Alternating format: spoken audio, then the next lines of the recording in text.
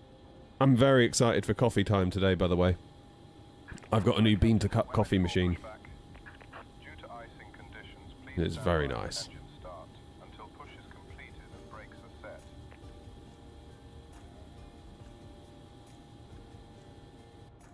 Let the APU flow. Although I've actually run out of APU because I took so long dialing it in that I basically burnt through like a whole bag. Very high on caffeine on Saturday, but that's okay.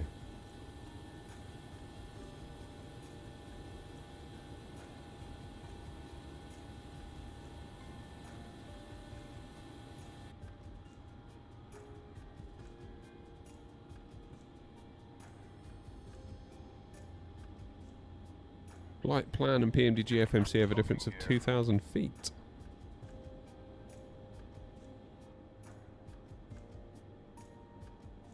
Morning, Scotty. Scotty says, do you find the PMDG or Phoenix is better optimised? I have the Phoenix runs at about 55 on a 4070 Super, limited with VRAM though.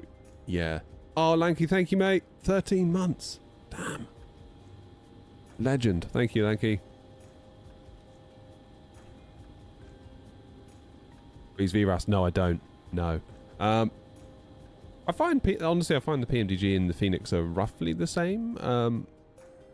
But then I'm on a fairly high-end rig, so perhaps if I was not, the differences would be more obvious. Do you know what I mean?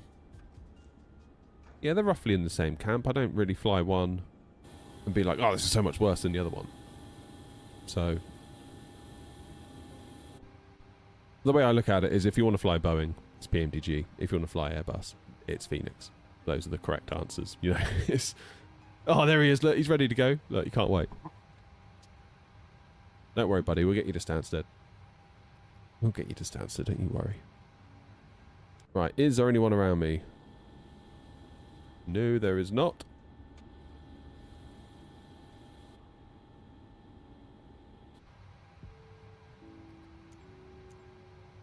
We're 5 minutes early. Dublin traffic, Ryanair 232, stand 124, pushing back onto apron 1, facing west.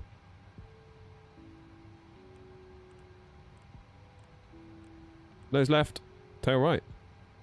Release parking brakes, please. Brake released. Commencing push. Due to icing conditions, please stand by for engine start until push is completed and brakes are set. Oh, okay then. You the boss?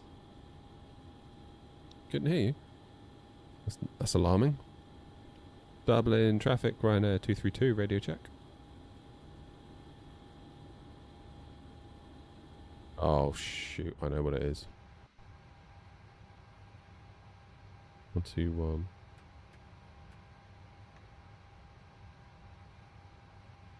Dublin traffic, Ryanair 232, radio check. 5 now. Thank you.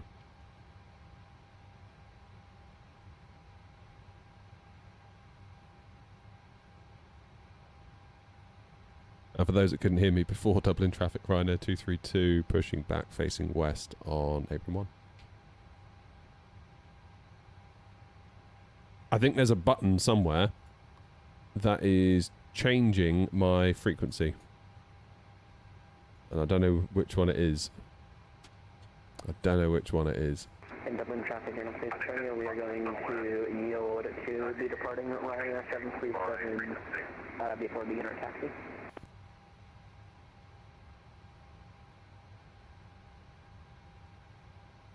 Please moderator. Please moderator what? Morning, Betty. Good luck with the course, man.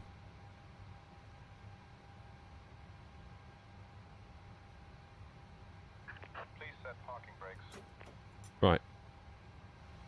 We can start our engines now. Into ground.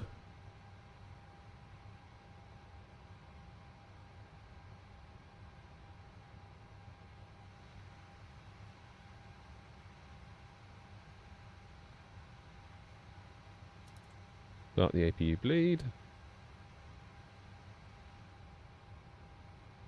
should start to get a bit of N2. Yes, we are.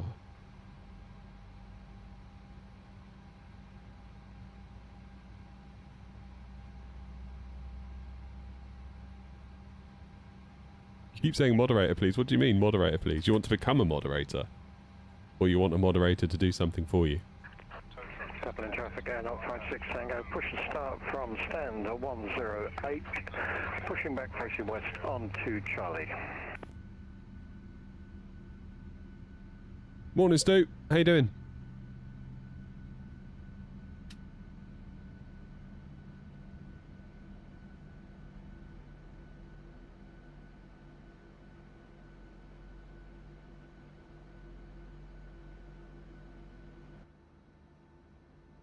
Good job, there's Ryan. Engine 2 into ground. Wait for it to get up to about 20% N2.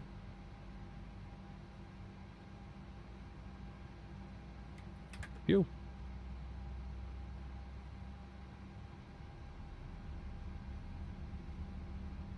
Yes, you're right, we do need Squawk 2000.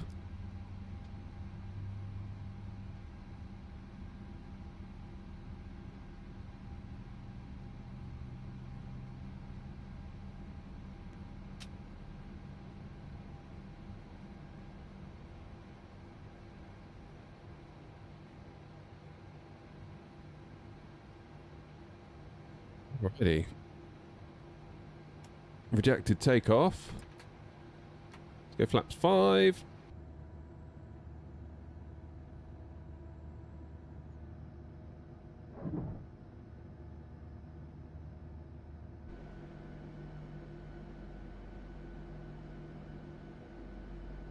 Thanks, Victor. Yeah, I don't know why PNDG do the squawk of 1, 2, 3, 4. You would think that it would be more sensible to not do that. Okay, engines are started, so take power from the engines. Whoops. Put our packs onto auto, isolation valve auto, APU bleed off, APU off, taxi light to on, probe heats to on. Looking good. I will do engines continuous before lineup. We won't do that right now.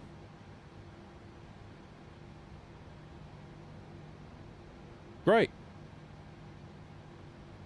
Right, how are we going to taxi then? So we're going to do apron 1, Foxtrot outer, then November 2, November 2.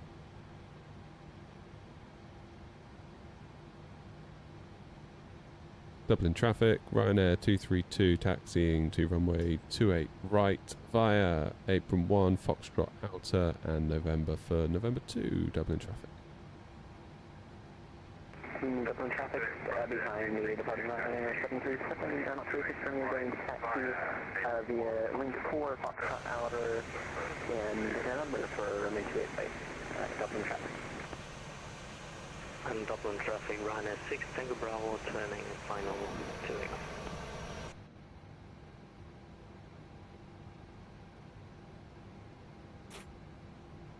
Come on then.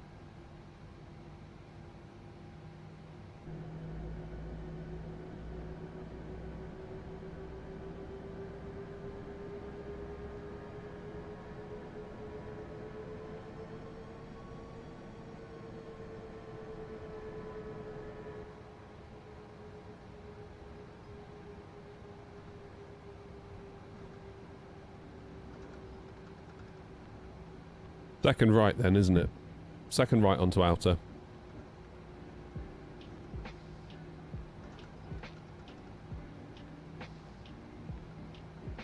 Don't think I've yet flown this plane with these new rudders. Morning, Stefan. Just fancied a change, to be honest. Quite like flying other airlines as a bit of a something different, you know.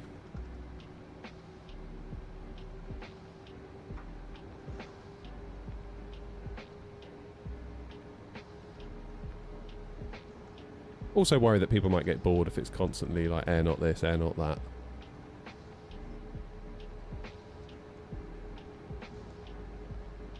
People seem to like it.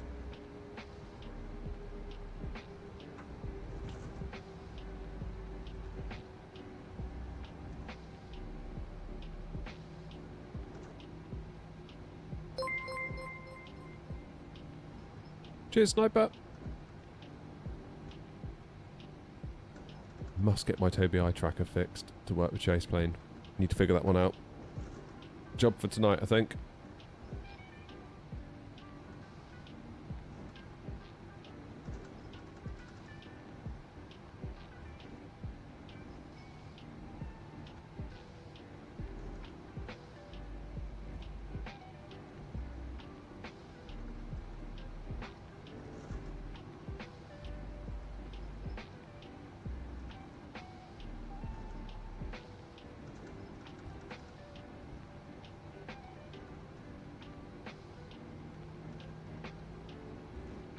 I won't lie, Joanna, that was one thing I did think of last night when I was like, what shall I do? Where shall I fly tomorrow? And I was like, you know what, if we do have a couple of slammers,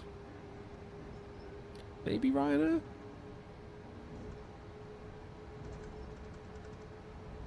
Second right onto November. So Charlie's coming up now, we want the next one.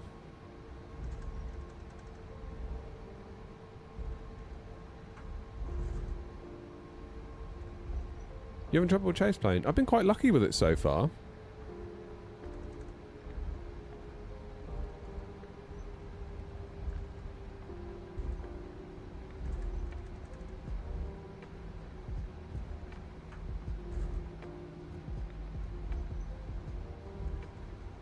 I mean, it is experimental, isn't it? So you can't really hold too much against them.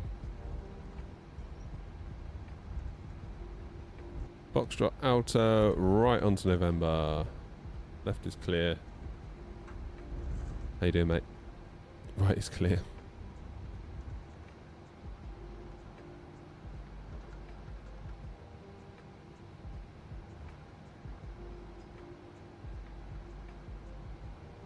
I think the plan for tonight will be to reinstall the 7900 XTX. I'm not sure I can really keep the 48 in here.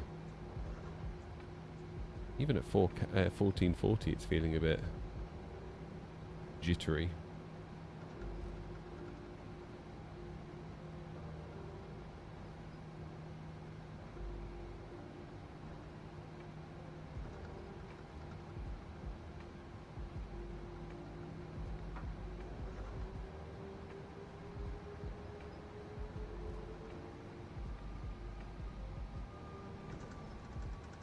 It's grumpy in his Air Canada livery. That should be an Air Not livery, but it's not.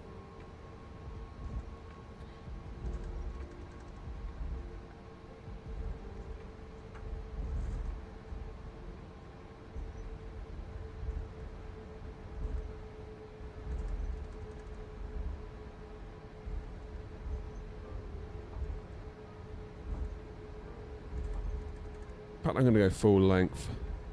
Double in traffic, Ryanair 232 correction to our taxi route. We're going to take November 1 instead of November 2. Ryanair 232, double in traffic. 737 today.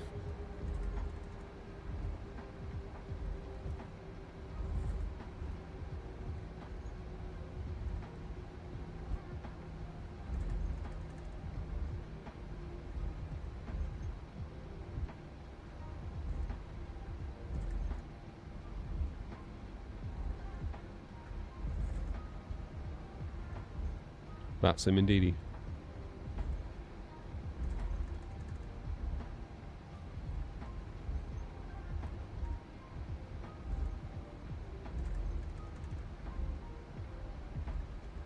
Just bought the A350. Wow, what do you think of it?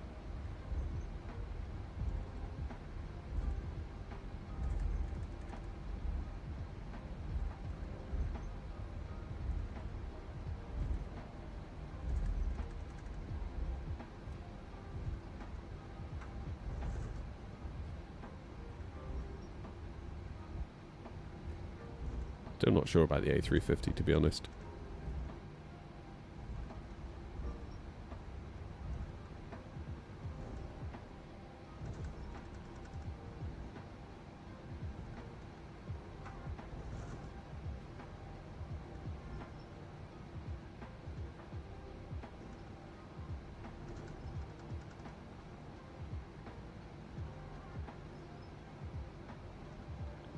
Right, we made it to November 1. That's good.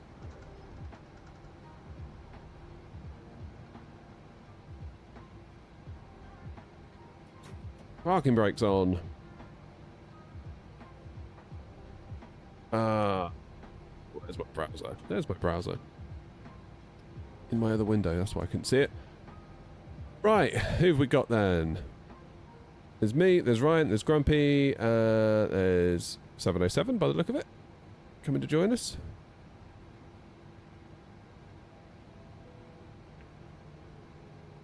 No one even remotely near us. So that's good. So we can get ready to go. Engines into continuous.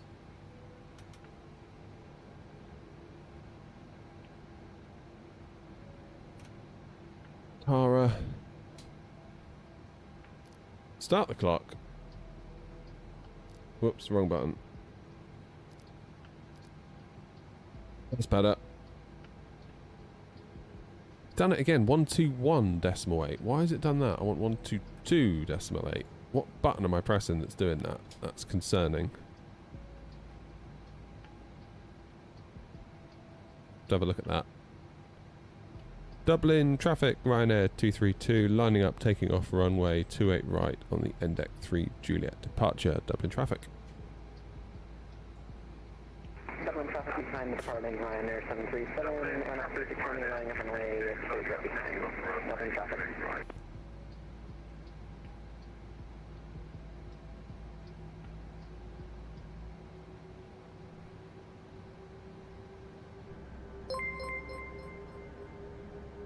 Cheers, Moon. Landed on on a taxiway into Frankfurt. Oh my word. Whoops a daisy. See me in shorts, nice.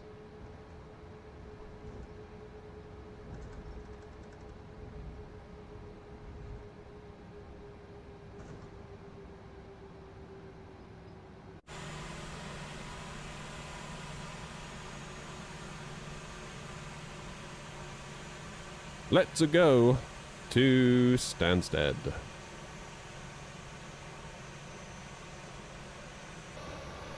Cheers, Gareth. Alrighty, I'm going to have to ignore you all for a minute while I do this. Let's get our flight directors on. LNAV, VNAV, auto thrust, armed.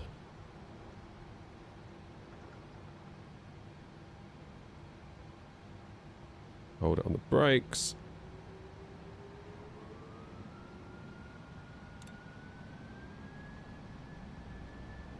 Go. Flex takeoff thrust set. Bit of forward yoke pressure. Dublin traffic, Air 36 Romeo, landing up runway 28 right.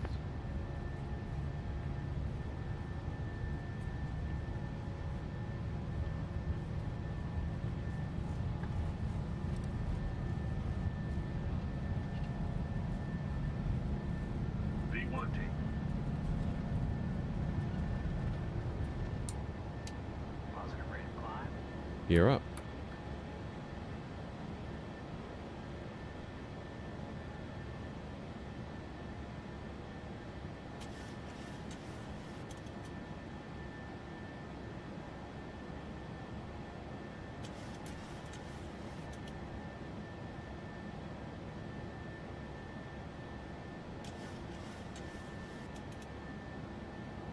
Hey, I'm going to ignore the flight directors for this bit. Oh no, they've caught up now. Dublin traffic, Ryanair 232, airborne out of 28 right, passing 2,000 feet, Dublin traffic.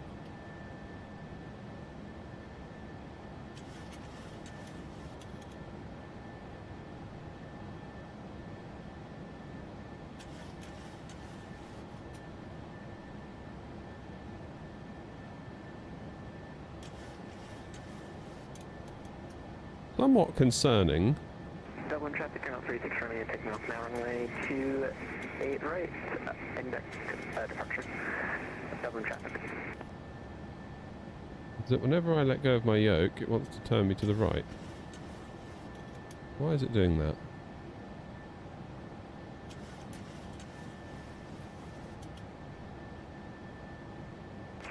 Dublin traffic, Air 056 Tango, lining up behind departing company traffic on 28 right.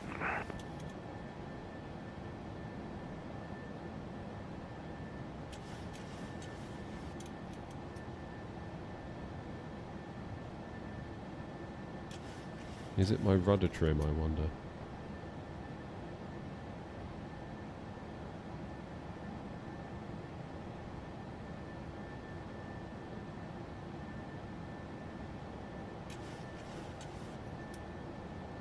Just hand fly this little bit, because I mean, it's not too bad that I'm unable to offset while we're hand flying like this.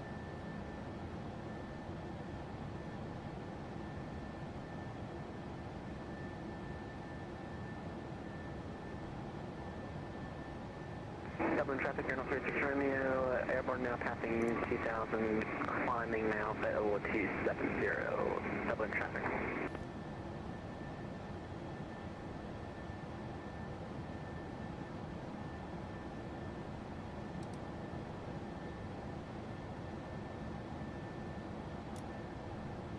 Get that autopilot on, and I can check trims.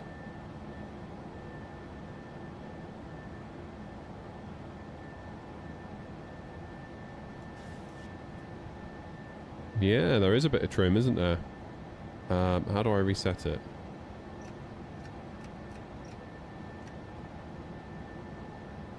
Huh. It's not the first time we've had that either, is it? So now if I was to... No hands. Yeah. Solid as a rock. Something's setting the rudder trim, isn't it, somewhere? Because that's not the first time we've had that.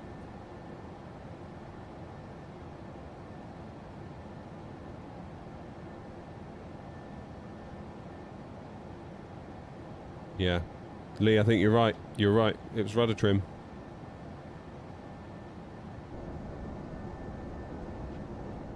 Dublin traffic, Air 056 Tango, takeoff 28 right and deck. Albapino, how you doing? Departure. Thank you, Gareth. Have a good one. Traffic, Shamrock 257, line up runway 28 right. Dublin traffic.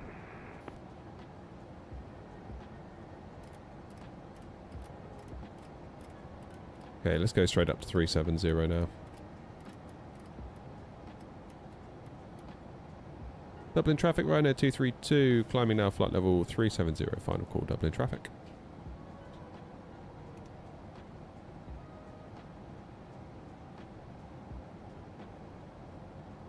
Hi, Daniel.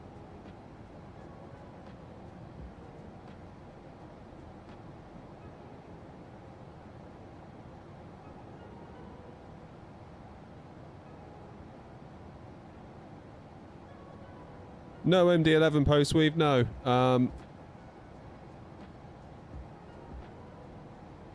Never flown that. Maybe I'll have to pick it up. I did forget the flaps. Yeah, we were trying to sort out the rudder trim.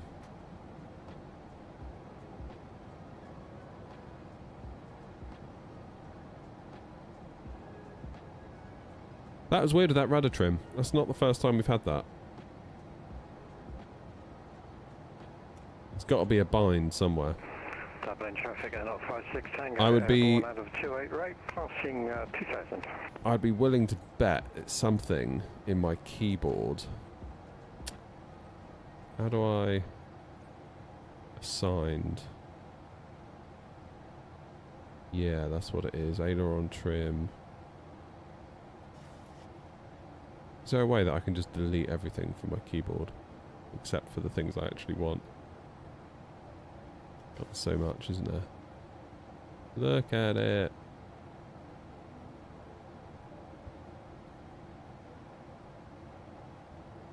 Goodness gracious. Right, let me get lights off a minute.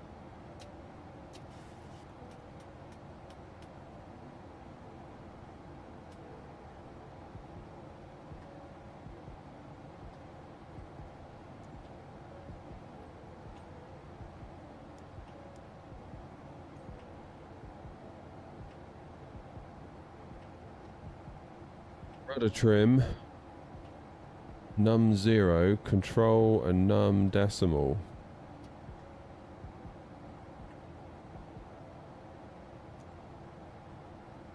Delete those. Delete. Delete that one as well. Traffic turn up 36 from you, speed 230 knots for traffic separation. Traffic.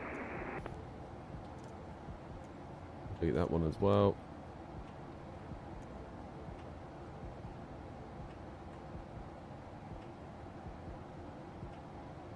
Wow, there's so much. Oh, hello. What's going on in Twitch? How you doing, okay? Nice to see you, mate. Full send. There was one thing I had where, like, it totally just ruined everything. Auto rudder, we don't want that. Get rid of anything to do with rudder.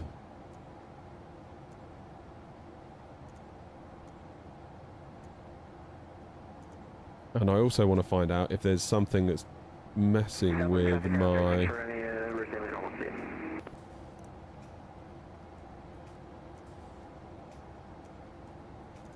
frequencies, because that's not good either, is it? Don't know what I would search for.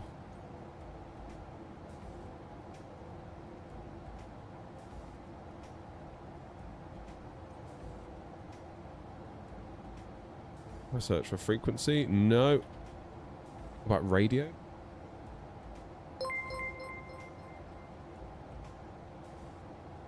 Just woke up to minus 33 degrees Celsius here in Coruna. What a hot day. Damn. Philip, thank you for the one gifted. Who won it? Postweave. Congrats, man. Owen Clark's in as well. How you doing, Clark? Set nav 1.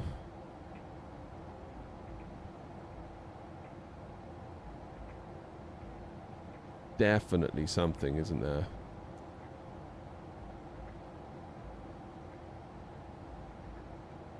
Okay, aileron trim, we don't want that. Flaps, spoilers. If you see anything to do with radio, shout, okay? Magento, select VSI bug. Autopilot. Autopilot.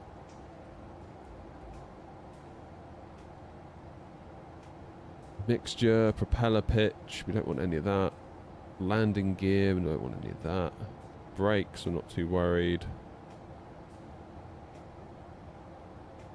Minus 43 yesterday. Flipping heck. Fairly certain we've flown into Coruna, because didn't Orbex include that as part of their Scandinavian triple pack?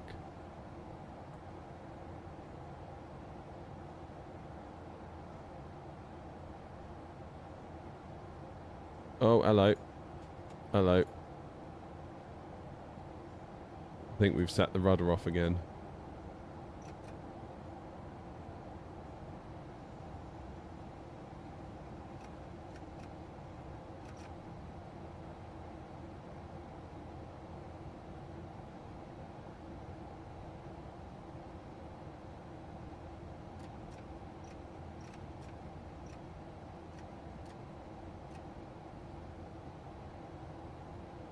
Okay, that's better.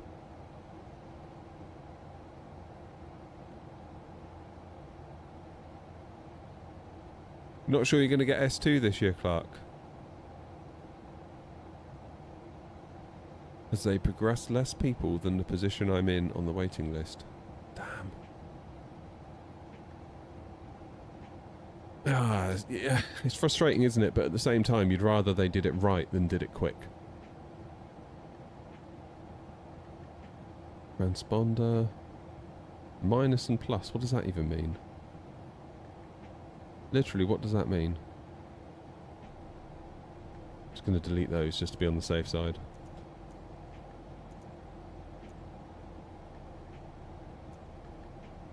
Because you never know.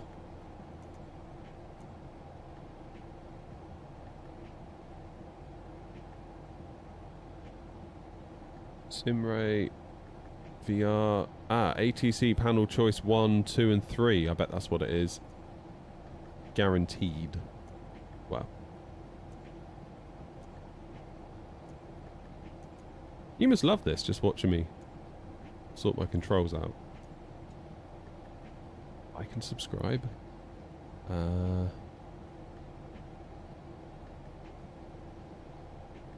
that's looking alright. Translate, cockpit view, exposure, blah, blah, blah, blah, blah. That's alright, that's alright, that's alright. Pitch, roll, yaw, slew. Move up, move down.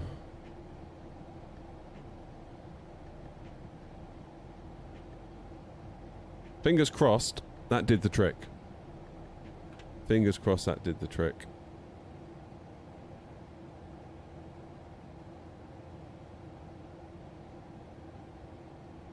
That was it for you, delete all the ATC numbers. Okay, cool. Definitely me pressing buttons on my Stream Deck. That's what it is. So like my Stream Deck, I've got buttons to like change this view, for example. That's the equivalent of pressing Alt and 4. And that would be Alt and 9, Alt and 5, 6, 7. Wide view, a dash view. Up to the cockpit, external. Cockpit. Drone view. Oh god, that could go badly for us, couldn't it? Top view. Okay, I think that's alright. I think that's alright.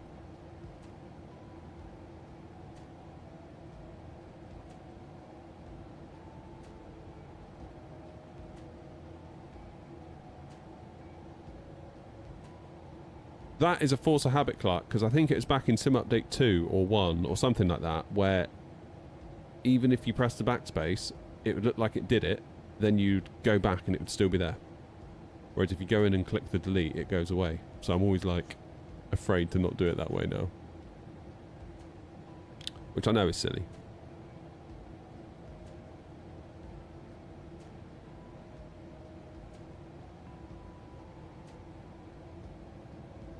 Okay, rudder trim is staying sensible. That's also good.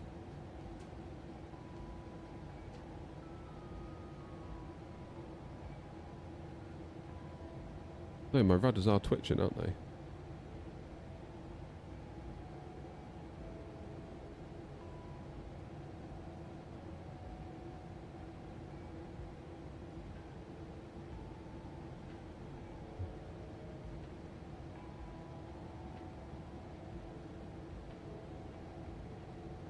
Why is that then? Right, Stansted at 11:04. And it's currently 10:25. That's fine. Why are my rudders twitching like that? Fairly certain they don't do that in the Phoenix. Have a look.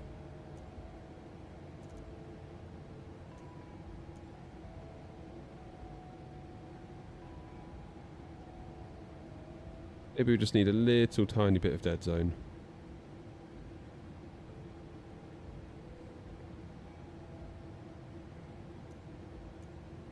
Not that much. Flippin' heck.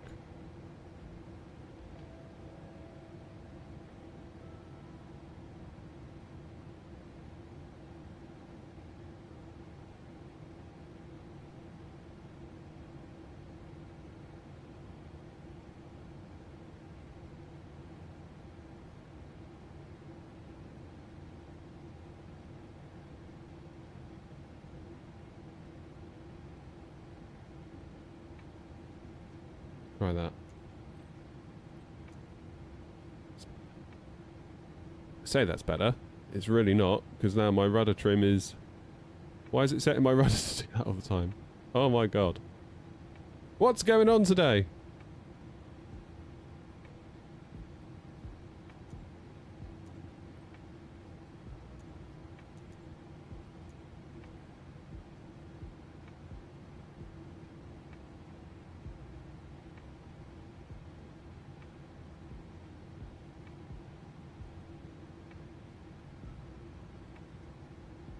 Why are the pedals not returning to center? Because look, hardware-wise, my pedals are in the center. Agreed?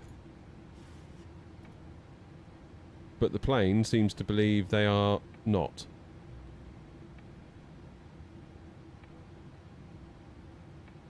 What's going on?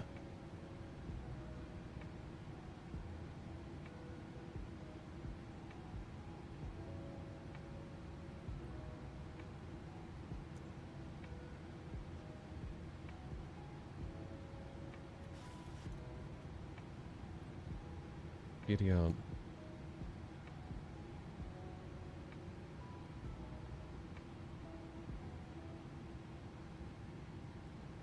Can we do rudder calibration in here?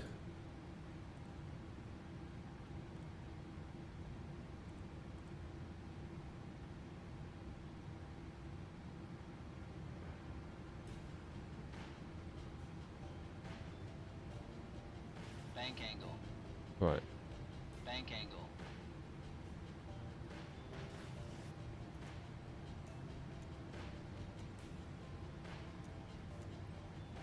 God, now I've deactivated them.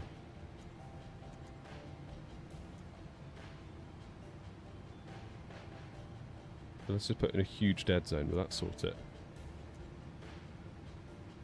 Bank angle. Bank angle.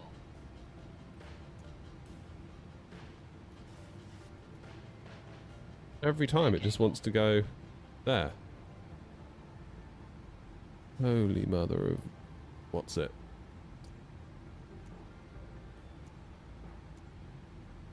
Let's just deactivate them.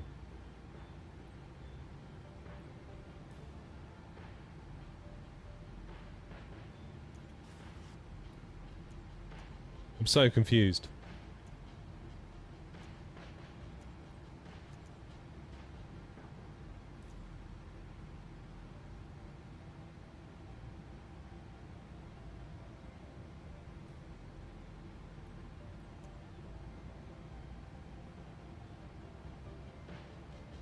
I'm going to disconnect from VATSIM for a moment.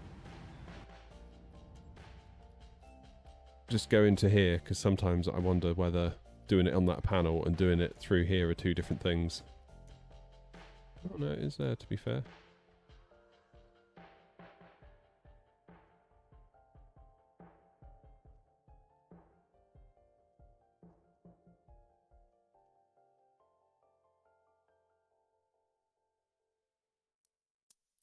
Try that.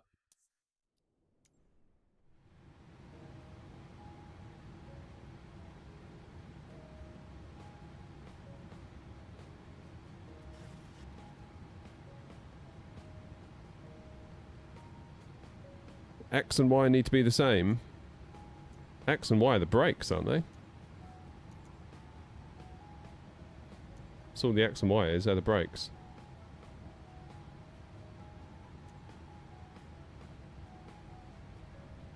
Bank angle. Bank angle.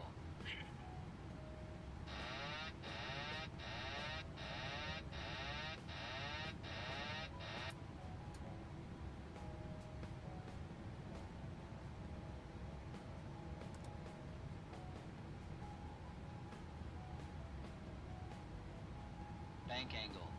Bank angle.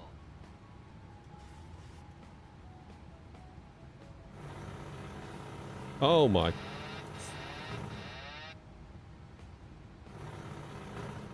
Guys, help!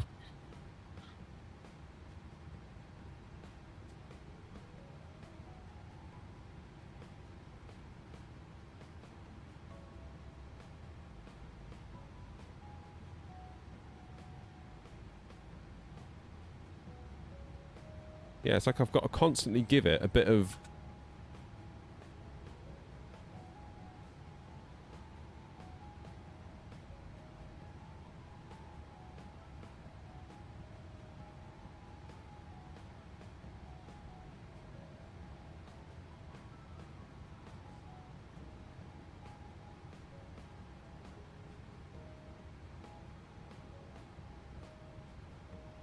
Let's pause the simulation real quick. I'm going to calibrate them very, very quickly.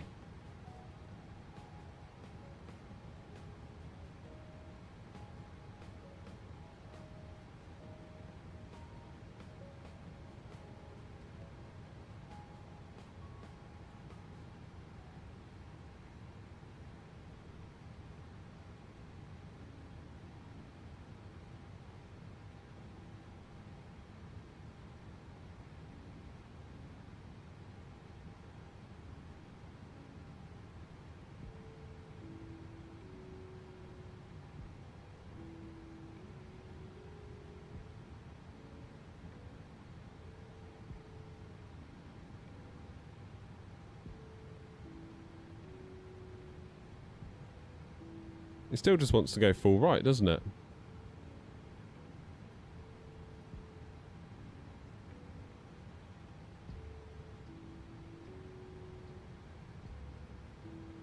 Okay, well we need to declare an emergency in New Sky because this one isn't going to happen for us, is it?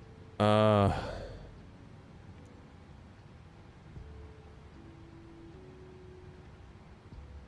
angle. Bank angle. I wonder if it's SPAD. Airspeed low.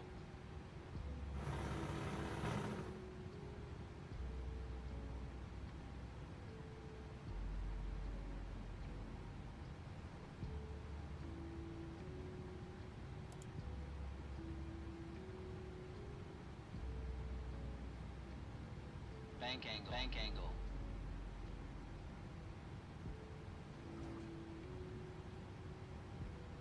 Airspeed low.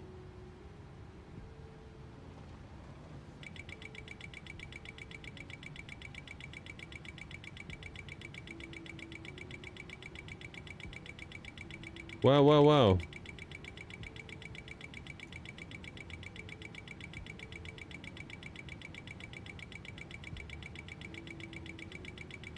PMDG options.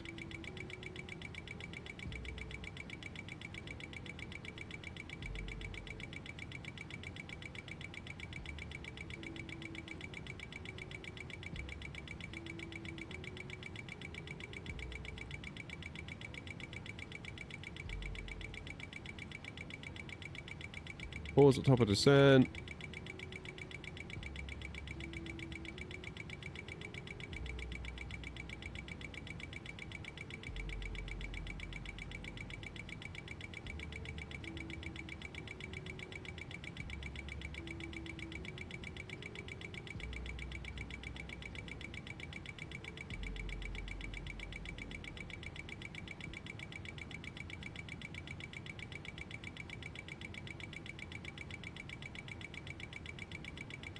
There we go.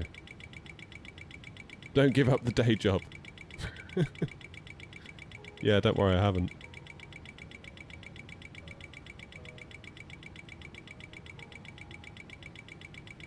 PMDG actions. You mean FS actions? Is FS actions or options?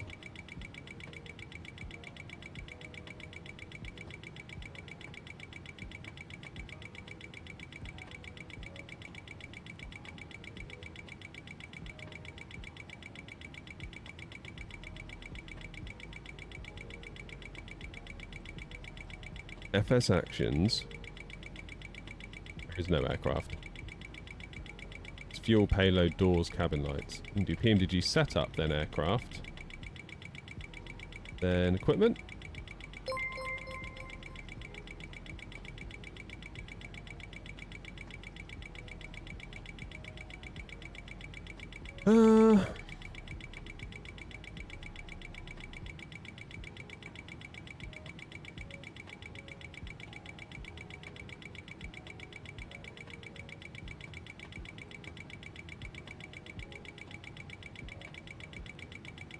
B1 bank angle.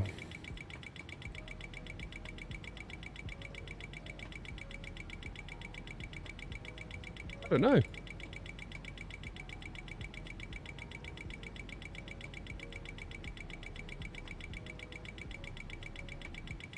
mean, there's one way to get around all of this is to plug in my Logitech as much as I don't want to. I just feel like the PMDG is not agreeing with these pedals, and I don't know why. Just don't know why.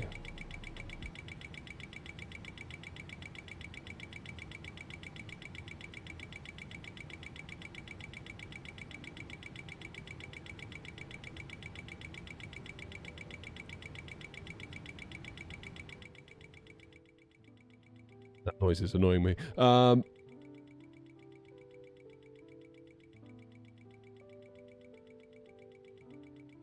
I don't know. Not like a failure on or anything, is there? No?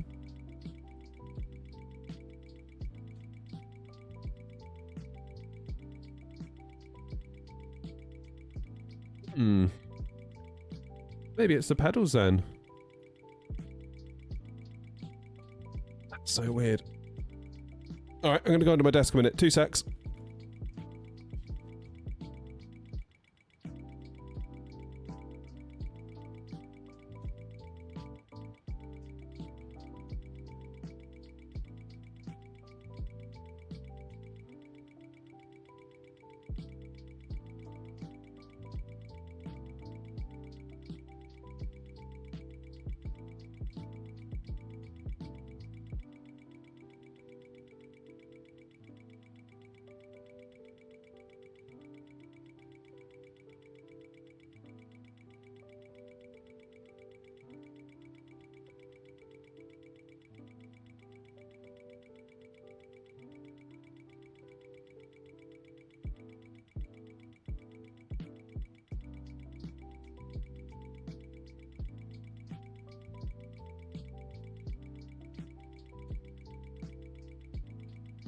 Two seconds.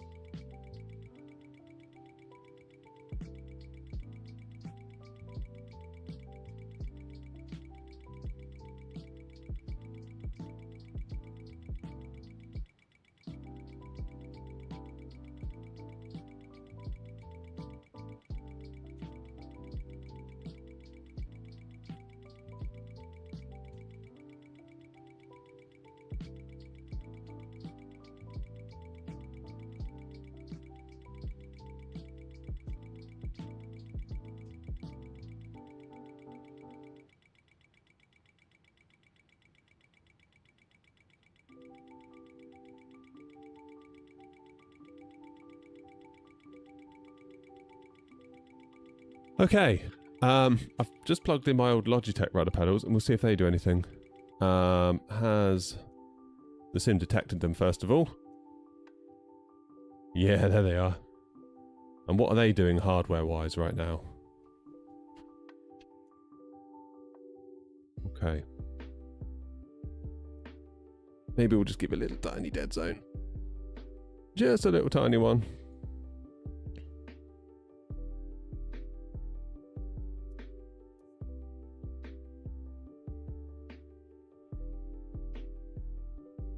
The issue is obvious, he's got too much hardware. Oh, don't.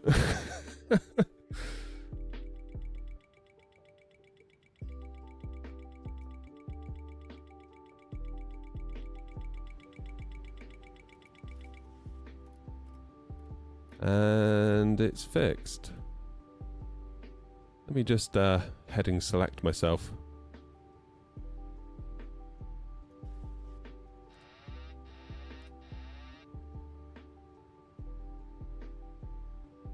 There we go. That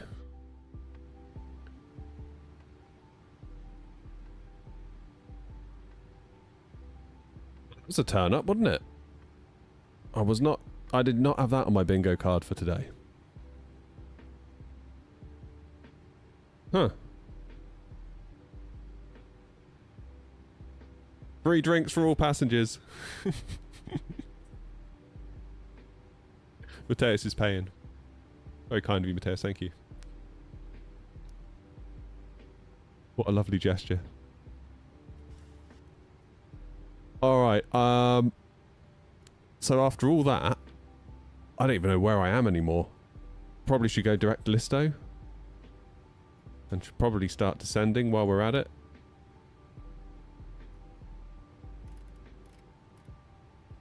Oh boy.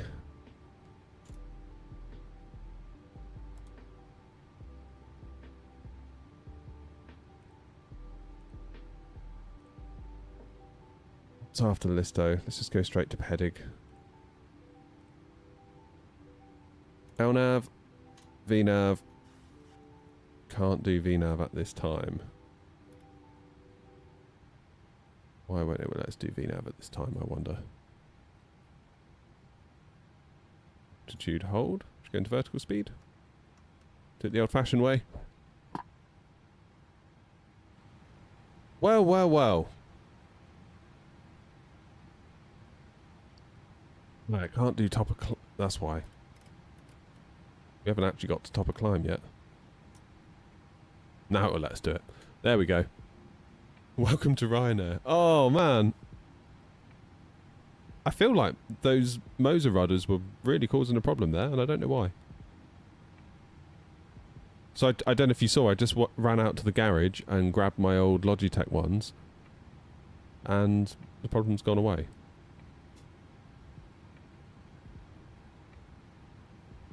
So that's a new one. That's a new one.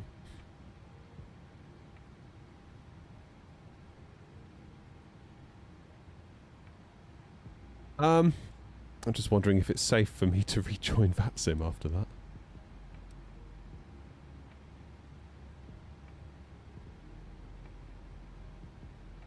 I don't even know where I am. I don't know what's going on. I feel so confused now. Where am I? Okay, we're somewhere over Manchester.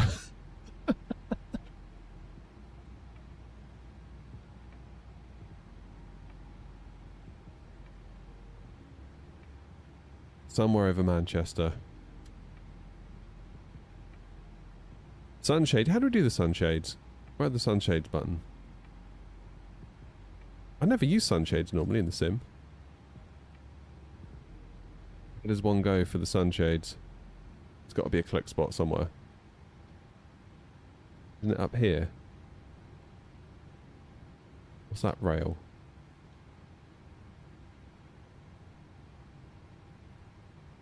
Down? Down? Oh. These. And then it goes over. Yeah. Gotcha.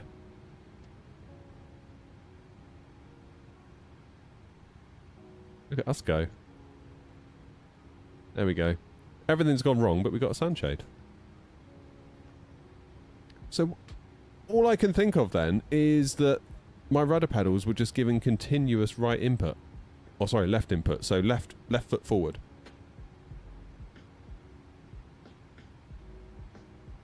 Man, I hope they're not broken. Not be great, would it? Yeah, so we've declared an emergency on New Sky, which should hopefully write off any damage to the virtual airline as a result of what just happened. Sadly, though, it means obviously we're not going to get the benefit of that. Doing the flight for the VA, but that's fine. That's the least of our worries. Of more significant concern right now is why did my rudder pedals give continuous left input? Because they were fine.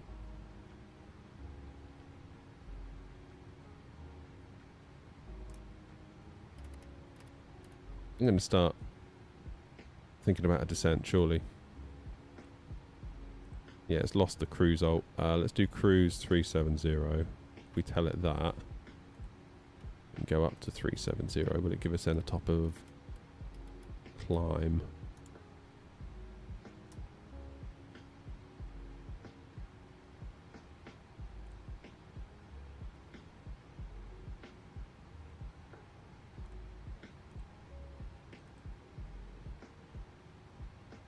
Right, let's go down to flight level 200.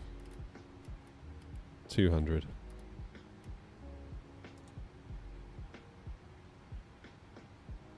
Now, what rudders were that? So Moser sent me the their new ones, the MRPs, and I've spent the last sort of 3 weeks reviewing them off stream, off video, because they were like, obviously, please don't show them until we release them, and I was like, yeah, fine, no problem. So I would stream live with my Logitech ones, like, yeah, the cheapish ones. I'd have to then de-rig them, put in the Mosers to do testing off stream, and then when it's time to stream again, obviously do that in reverse. The only thing I can think of is that I don't know if spad.next, but I haven't got any. There's no spad.next. I've got no control over the rudders because I'm running spad.next for other things like the radio panels here. Obviously, they're not working now because I've turned spad.next off out of fear that was the problem.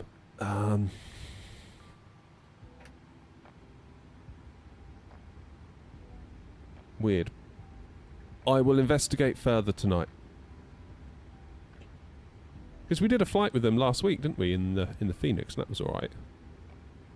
And it was alright coming out of Dublin. Like, we were steering on the ground, we were flying nicely.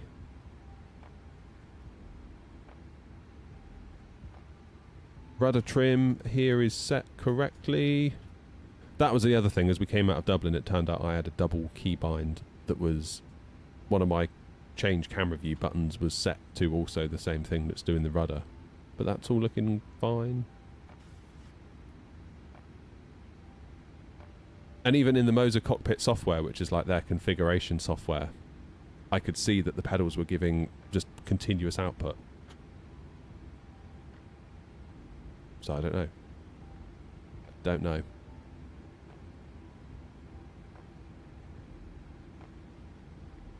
Weird one, that.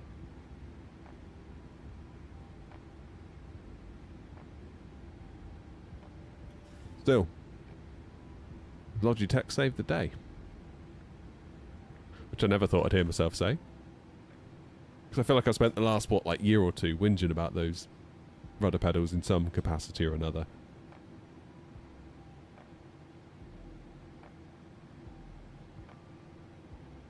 This, what, honestly, I know this hasn't been, Joseph says I can hear Grumpy blaming the Boeing from here. This, though, is why I love live streaming. I know, obviously, this hasn't gone to plan. Like, I wouldn't have hoped for this morning when I went live.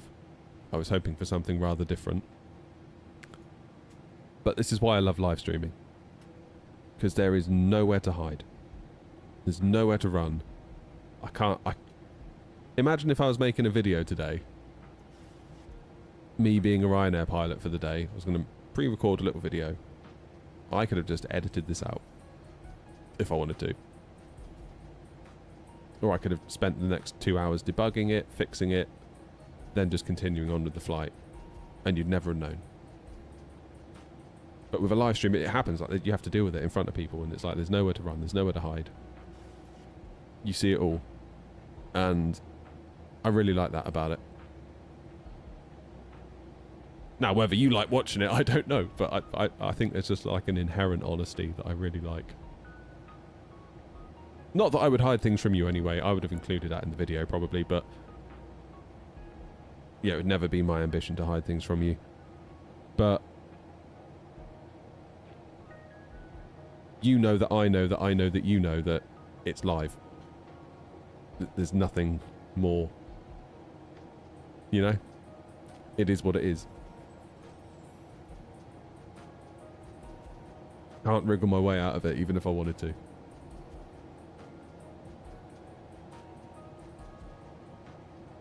You think it's maybe a firmware issue on the pedals? Maybe.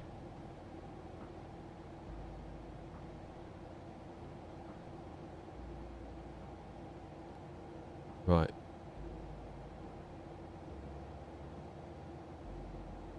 Let's stow the sun visor.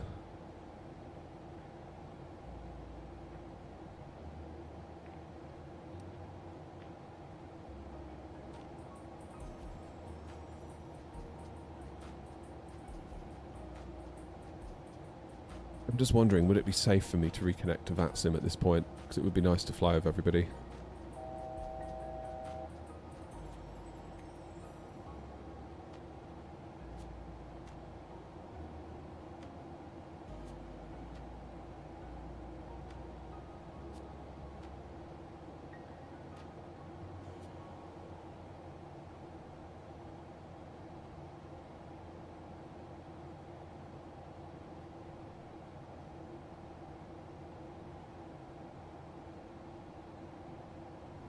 Yeah, I think it is safe. Give it another whirl, shall we? I am behind 707. At least we got ground on. 121730. Yay! Stansted. 121730.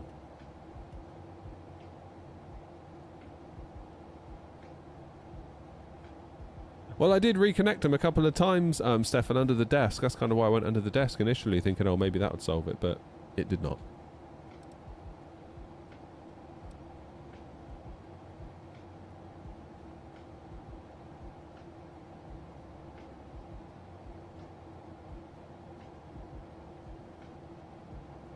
Shamrock 257, Ryanair 232, we are back. Could I get your speed as we are behind you? Shamrock 257, current indicated airspeed is 250 knots. I'm just about to turn over Sinmar in Ban Bombo, and I can maintain 250 until Buster, which is 220 knots, if that helps. Perfect. We'll go down to 230 just to give us a bit of spacing. Thanks, Ryanair 232. Roger that. Gav, you're on a streak.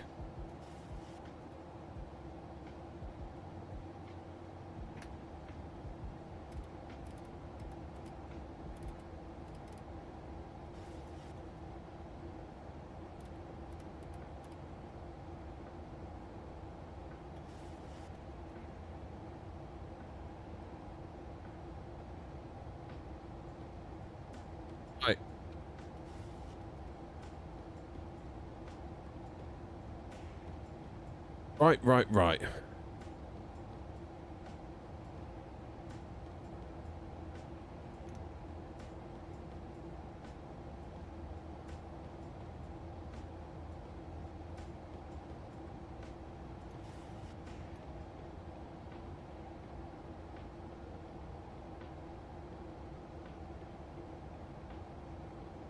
Get this show back on the road, shall we?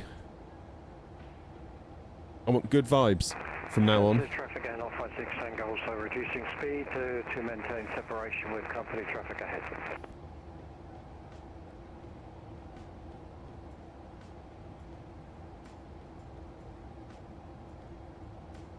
Alright, let's do a bit of work.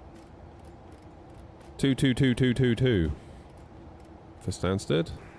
Stansted traffic, Shamrock 257, just to correct my earlier transmission about speed, I can maintain 250 knots up to Barkway, at which point I'll need to be at 220 knots. I'll advise when reducing from my current speed of 250 knots. Stansted traffic.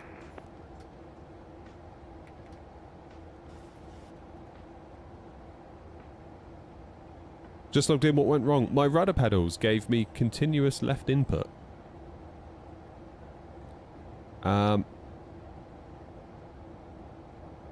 So I had to get rid of them and run and get my old Logitech ones that were sat out in the garage on the shelf. And I've had to plug those in for now. Oh, hello. That's, what's going on here? Oh no, not again.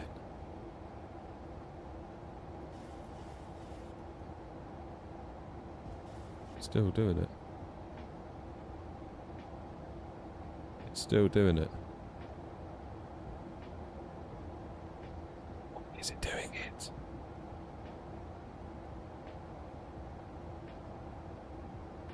Could it be?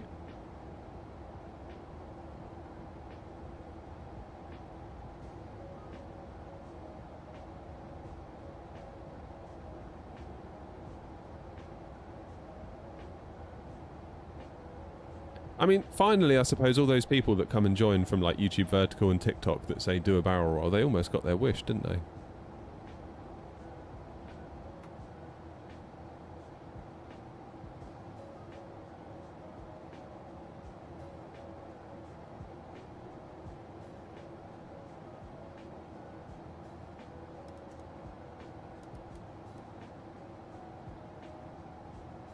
They nearly got their wish.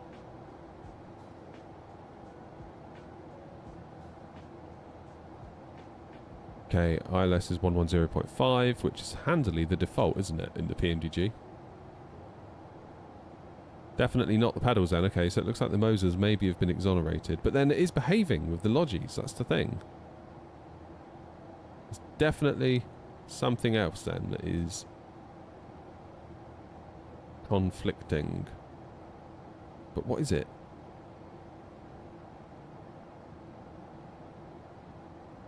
Any FMA tips for understanding the 737? Watch YouTube. Loads of real pilots will give you loads of real information. There's a ton of tutorials out there. I would just soak it all up if I were you.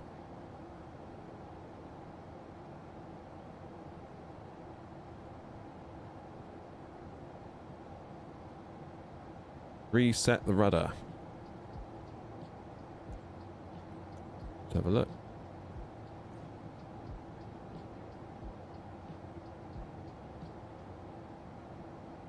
Reset rudder trim.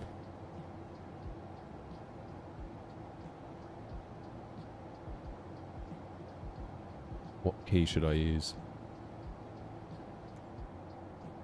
Hey, no.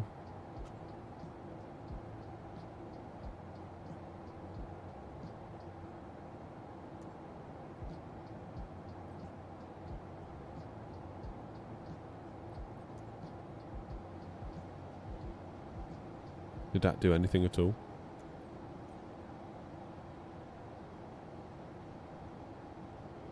Reset rudder trim.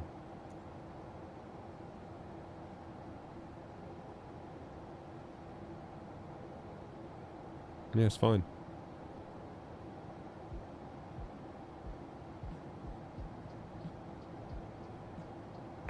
Air 036 Romeo, be aware that I am just about to turn base.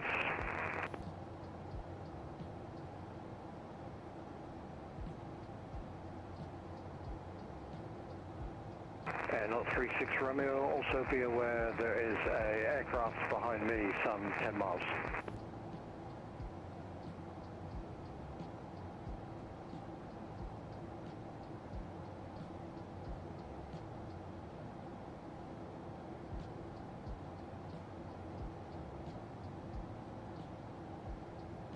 Stansted traffic, Shamrock 257, reducing speed now to 220 knots. Stansted traffic. Okay, we'll go 210. Keep that gap up. Stansted traffic, Air 056 Tango, reducing 180 knots, turning base, runway 22.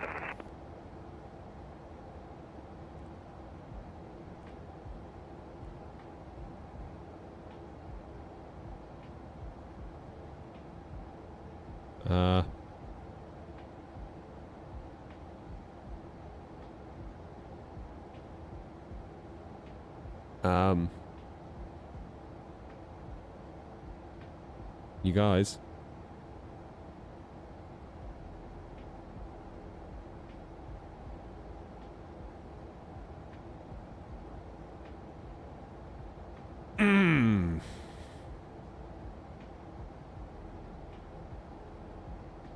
I'll wait for one of you to spot it.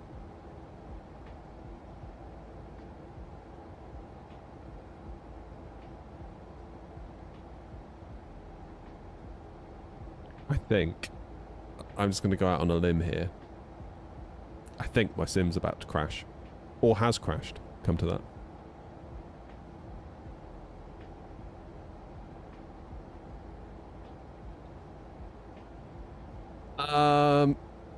Shall we just meet the guys on the ground at Stansted and fly back to Dublin?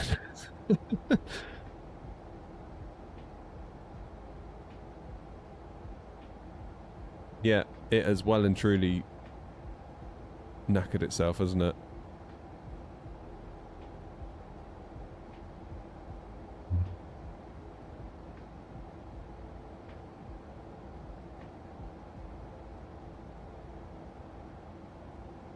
All right.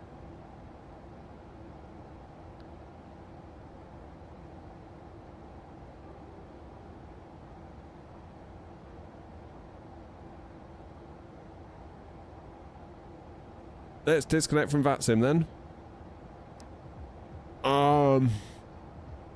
Let's restart the sim and question our life choices. Shall we?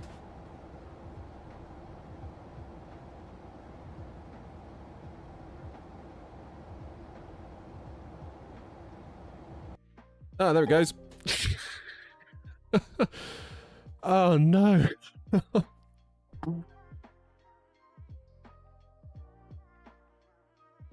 Let's blame the 4080, shall we?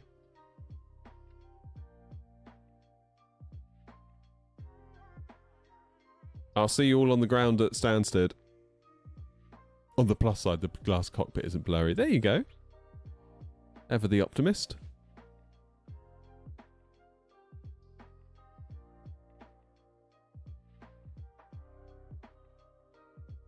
I haven't had to restart the sim. The sim has crashed. In fairness, I did technically stop it in Steam, but it was just so frozen at that point.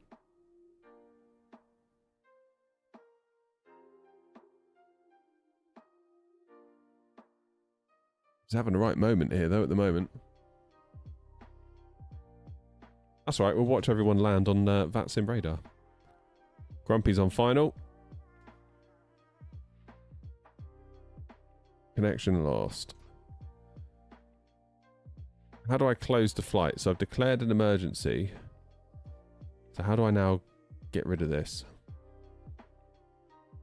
I don't want to restore the flight, though. Not really. I just want to cut my losses and run.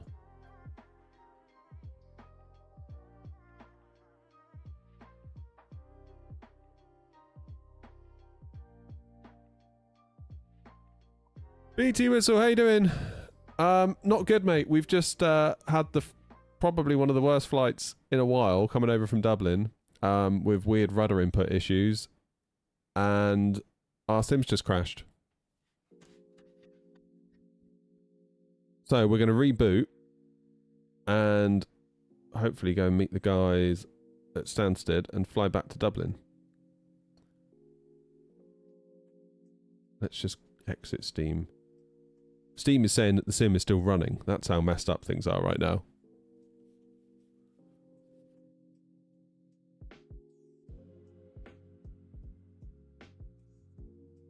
I blame the 4080. I should never have put it back in.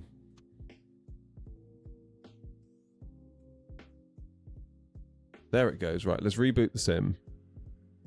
Shall we? What a day.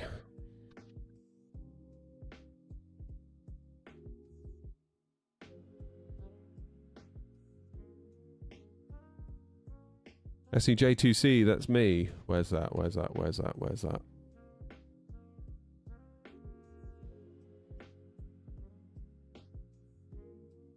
Oh, there you are. I just saw you right before the sim loaded over you. It's alright, I'm a professional streamer. I can deal with stuff like this. We're not going to let it ruin our day. It's not going to ruin our vibe. We're all going to have a nice time. How do I find the Logitech G Flight Pro radio panel? Do I use it frequently? Not as frequently as I thought I would, to be honest with you. Yeah, that's the honest truth. It just feels a little bit like it's out of the mid-1990s. And of course, VATSIM now requires 6 digits for frequencies because of the 8.33 kilohertz update. That only has 5 digits. Therefore, for it to be useful, you need to use spad.next, which is a paid piece of software that then sort of shifts all the digits over by 1, which means that you lose the 1 at the start of the frequency. So instead of 122.8, it will be 22.800. Which is fine, but at the same time, it's a bit like,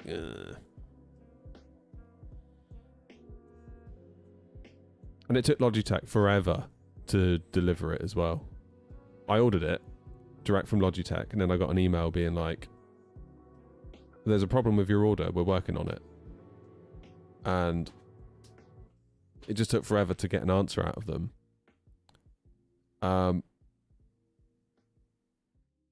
To the point that I sent a support query and they took so long to answer it that by the time they had answered it, it had been here for like a week.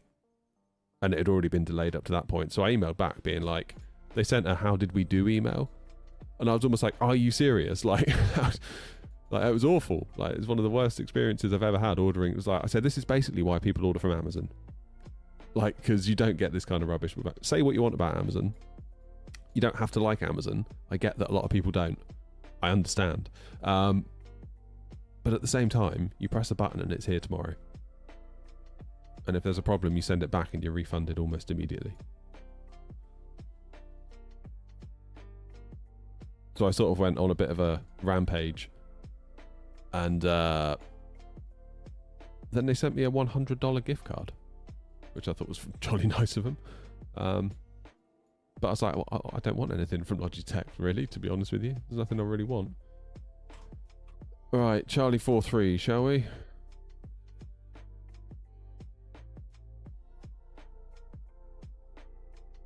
Let's just go here. That'll be all right.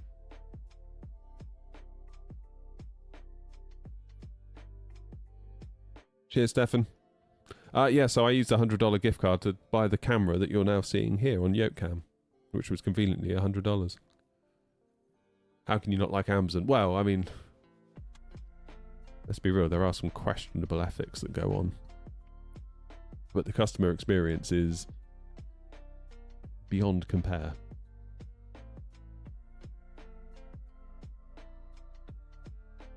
Right, let's put us into cold and dark GPU.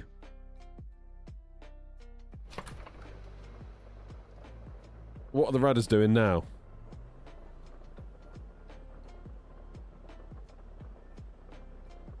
They're fine. Perfect. Alright.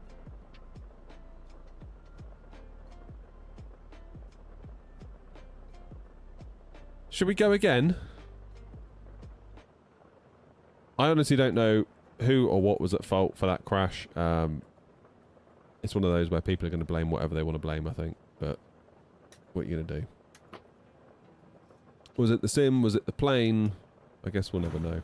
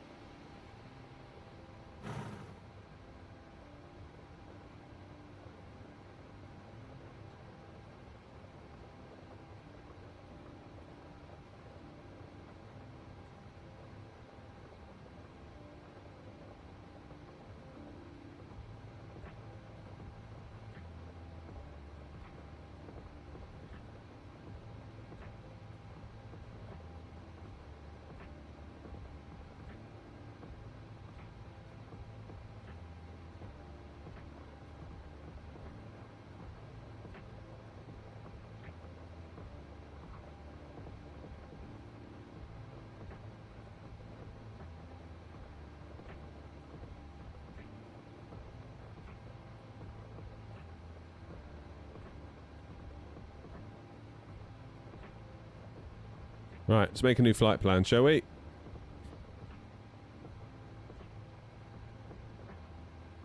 Chuck the Asobo crash report into ChatGPT. That's a good idea.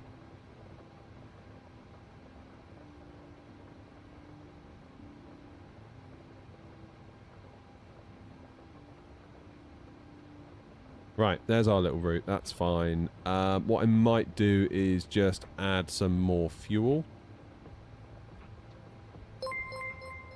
Because... Swiffer, thank you.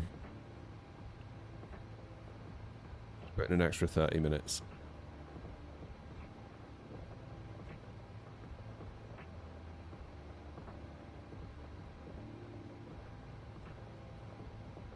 And we'll pre-file that onto VATSIM. And we'll try again. Damn it. I don't know what I didn't do.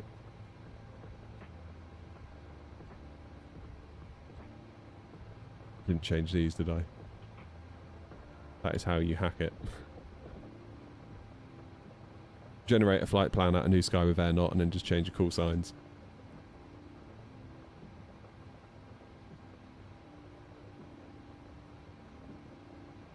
Aircraft took off right under me after my localizer failed. Oh. It's suboptimal.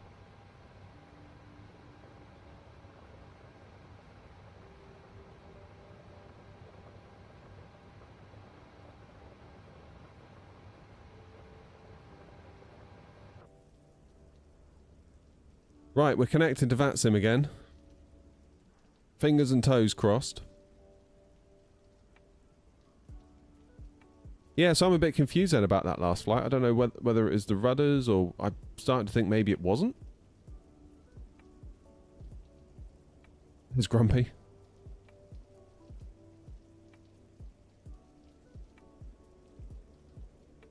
Damn. Damn. Right.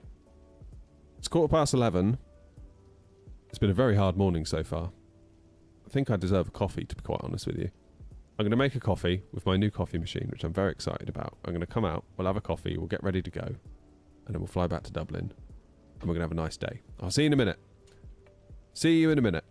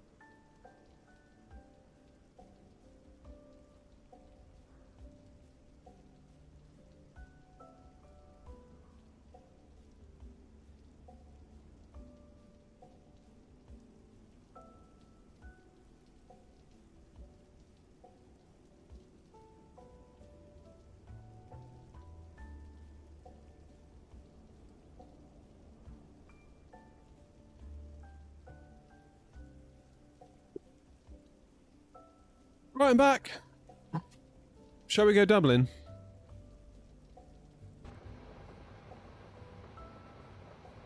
Shall we go Dublin? Let's align the... Oh, the navs are aligned. Brilliant. Okay. Let's go to FMC. Go to Poznit. Whoops, a daisy. Grab a GPS. EGSS. No clue what gate I'm at. That remains unclear to me at this point.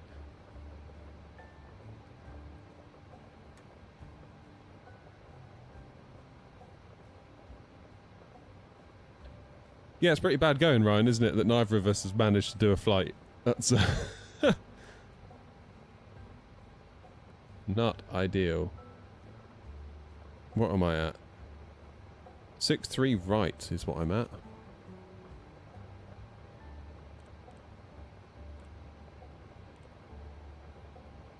Never mind. Let's go to the route once we've turned this on, of course. EGSS ERDW. Good. That's in. Flight plan request. Payload. Fuel. Route.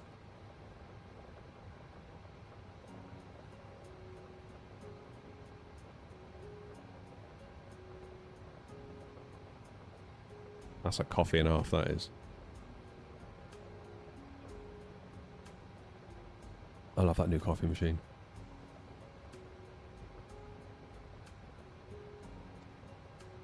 Hello, David. We're doing alright, mate. We've had a bit of a rough morning, but we're getting there. Found some mini cheddars in the cupboard that were left over from Christmas as well, so that's lifted my mood.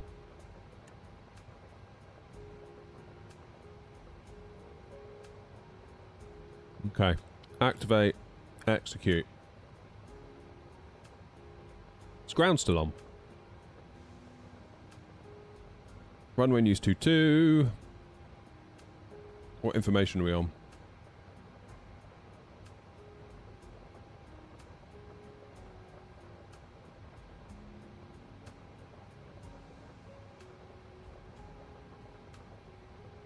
Two, and we're expecting the Nugbo 1 Romeo.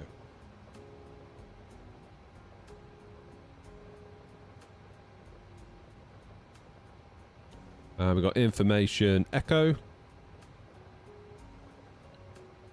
1004 is QNH. Frequency is 121730. 121730. Shamrock 257, sounds the ground. Shamrock 257. Shamrock 257, sounds the ground. Good morning, taxi stand 82 right via Juliet and Echo. Taxi stand 82 Romeo by Juliet. Flying the same route but Echo. offline. Nice. Shamrock 257.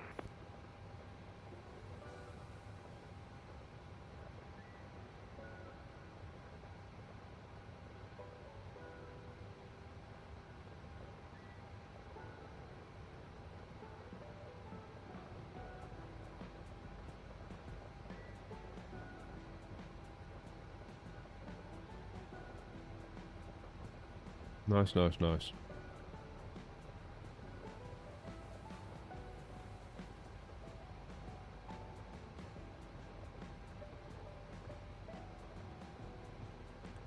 Perf in it. Come on then.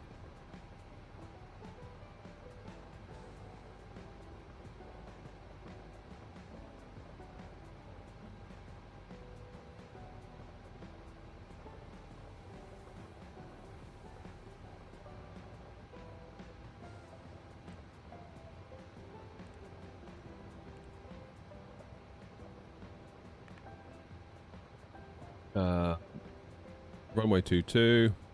Runway condition is wet.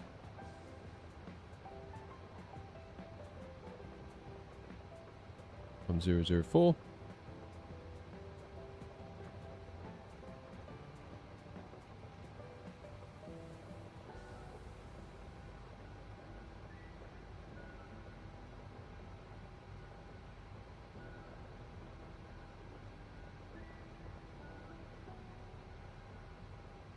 Let's get our clearance, shall we?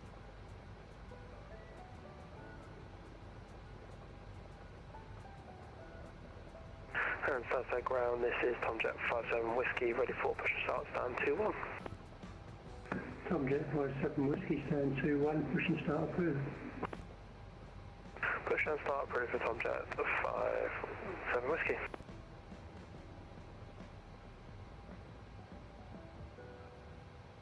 Stansted ground, good morning, Ryanair 232, stand 63 right with Echo on board, aircraft type 737, 800 with IFR to Dublin.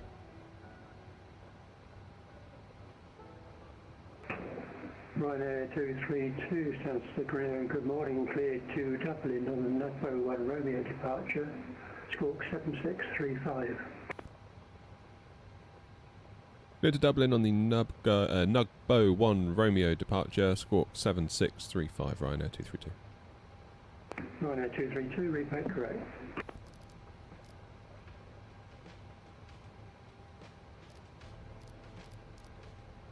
Seven 6 3 5. Good. Cheers up.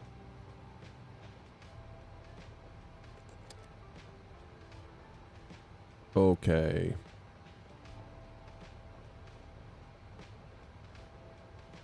So, select temp of 41, TO2 D rate. Flaps are 5. No, I haven't done.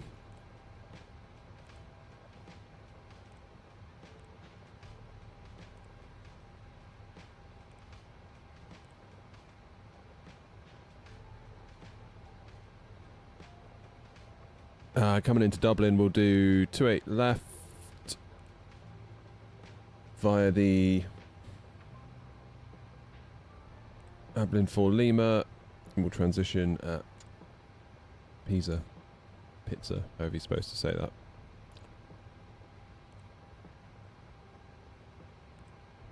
There we go, 141, 141, 142. Why is that so different? That is a lot different.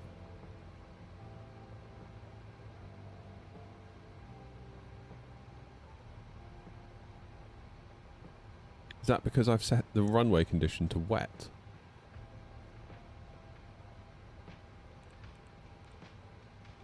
It's a hell of a sight different. 519.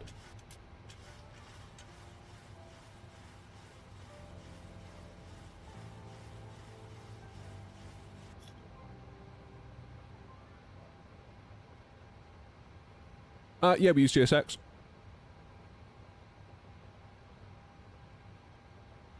If I change that to dry, will it? 141, 141, 144. Yeah.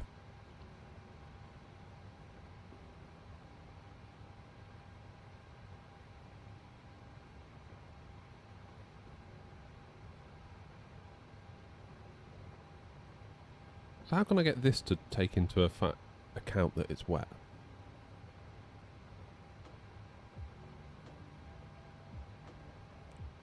Don't know that I can.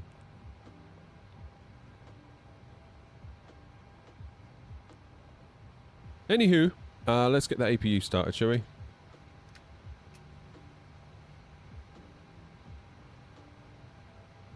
You still feel dreadful? I wasn't aware you were feeling rough, Grumpy. You alright?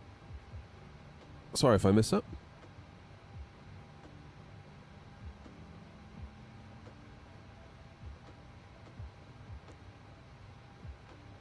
Well, the rudders are okay for now. I mean, look. Yeah, I honestly don't know. It was weird. That whole thing was weird.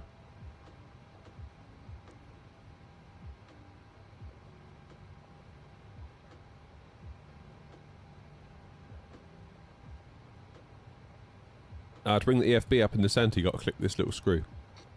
And then it'll put it there for you. And then to put it back, click over here. And Stansted ground, this is Tomjet 57 Whiskey, ready for taxi. Tomjet 57 Whiskey, taxi, holding point Romeo 1 for runway 22 via Link, Bravo, Hotel and Romeo. Taxi to Hong Kong Romeo 1, runway 22 via Bravo Hotel Romeo for Tom Jet 57 Whiskey. 4,000 feet.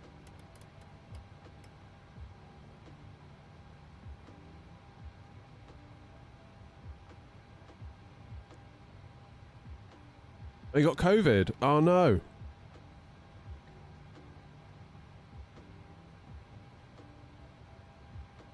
Easy to forget that that's still out there, isn't it? Right, let's take power from the APU. Get those fuel pumps on. Get the damper on.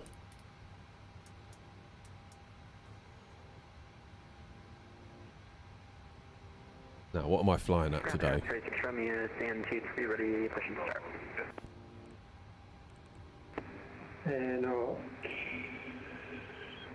36 Romeo, after the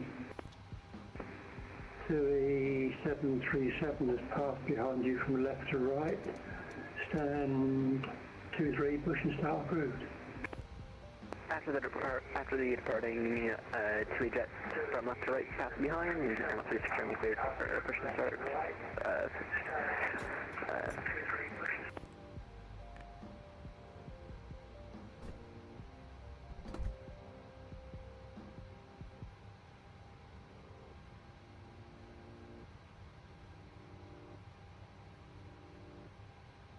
Fingers and toes crossed, Grumpy. Hopefully you'll shake it off nice and quick.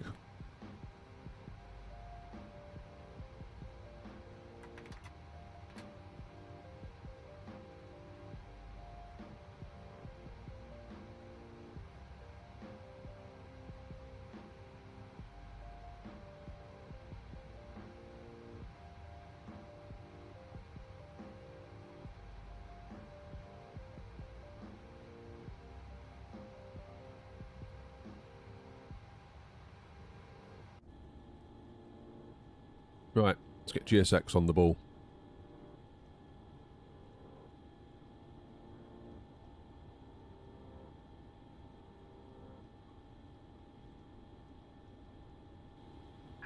Hello, Captain. We are ready for pushback.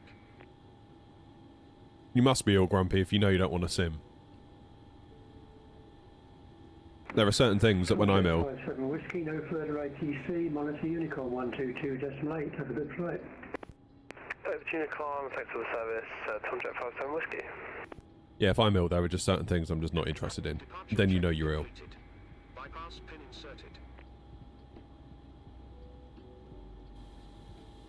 How was the holiday, Grumpy, though? Was it alright?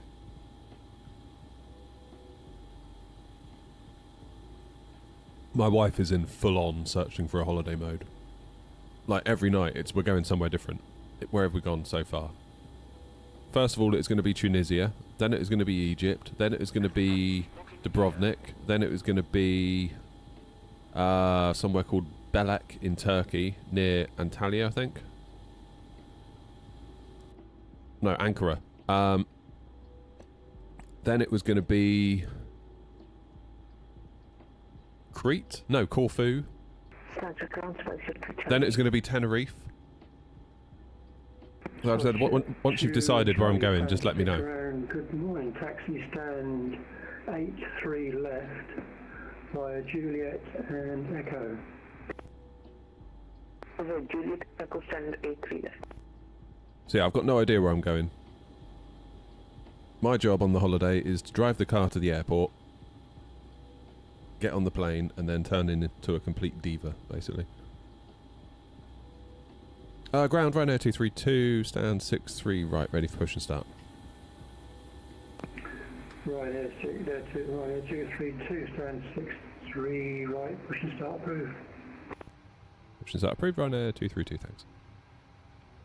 Nose right, tail left. Release parking brakes. Commencing push. All engines clear. Start at will.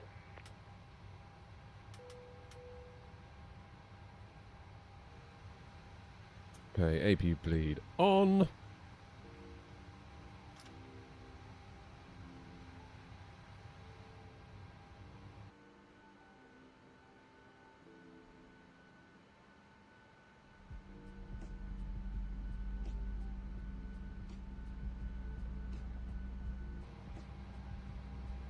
Lumpy bumpy here at Stansted, isn't it?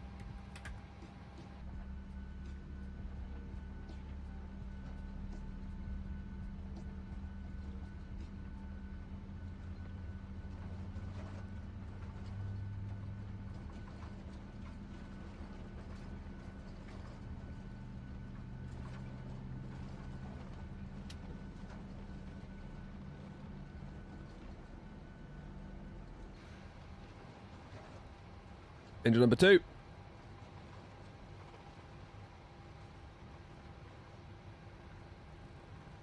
I'm sticking with the Logitechs for now. I will reassess when we get to Dublin. Oh, Clark, you missed everything.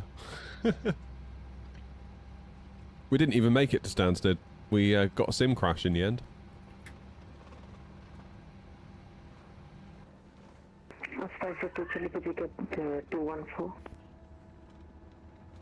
So I rebooted, started in Stansted, and we'll have another go. Charlie, was that 214 you wanted? 214 or Alpha Niner, if that's possible. Yes, Foxtrot 2 Charlie, taxi stand 214 via... No, I did not, Clark. Juliet Foxtrot stand 214.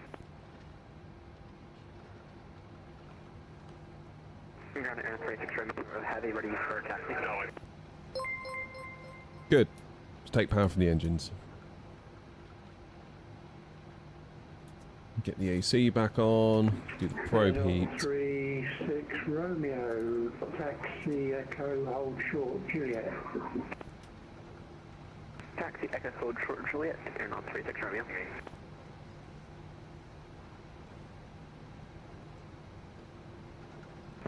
Oh, correction there, not 36.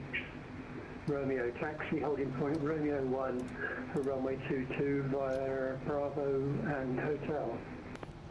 Taxi holding point Romeo 1 for runway 22 via Bravo and Hotel. Turn up 36 Romeo.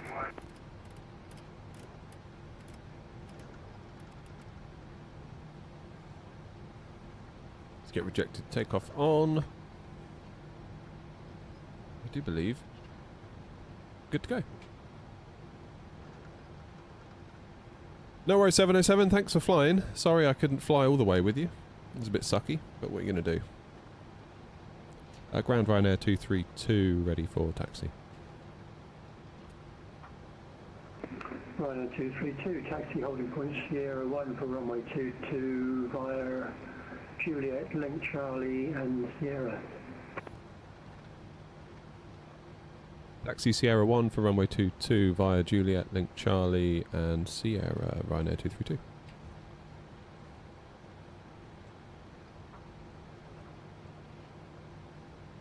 So, down here onto Delta, Juliet, Link Charlie, and then straight down to Sierra 1. And 36 Romeo, no further ATC, monitor Unicorn 122.8, have a good flight. 122.8, now airlock 36 Romeo, please turn up by...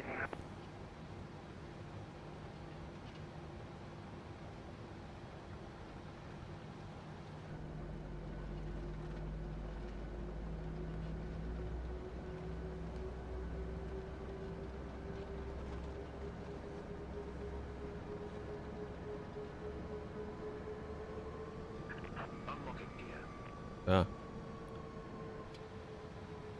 Didn't realise GSX was still doing stuff.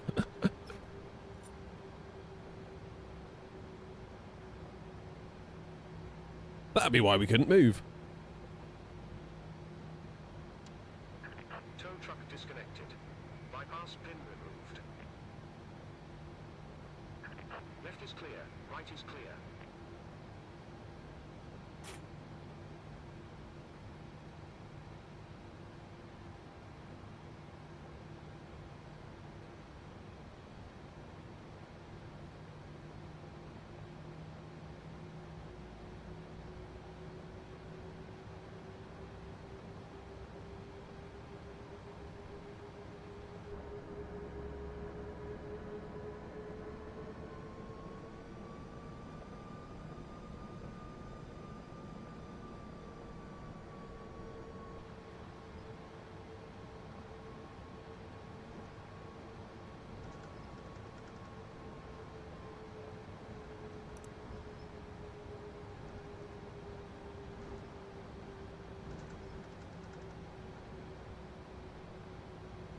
Hey, AK, how you doing?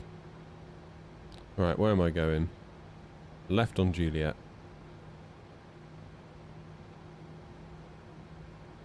Pause data, airport, and traffic. Go on then. Pause data.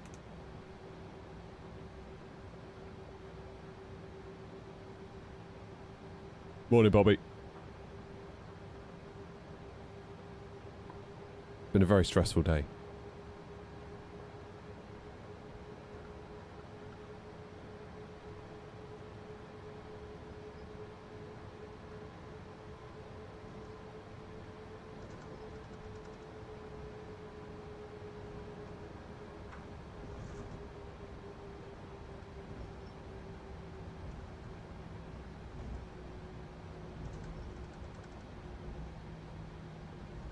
Okay, next right, and then an immediate left, then right.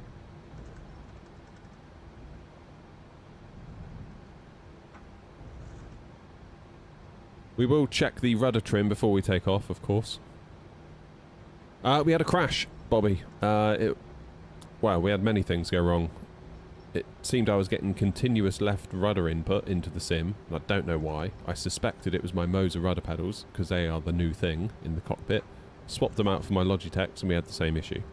Then before I could debug any further, the sim crashed. So I gave up and joined everyone here on the ground at Stansted.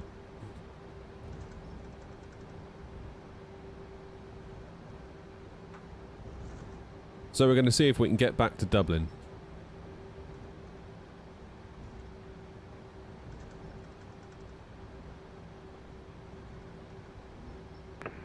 Ryanair 232, no further ATC, minus Unicom 122.8, have a good flight. Over to Unicom, thanks for the help, Ryanair 232.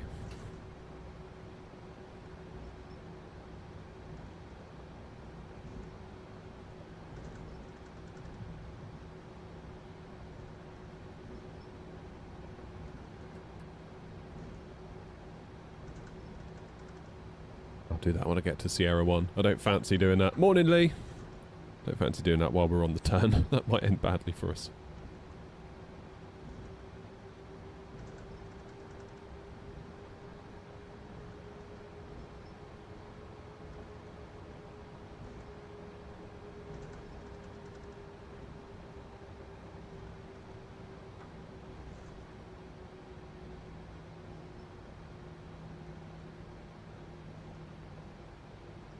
Right.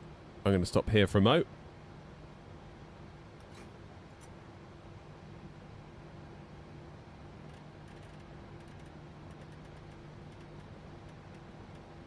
Two 2.8. That's fine. Let's jump up top. Do our lights, engines intercontinuous. We will go Tara. We'll start the clock. And we'll see if anything's coming.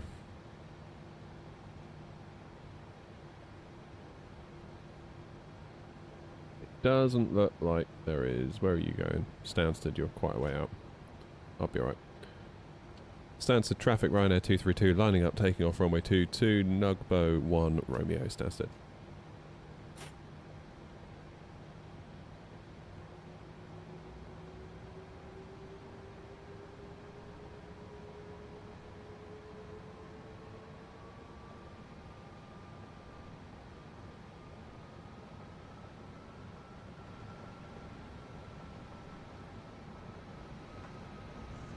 Trim is fine. Yeah, we found what it was in the end. We got rid of the trim, but there was a lot of weirdness going on.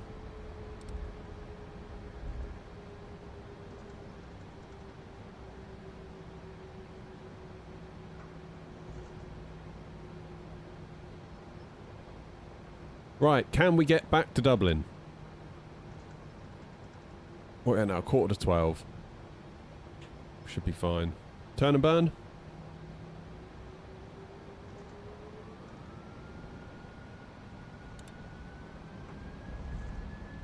Press that.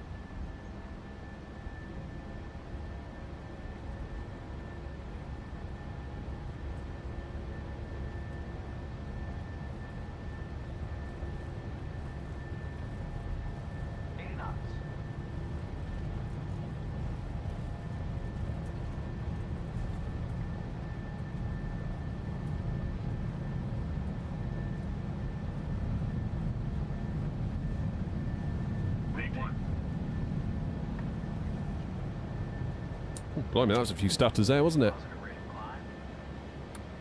That was not the stream. That was my graphics card. Rudder pedals are nice. Good.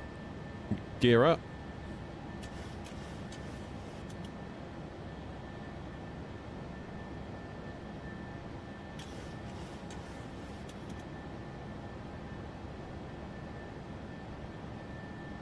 There's the traffic, Ryanair 232 airborne out of runway 22, passing 1,500 Stansted.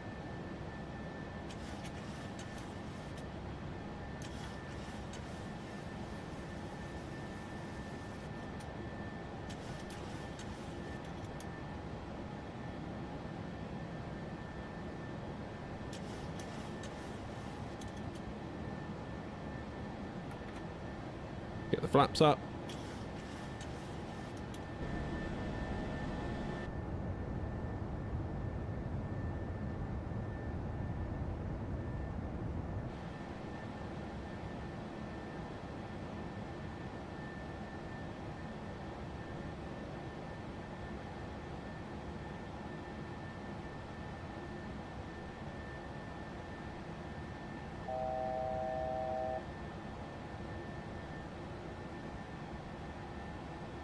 And we'll start that turn.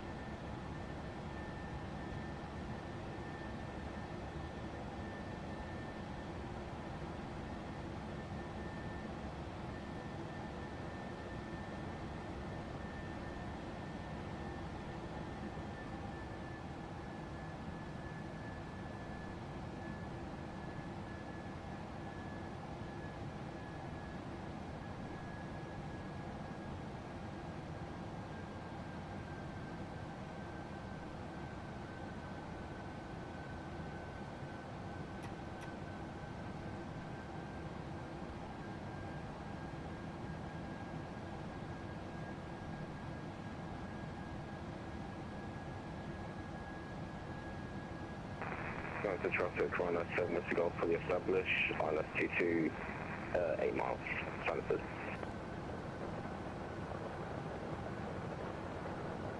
Oh, look at that weather, it's awful.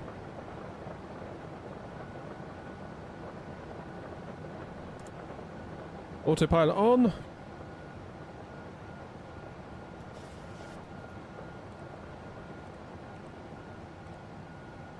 Going up to 320.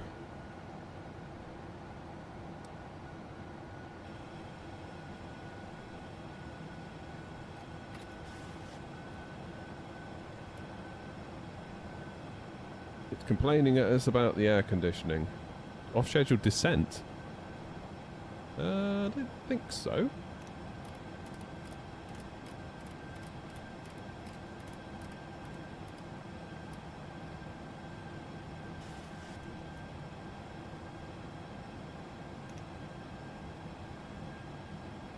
That's the traffic, Ryanair 232, climbing now, flight level 320, final call.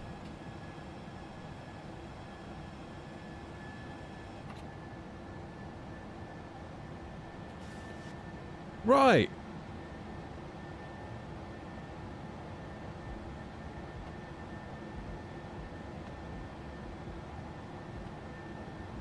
Fingers and toes crossed. Fingers and toes.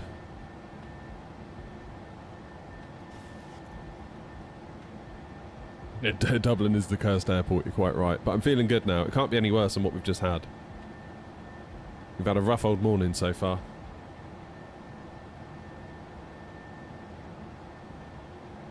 It's not been good.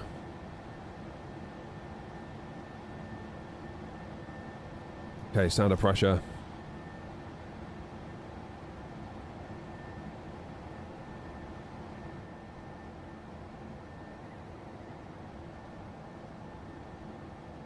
Lose the rejected takeoff. I would put my levers into the off position, but my hardware won't allow it for some weird reason. I'm working on it. Waiting on 10,000. You alright, Sean?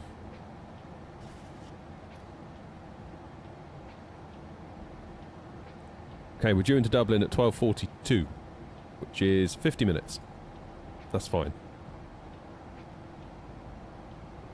Oh, Lee, we've had a right old day of it so far. So coming out of Dublin, I had a duplicate keybind that was setting the rudder trim really weirdly. Got rid of that. Thought we were free and clear. Then my rudder pedal started giving loads of left input, like constantly. Thought it was the Moser rudder pedals. Swapped them out for my old Logitechs. Feeling a little bit upset by the fact that maybe they weren't going to work out. Only for it to then be weird with the Logitechs plugged in. 7 traffic easy 609 Echo, taking off runway 25 Alpha 1. Only for then the sim to crash. So it wasn't great. It wasn't great. So I rebooted, started again on the ground in Stansted, and we're doing leg number 2. Which reminds me, actually...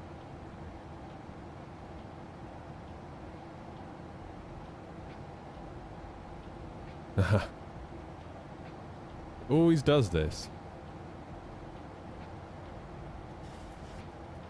There's always some ridiculously far away waypoint when I fly to Dublin, that. Which obviously we're not going to do. So if I click it, it should go away.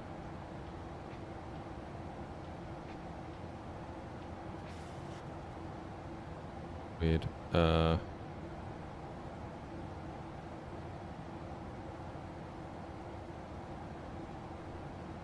Well, I'll update it so that the title's right, but it's going to say we've got hours to go. Or at least it should do.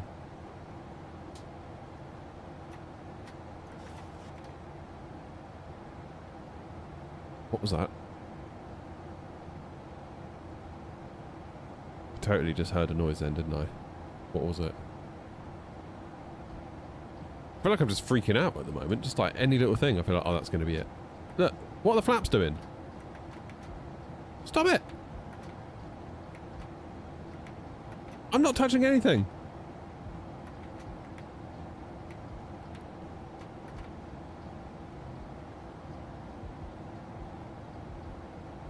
What in the world?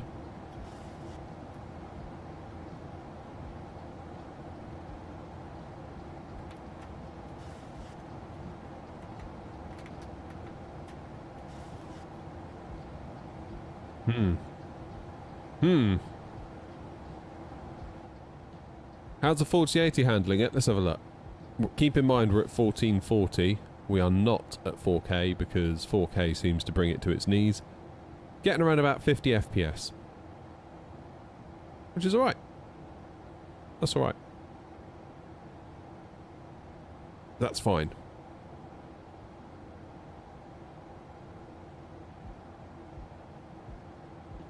I think that's less the plane and more my Moser throttles, to be honest. Just looking at the Moser cockpit software, it had like a value for like when the levers full flaps up, the value is 65 or yeah 65535, and it was registering slightly lower. Then I moved it and moved it back, and then it went back up to the full. Yeah. So my conclusion is that the 4080 Super would be fine if I was at 1440p, but given that I want to play at 4K, not so fine.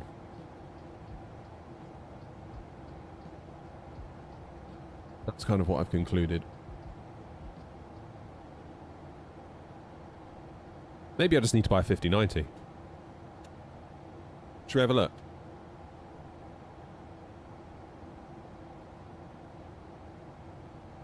I'll do a Philip. I'll nip out for a 5090.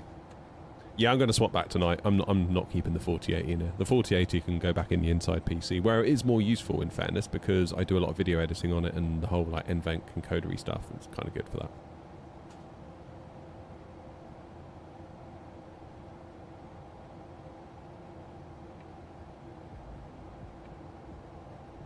Right, how much is a 5090?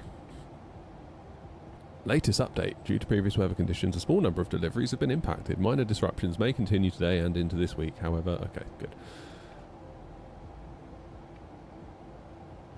Maybe Scan should sponsor me.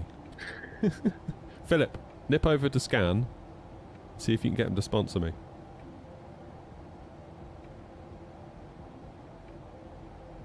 They're creeping up. They're creeping up, aren't they? Cheapest one, 2.5, nearly. The next cheapest one that's in stock is 2.5. Then we go to more. Even more, but then that's got an AIO built in. To be honest, I would never get an AIO GPU. I feel like that GPU's lifespan is as good as the AIO. I would never do that. I feel like you'd be asking for trouble. Oh boy, that's a lot of money, isn't it? That is a lot of money. Does it cool though, isn't it? 196 people viewed this in the last few hours. 11 people added it to their basket in the last 48 hours. Oh, peer pressure, I like it. Good tactics, Scan. That is a chonky boy, isn't it?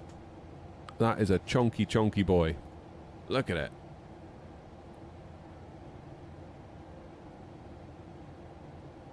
$18.75. I mean, I had a little word with myself the other day. And I was like, if a 5090 Founders came up for MSRP, might not be the worst idea. Might not be the worst. How much? Your 5080's gone up. What are they now? Let's have a look. Just make sure the plane's still flying. Yes, it is. Oh, yeah. 1,039, the cheapest one for a Paylet. What one did you get, Philip? Johanna's like, MSRP? What's that? So, yeah, good question. But if you get a Founders, they have to sell at MSRP. So Scan are the partner, aren't they? Scan are Nvidia's UK partner. So you won't see them if you go to the 5090 page. Like if you were to go Nvidia Gaming 5090, you will never see a full. As far as I know, it always used to be you would never see the Founders on this page here. This is all AIB models. However, go to Nvidia's website.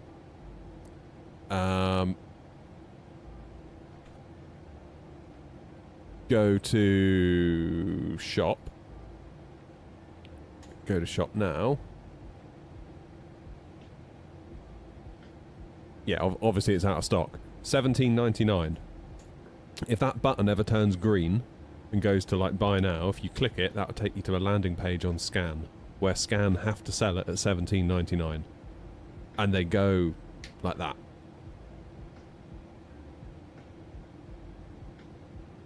Asus Prime. Alright, let's have a look. 5080 Asus Prime. Oh, it's gone, Philip. It's gone. Totally gone. Unless there's another Asus Prime that we've missed. Some refurbs. Call for price. God, they are going up, aren't they? God, you can spend $1,300 on a Tough. The Tough used to be like the bottom of the barrel, didn't it? Near enough. In the same way that like the Gigabyte Eagles, they were always like, you know, the cheap and cheerful ones. Gaming OC was always slightly better. Do they do the Eagles still? Windforce, that's the new. I think Windforce is either taking the place of Eagle or slightly below Eagle. I don't know. I mean, what are you paying for really at that point? I don't know.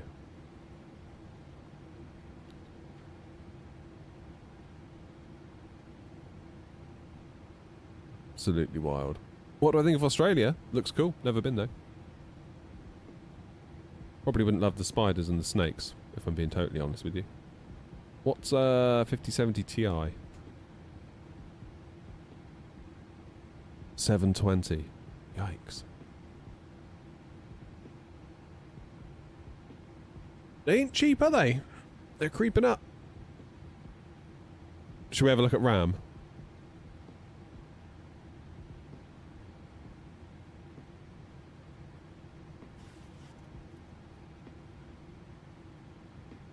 Wow. Yep, there's mine. 900 quid.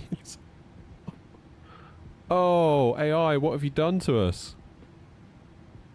900 quid. Northro, thank you. The side sticks from FS Projects, but keep in mind that you still need an actual joystick base to attach it to. So I've got a Moser AB9.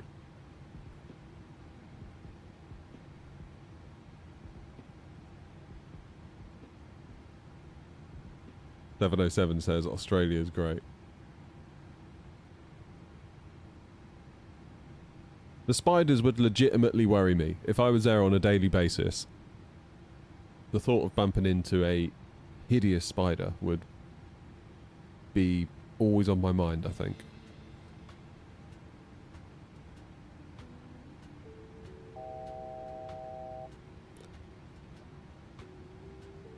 They're overhyped. You think?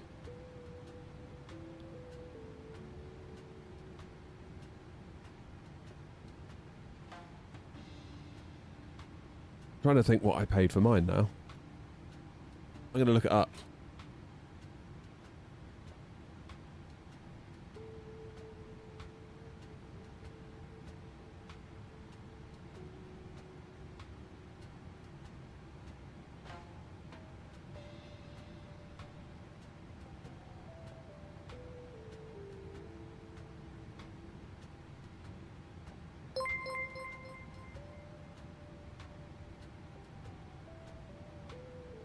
Wow. Fair enough. Mine was second-hand from CEX. I've just looked at my old invoice. It was £170.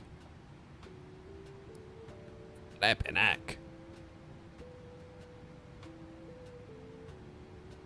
That is wild.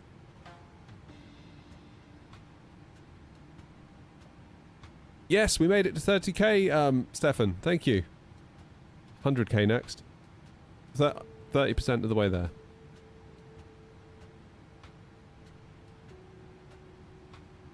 Does AMD have any GPU that can match the 5090? No. Which is why Nvidia can pretty much charge what they want. Because if you want that level of performance, the only way to get it is to pay them.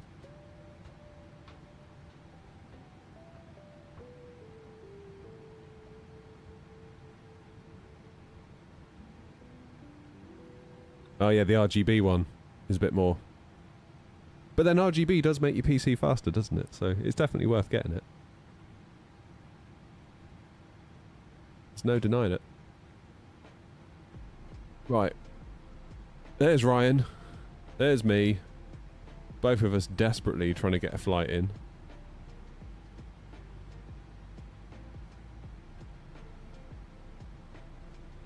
Yeah, Marcus, really... 7900 XTX and or the 9070 would be AMD's top draw stuff, because, well, 7900 XTX is the only way to get 24 gigs of VRAM. That's why I went for it, for me. And 9070 if you want things like FSR4 and stuff. Like, people, did I just see a Ryanair Concorde? What? Surely not. Where did you see that? No, that's British Airways.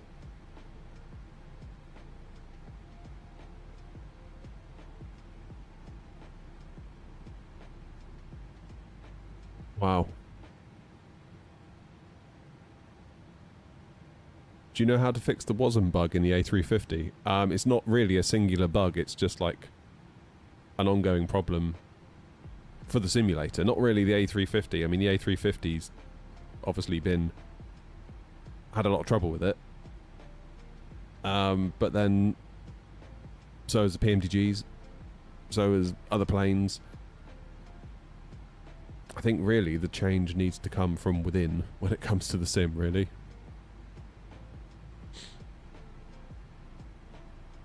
But yeah, Marcus, some people, when I got the 7900 XTX, they questioned, like, they came into the chat and said, like, why did you get the 7900 XTX when the 9070's just come out and it's the newer card, therefore it's better? It's like, well, not necessarily, no, it's not. The reason why I changed was because my 4080 Super only had 16 gigs of, only had 16 gigs of RAM, and we're having VRAM problems. So why would I then change to another 16 gig card? And trying to get... There was a couple that came into the chat that day. I titled the stream like testing my AMD 7900 XTX, and I think like the stream title obviously triggered the algorithm to show it to a load of like AMD bros. Oh my god. I was warned about them, I've got to be honest. Like, there are a few tech tubers that I listen to, they do like their main channel, then they'll do like a podcast on the side where it's like behind the scenes, and they're like, oh my goodness, like they they're crazy. Like, you say anything bad about AMD and they're coming for you, and you know, they can't be reasoned with. It's just crazy. And sure enough, yeah, a couple of them turned up that day. Didn't matter how many times I said it, it's like 16 gigs of RAM is not enough for me. Why would I get a 16 gig card? Oh, you should have got it, should have got it. It's like, why? Tell me why. For FSR4, I don't care about FSR4. Well, you should have got it anyway. It's like, oh, right, okay. Conversation over.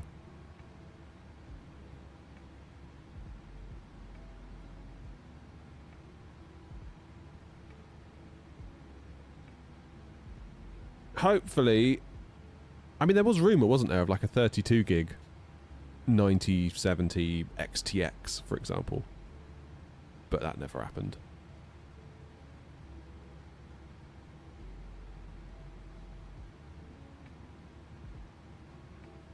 Who knows? I mean, we're not going to see anything from Nvidia for a while now, are we? The trouble is, like we're saying about all this extra VRAM from AMD, but it's like there is also a VRAM shortage going on as well, in the same way there's a DRAM shortage. So I kind of feel like hoping that AMD might save us, I think might be a little bit naive.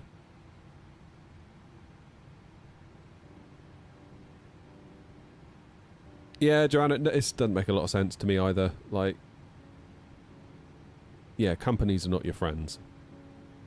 Let's be absolutely clear about that. Like, we've seen it time and time and time again. Like,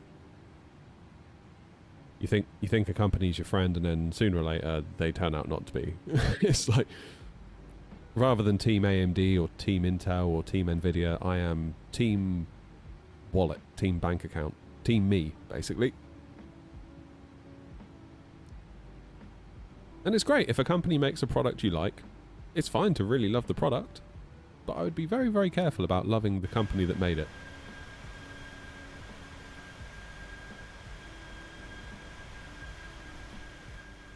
Dublin traffic area 36, we're going to be getting descent now, flight level 180, level Ablin, 4 Lima arrival, expecting island section, lead 6 up, Dublin traffic.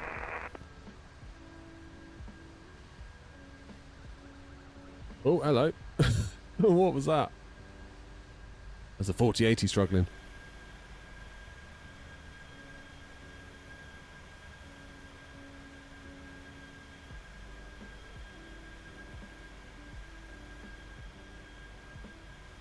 $9080 XT is fully rumoured.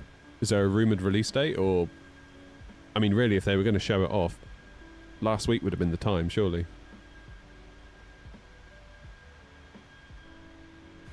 I think at this point we can kiss goodbye to our NVIDIA Super Series.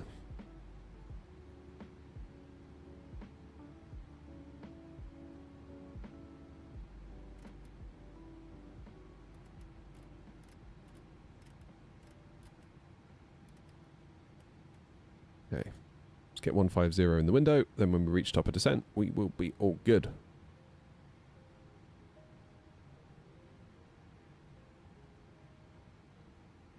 Yeah, I kind of feel like for the next year, or through this year, just batten down the hatches, really look after all your gear, and maybe in 12 months' time we can have a conversation about what's happening next. But I feel like the next 12 months could be pretty damn rough. Could be very rough indeed.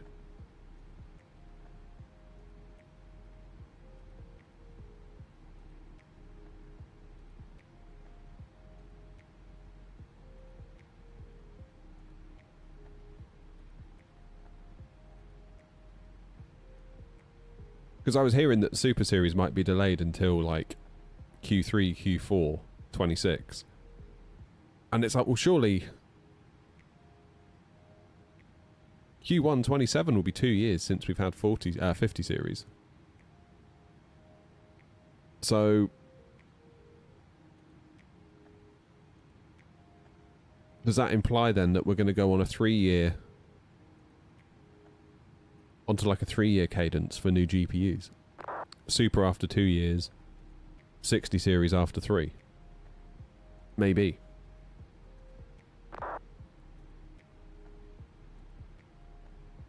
Maybe. Or, like 707 said, if the AI bubble crashes, or pops, or whatever, that could maybe change things for us a little bit. I don't know that it's going to, though.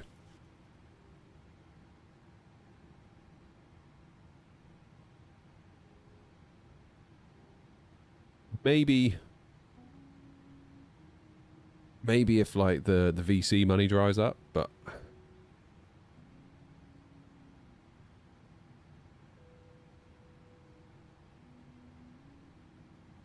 sure it took them about 3 years to do the Super Series. I don't think it did, no. So I got the 30 series was announced in 2020, wasn't it? Late August 2020, and it took me until February, March 21 to get a 3070. That's how bad the shortages were during COVID and all the rest of it.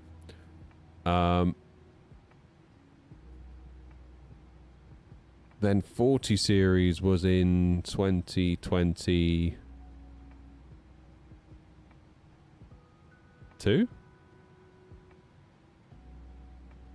I believe. August, September. Then 50 series was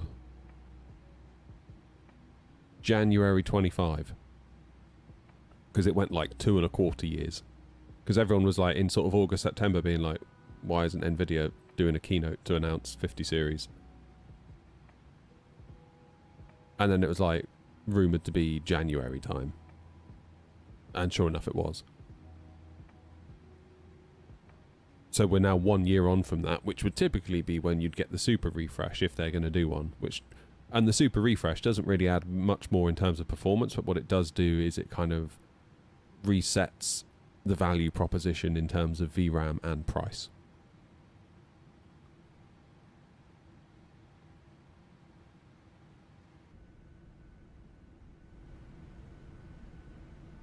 For example, if they kept the 5080 at the same price but then made it with 24 gigs of RAM, I'd be like, sweet, maybe I'll get a 5080 Super. Whereas right now, absolutely no way I'm getting a 5080.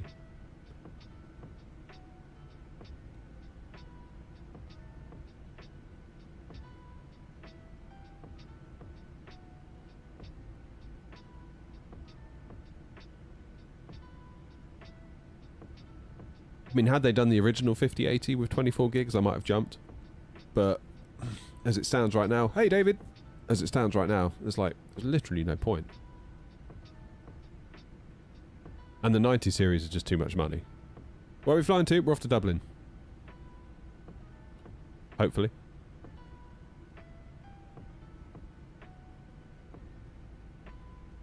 Where am I? I'm still over Wales, aren't I?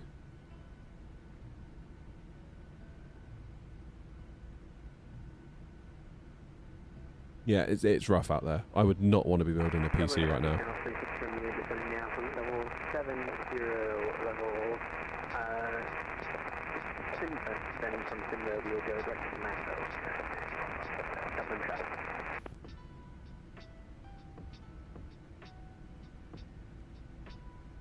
Sinva direct Latmo.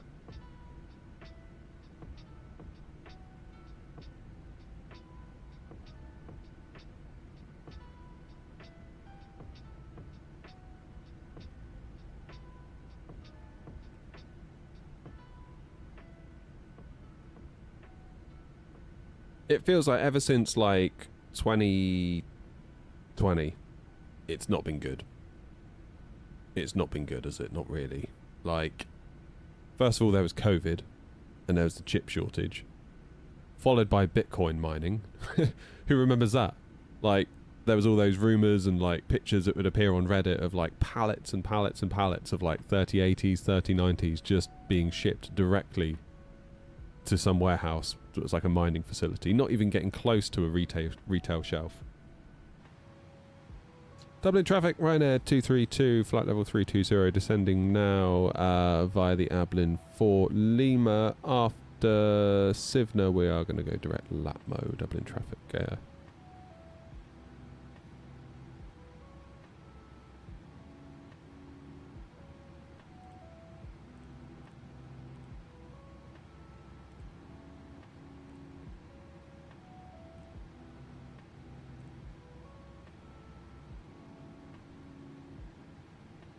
Yeah, I remember like everyone saying, yeah, but once Ethereum goes proof of stake, then that you'll be able to get a GPU. And then you started hearing all this like AI, and it's like, really? And then, yeah, and here we are.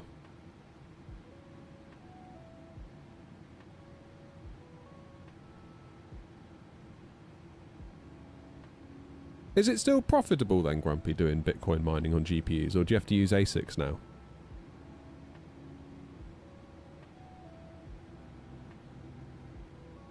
I've got to be honest, I'm very, like, not aware of how any of it works.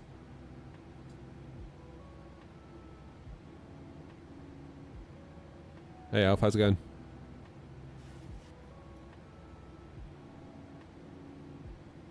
Yeah, that's a good point, Marcus, yeah.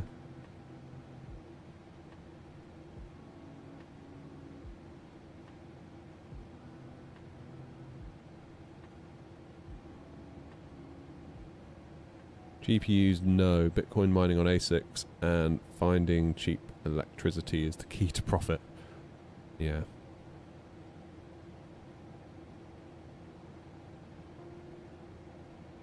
So do you have to rely on solar and stuff like that, or?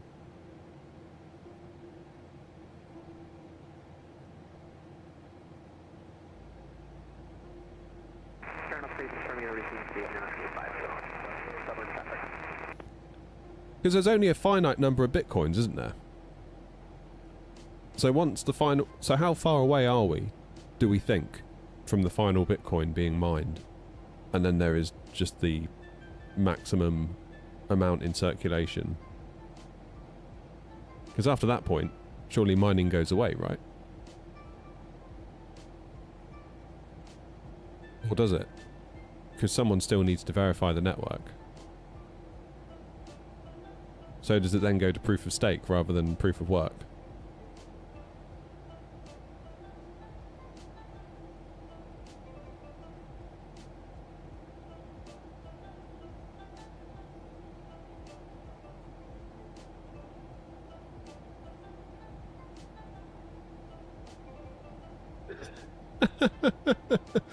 Fair enough, Grumpy.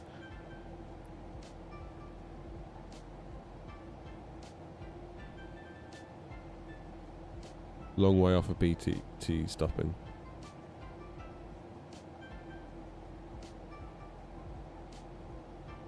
I must admit, I do love the idea of proof of stake. I think that's a brilliant idea.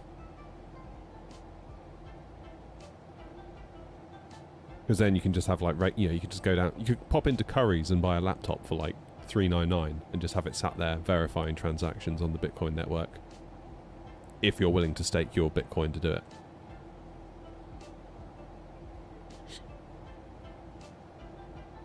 $21 million cap, 19.6 mined so far. But so I know that sounds like, oh, we must be nearly there then. But I'm guessing the rate at which they are mined because of the difficulty of the algorithm increasing would actually extend that timeline out quite a lot. Would that be fair to say? I mean, I've got no interest in Bitcoin, like no financial interest. I don't have a Bitcoin. I don't have anything like that. Completely missed the boat. I remember this clear as day. I was sat with an old colleague at my old web dev job just before I left it, and Bitcoin was... I think it was maybe £1,000. £1,000 for a Bitcoin, and I said, who the hell would pay £1,000 for something like that? Look at it now. So yeah, don't listen to me. 2140. Yeah, we'll be alright for a minute then, won't we?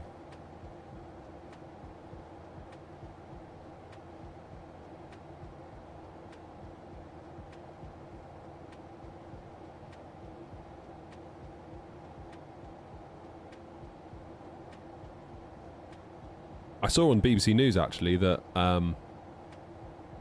HMRC are getting a bit like, where's our tax money then for all of this Bitcoin that people have made, to the point where all of the exchanges have to like basically directly report to HMRC. HMRC will then send out letters and basically be like, you owe us this much. And if like years have gone by where you haven't done any taxes for Bitcoin because maybe you just didn't have a clue, they're going to be like, it's fine, you've got a period of time to make it right.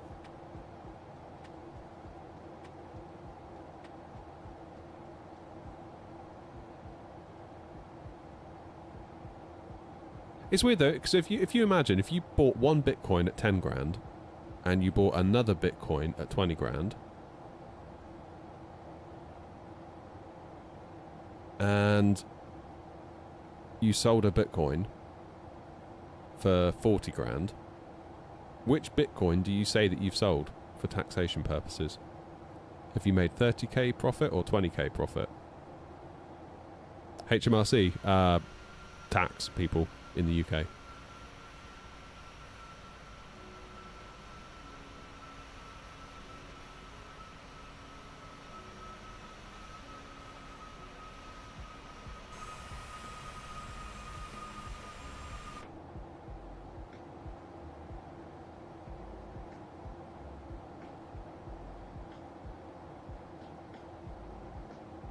Okay, down we go, 7,000 feet.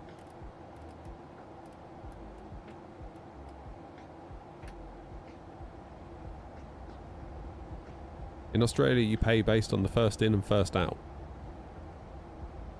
Oh.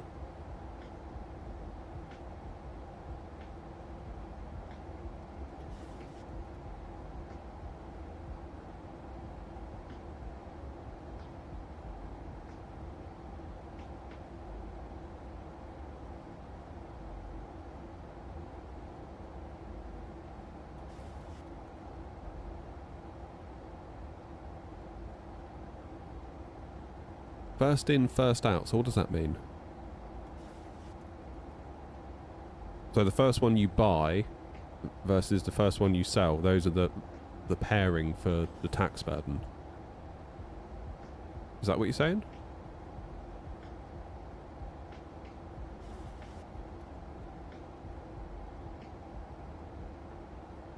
Yeah, Ryan, I've never understood that about the US. That's crazy.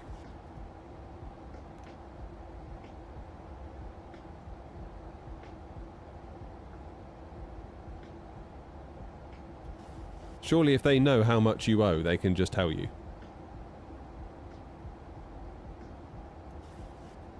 Where else am I live? YouTube, Twitch.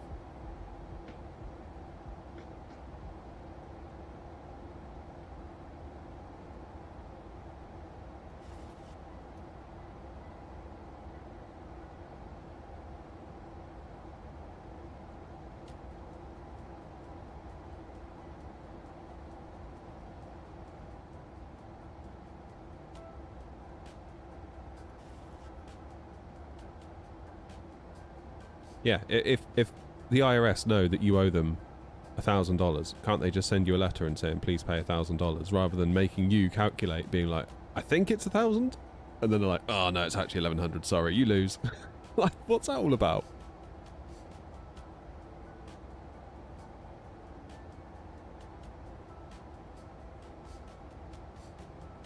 So you buy one at 10,000, one at 20,000, then you sell one of them.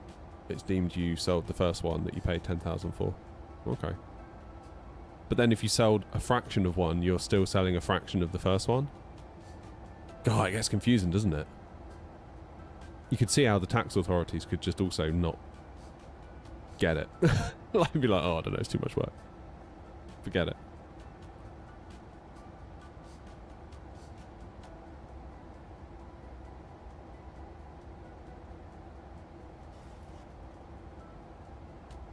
8 bitcoins a year. Wow.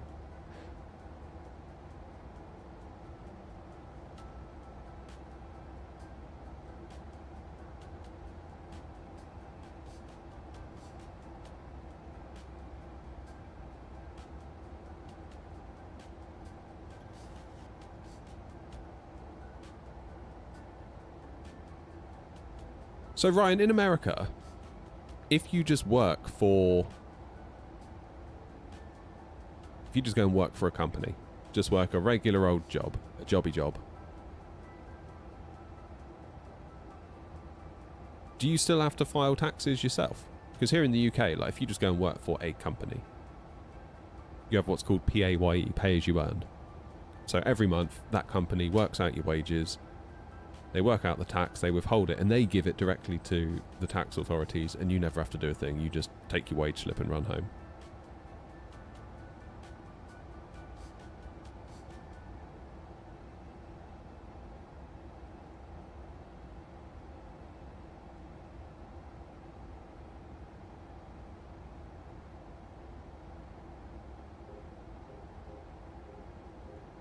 Wow, that's crazy.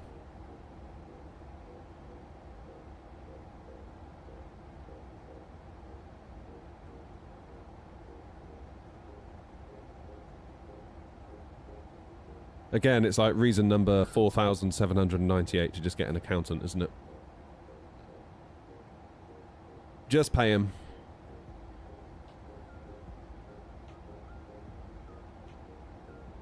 They hold it. They can hold it for you, but you still need to file. Really? So really, here in the UK, you only need to do a tax return if you're doing anything sort of entrepreneurial. Like, for me, starting this channel, it was like, I'm gonna have to start doing tax returns, aren't I? That was like a consideration for me. It's like, I'm gonna have to get good at doing that and figure out how to do it and keep records and blah blah blah blah. You're like,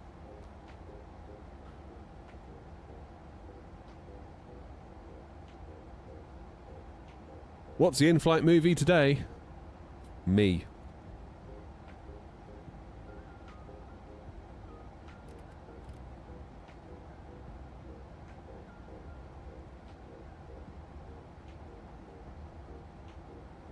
How you doing, Dom?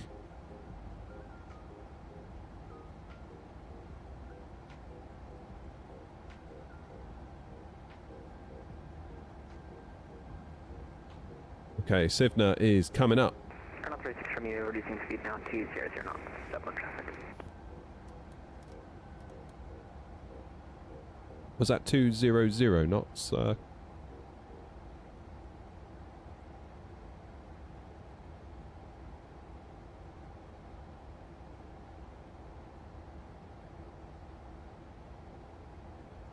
Not 36 Romeo, was that 200 knots you're slowing to? Affirmative. Roger, thanks. Don't work. Yeah, there you go, there's the answer. Don't work. Might start doing that, actually. I mean, you could argue that doing this is borderline that anyway.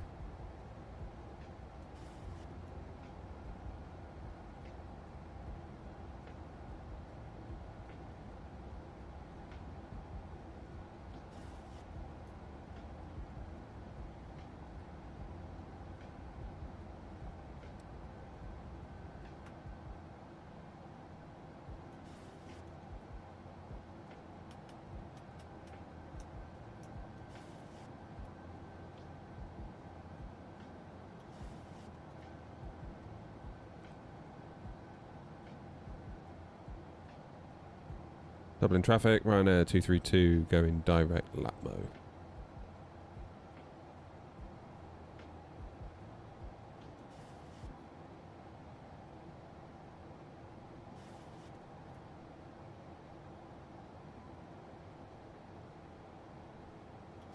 Quick check for other traffic. Someone behind us coming in from Gatwick. Box 451, now off the Frankfurt.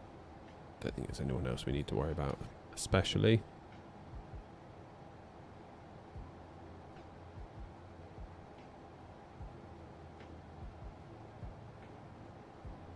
Get rid of this a minute.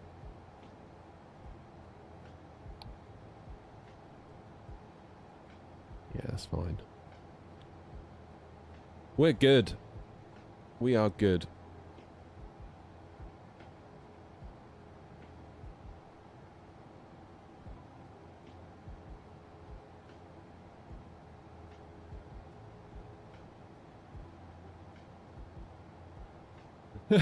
Yeah, as Grumpy says, not great. We're at 1440p at the moment. Dublin traffic, air 36 Romeo, reducing speed now 19 knots until established. On the aisle, turn right, 28 left. This is about right. About 2 miles before we turn final. Dublin traffic.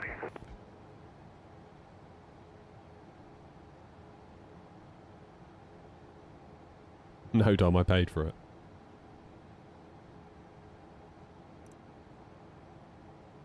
Okay, let's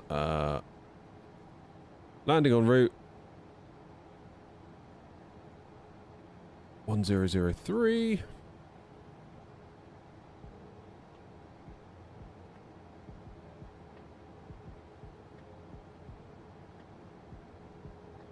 Do auto brakes 3. Turning final now, aisle approaching way 28 left, reducing speed now 16 knots until 4 mile final. Dublin traffic.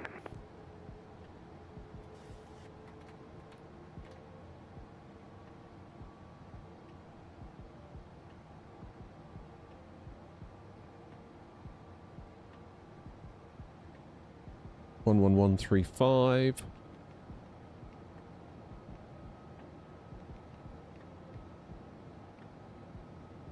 And the course is 278.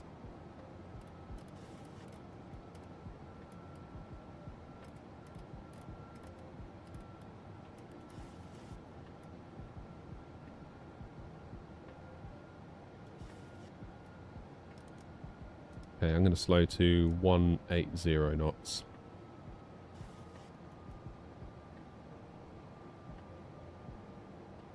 Ryan is about 10 miles out, but I don't want to... The remaining time is heavily messed up, yeah, because it thinks there's a waypoint down near Africa that we're going to when we're not. Stefan, in case of an auto land, I'd enable both autopilots. Practically speaking, we only probably need to do our side, but can't hurt. Is my point of view.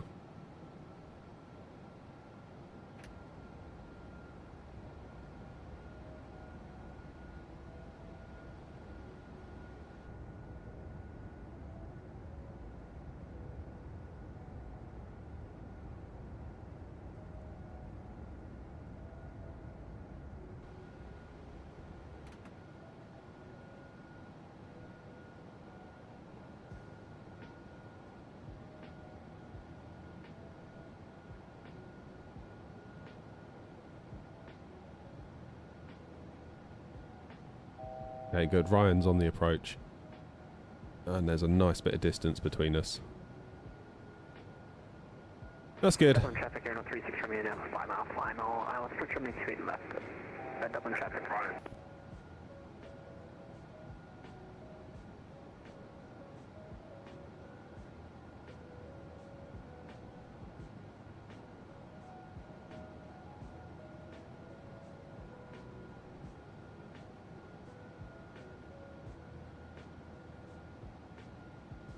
Go around altitude 3000, we can leave that where it is.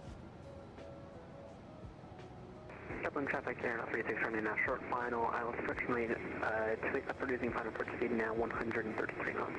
Final call, Dublin traffic.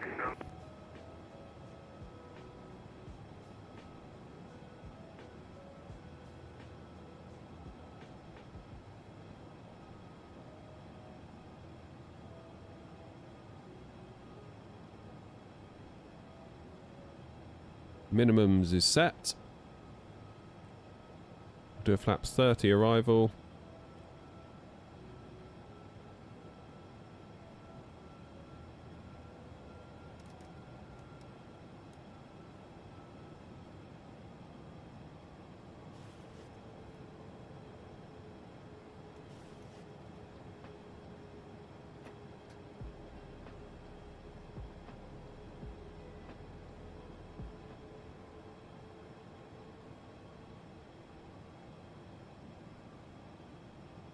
Right, what I might do then is get down to my final approach speed, because Ryan is less than... I think Ryan will be okay. Ryan's almost down. Shed's nice and toasty today, Lee, because we've got the heater on. Live weather was on, unless it's gone off again. Yeah, it is on. How realistic that is, I don't know.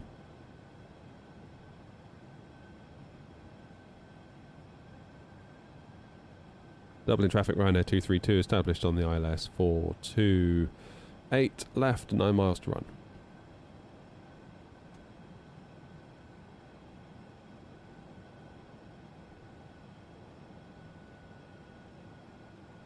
Yeah, I'm not sure live weather's particularly behaving today. The weather's live though, at the very least. Like the wind. The wind does appear to be...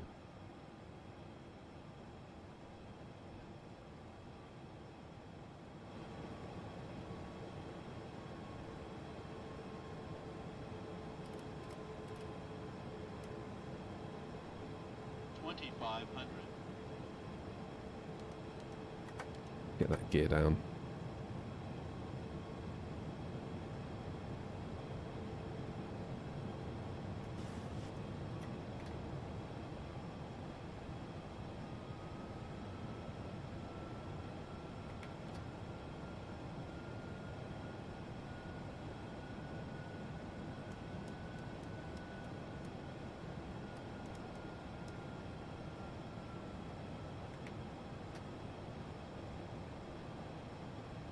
Dublin traffic, Ryanair 232, slowing to final approach speed of 149 knots, 5 miles to run, 28 left. Dublin traffic, 1036 Romeo, now baggage from a 2A left. Dublin traffic.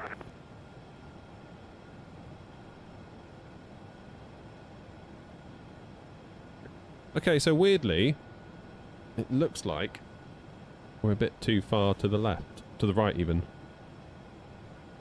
But then we do have a bit of a crab. So I think we'll trust it. Okay, gear down 3 greens, flaps 30, lights are on, engines are in continuous go around, altitude is set, auto brakes 3 is set. Let's land, shall we?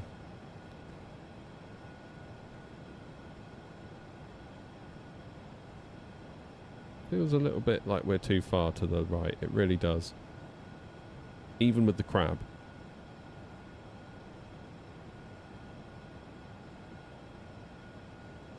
Does it look weird to you as well?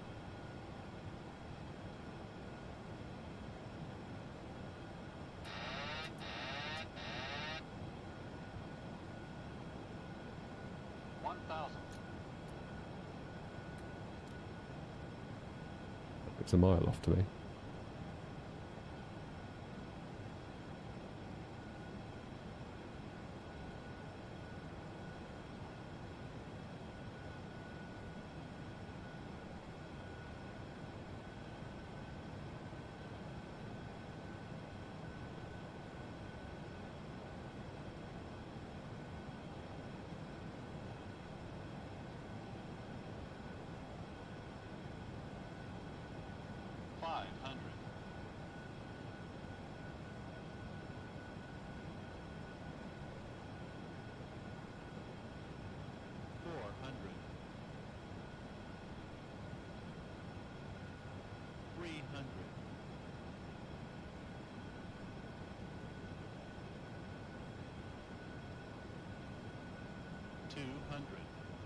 Approaching minimums.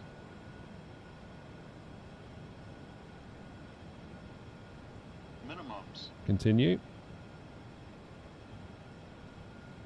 50. 30. 20. 10.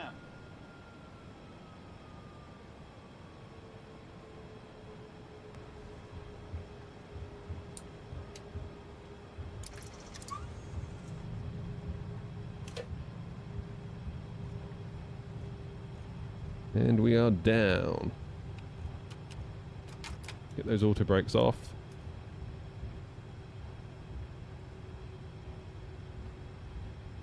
And we'll jump off here.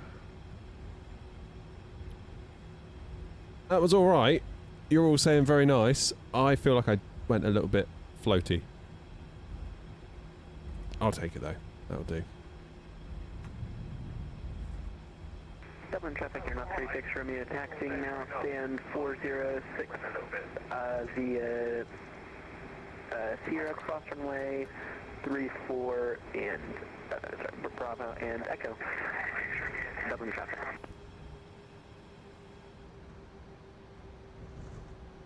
Dublin traffic, Ryanair 232, 28 left vacated.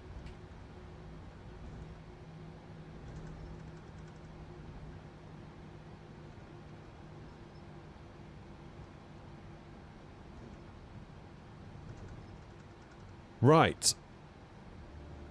Where am I going to go? It'd be nice to go back where I started earlier, actually.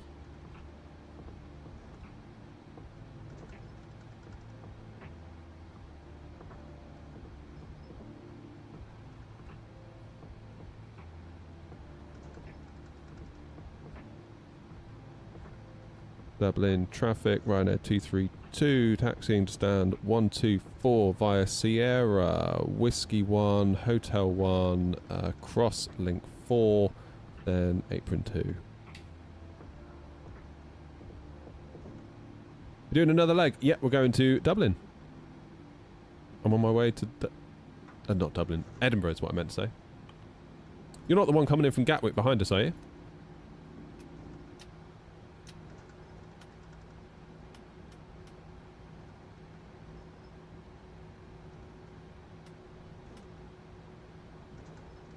Okay, APU is firing.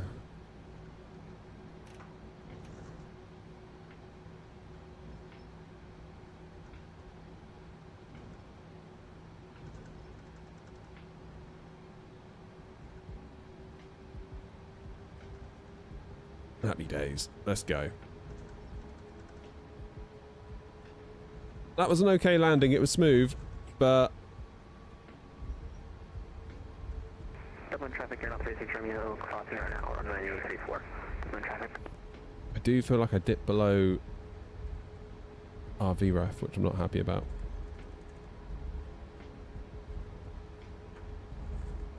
Right. Third left.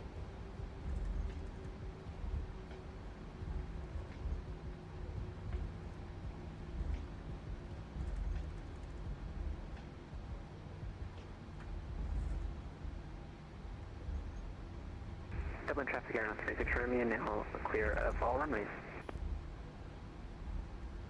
Now.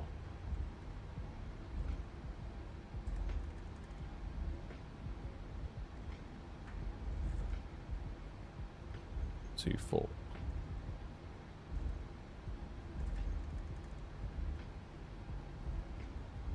Sierra.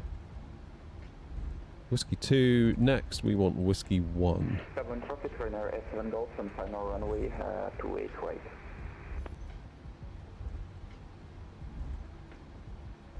You think, Grumpy?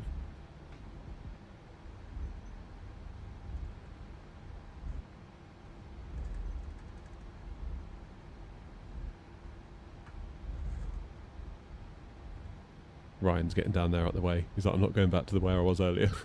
That was a bit tight, wasn't it, earlier? Okay, Whiskey 1 up here. We'll take the high-speed exit from Sierra.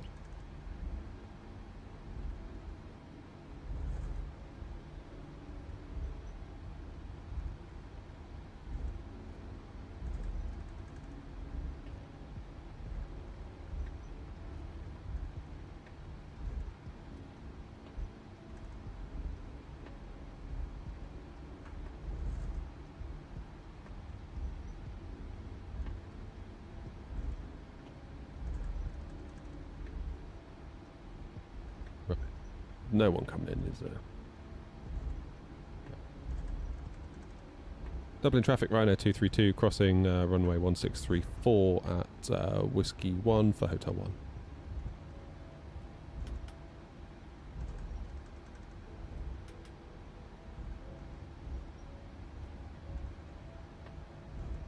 Link 4, I know, Grumpy. I'm taking a risk here, aren't I? I'm basically doing what I should have done. on that video.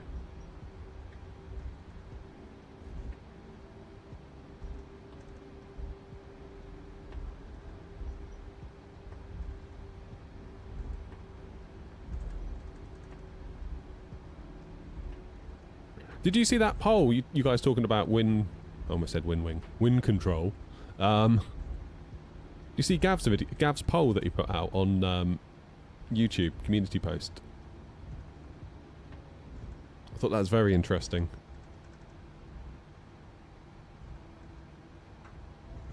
Funny, Grumpy, I remember it like it was yesterday. Can't think why. Yeah, I should have gone straight over here, whereas I went down there. This is where it all went wrong for me. The poll was, what hardware, like Airbus hardware, I think, manufacturers are you thinking about, excited for, whatever, what are you using? And the options were like wing control, wing flex, mini cockpit. Is that someone landing on 28 right? Thank you, Toby. I think the other one was Rosefire. And like the results were ridiculously high in favour of wing control. It's like they've got such a mind share.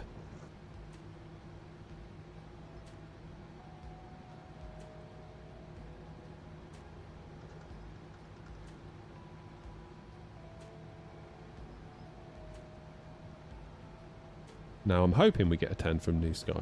That'd be really nice. That would be lovely if we got that.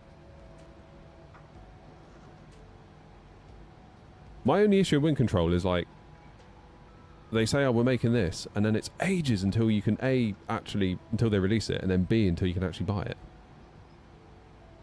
That'd be my only criticism.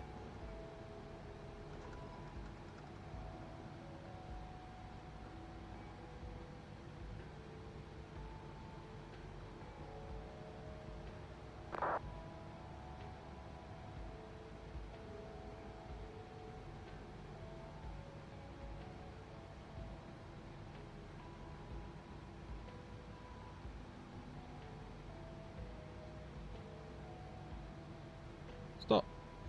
There we go. Dublin traffic, Ryanair 87 Golf, located runway to this right.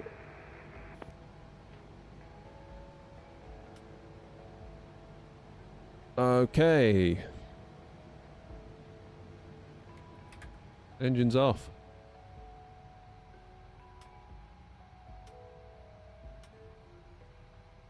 Close the flight.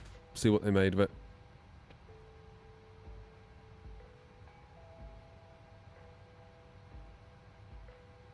Hey, you were right, Grumpy. Great touchdown. 230 feet per minute, normal conditions. Little bit on the late side. It did feel like we were floating a little bit, but we were within the accepted range. The upper end of it, I'll grant you.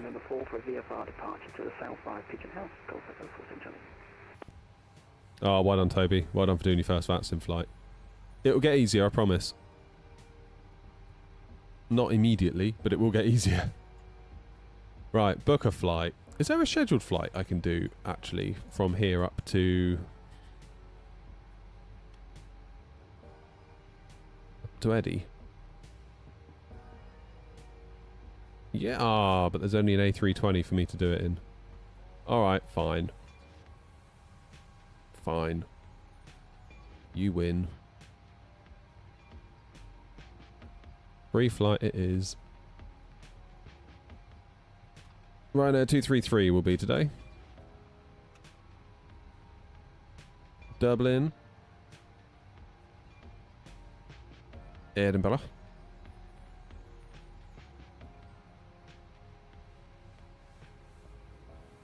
We say if we get gone for 10 past 1?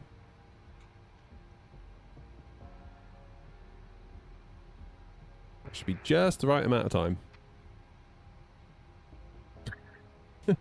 Yeah, alright, Grumpy, I'll get a Ryanair livery as well, shall I? Dublin traffic, Shamrock 77 Charlie, pushing back, stand 403 left, Dublin traffic.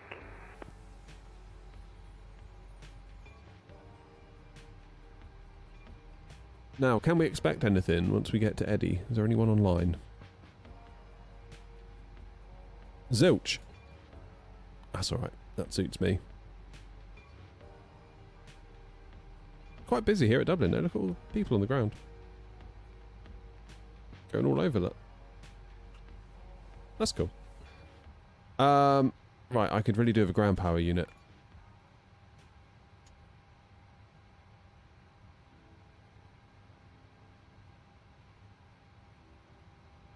Connecting. Come on.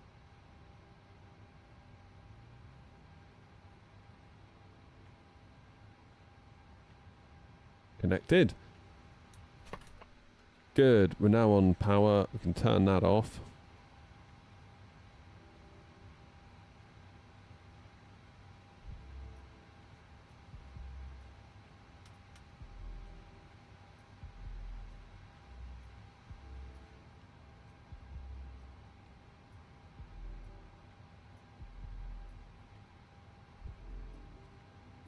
Yeah, that'll do it for sure.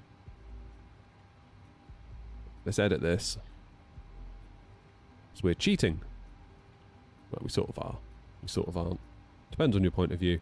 I'm going to take a little bit of extra fuel. I'm going to put another 30 minutes in. That'll be alright.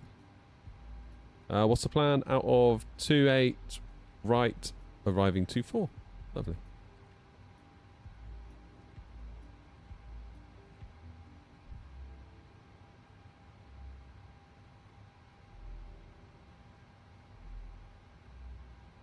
That will do nicely. Let's pre-file that on VATSIM. Is New Sky sort of like VATSIM? Never heard of it. No, what it is, it's a platform that we run the virtual airline from. So let's say you wanted to fly for us, fly for air not on VATSIM, or just not on VATSIM. You can do it offline if you want.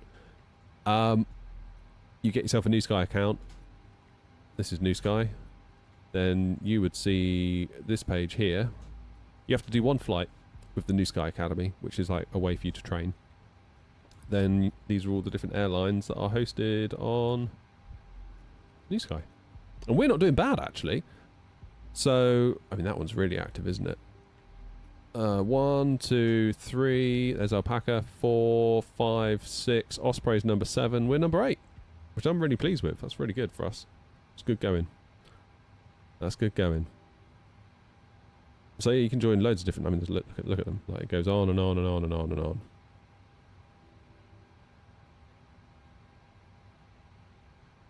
Yeah, super pleased that we're in the top 10. It's very cool.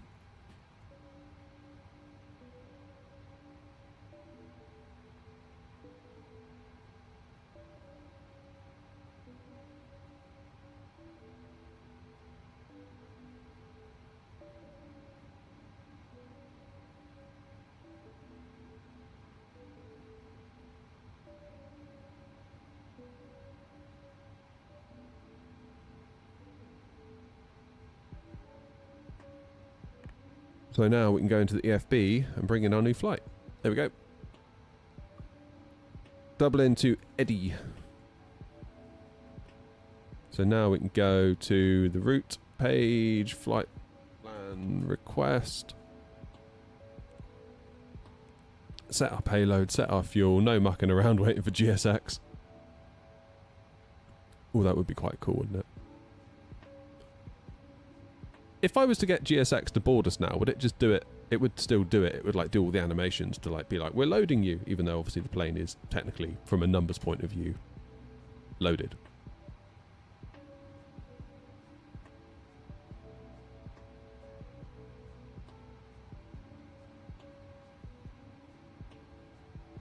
Ain't no way I'm making a tiller. I wouldn't have the time. Time is my most valuable commodity, it turns out, at the moment. And if I can chuck somebody some money to make me a product rather than me have to waste hours and hours and hours and hours and hours into it, I will 100% do that right now.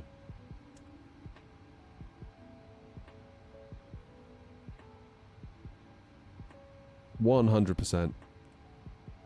My time is worth more to me right now. Because I ain't got much of it. Right, N1 limit.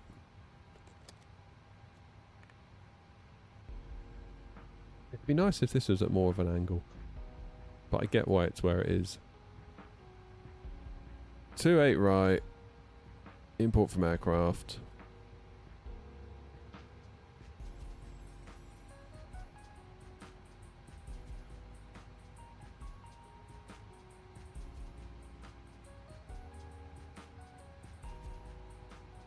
Flaps 5, TO2 derate, select temp of 47, but I'm not going to do that yet, am I?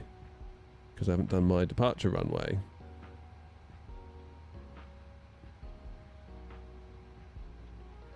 Rotev 3 Juliet is where we're going.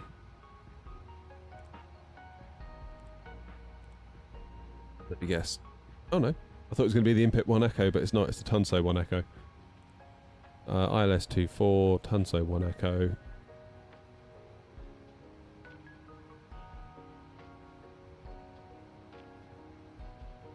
We'll just go direct to final.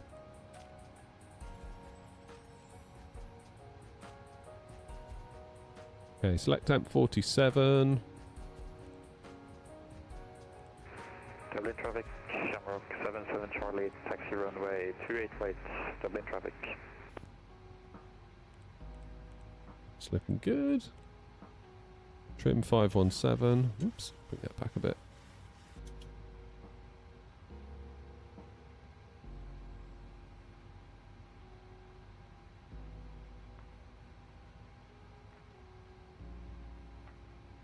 Good.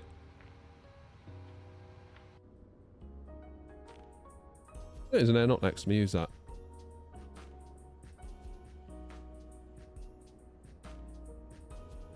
Oh, it's Ryan. Ryan, you've switched to a more appropriately sized aircraft. Good for you. Guys, I need to pop in and let the dog out and use the facilities. I'll be back in a minute, and then we'll get over to Eddie.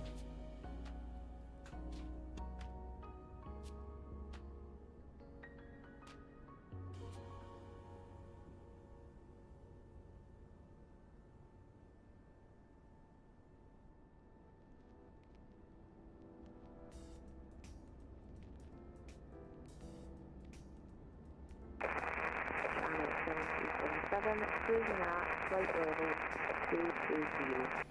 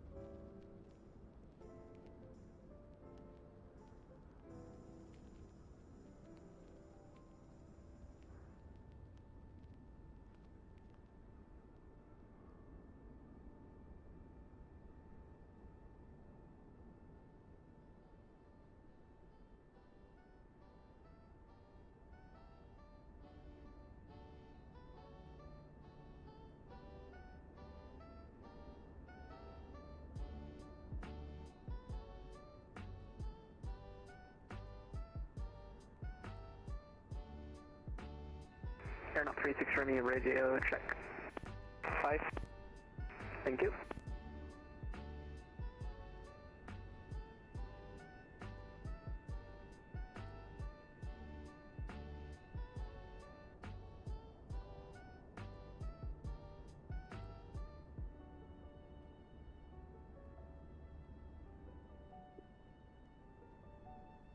Right, I'm back. Shall we go to Eddie? Shall we? Shall we? Okay. Some APU would be good, wouldn't it? What are we cruising at today? 230, is that it? I suppose it's not all that far, is it?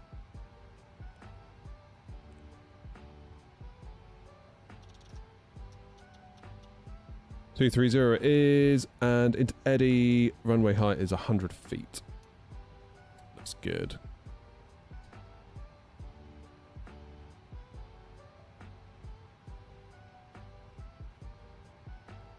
Join along, Toby. I'm at stand 124. Ryan is next door in an aeronaut livery, 125, I think, and there's another Ryanair in 123.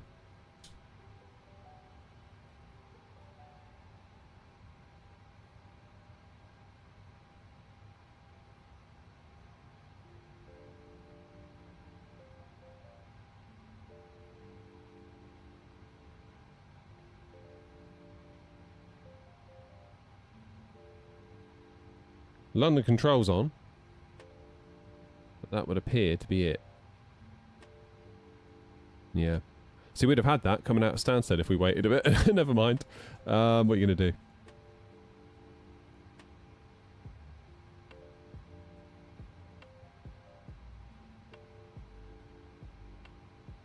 Nice and busy over Copenhagen.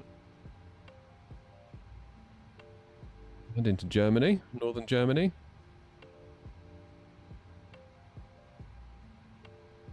Good stuff. Oh, Cork's got tower on.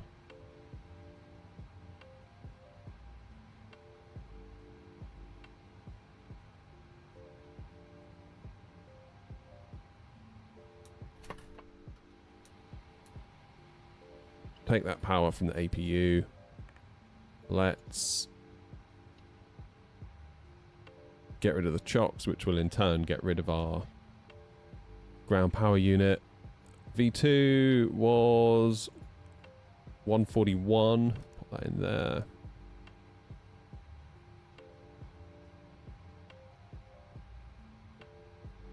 We'll do 308 again. 36 Romeo, stand 125, push and start on to apron 1. Dublin traffic. Stay below 9,000 to begin with, then we'll go up to 230. Can do that.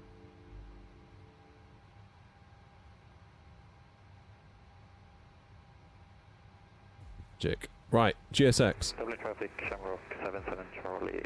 Are you willing? Dublin traffic.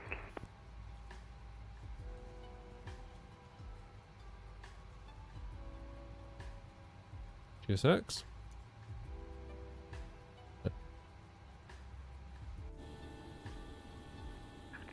Captain. We are ready for pushback. Brilliant.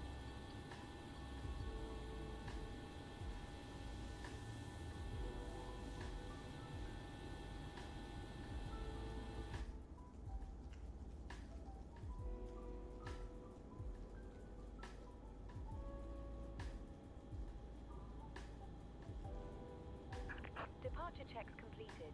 Bypass pin inserted. Brr, I'm cold. Got proper shivers now.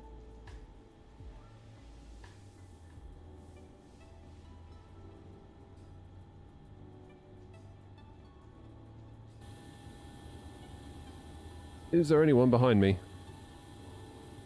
Oh, I don't like the way the sim behaves in the browser with the 4080. It's very, very slow to respond. I'm fairly certain that's because of the VRAM issue. Is that someone else landing on 28 right? Or are they taking off? Yeah, they're taking off, aren't they?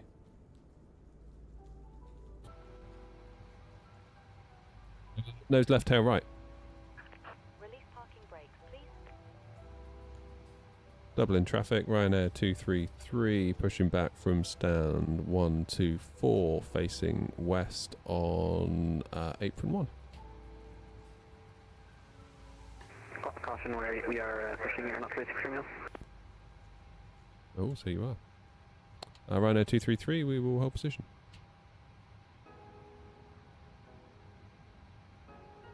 Sorry, Ryan. Dublin traffic, can I get radio check, please? 5. Thank you.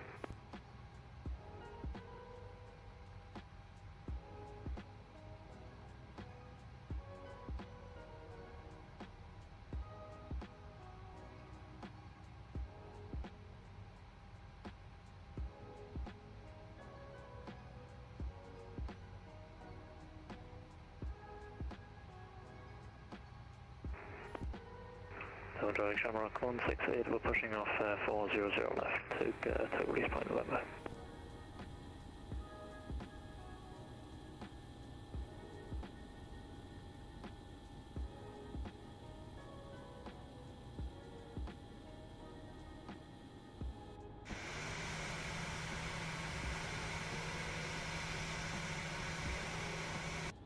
We'll wait for Ryan to finish his push and then see if we can get in there. Dublin traffic, Shamrock 138, pushing back stand 408, Charlie 7.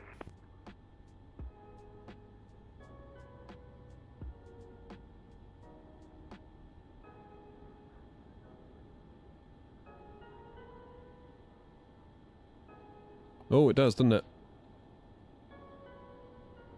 Yeah, this is that super big waypoint all the way down near India.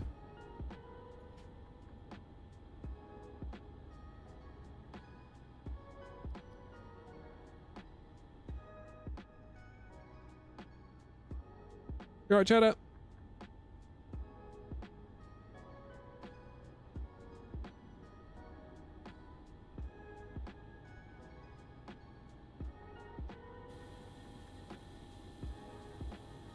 And not 36 Romeo, Ryanair 232. Go ahead. Do you mind if we push and squeeze in front of you? That should be fine for Air 36 from you.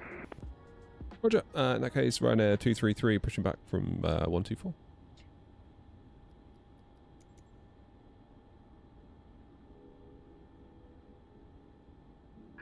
Commencing push. All engines clear. Start at will.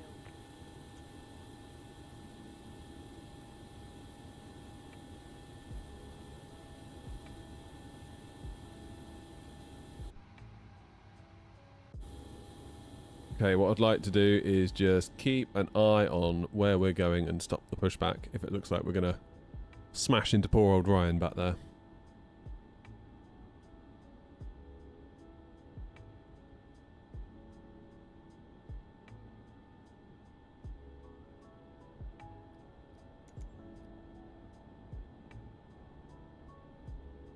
I'm going to start the engines once we get pushed.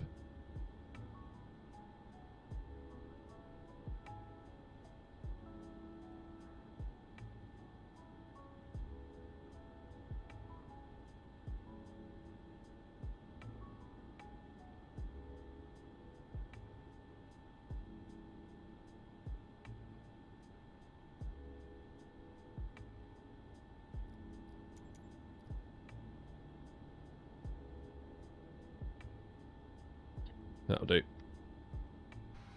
Close enough.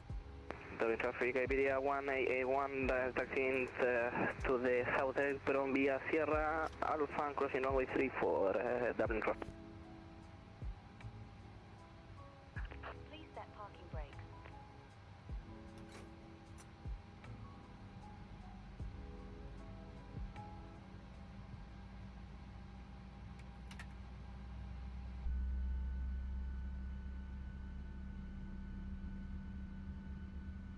It is 28, right, yeah. Well, that's where we're going. I do have Navigraph, yep. How you doing, Adam?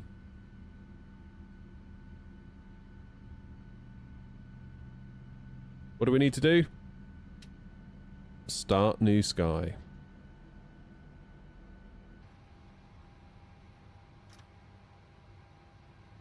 Bang on time as well. 1:10. That's when I told New Sky we'd be going. Unlocking gear.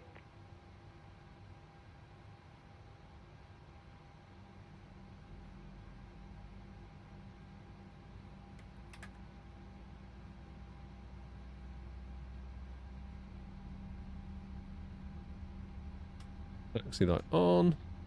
Tow truck disconnected. Bypass pin removed. Left is clear, right is clear.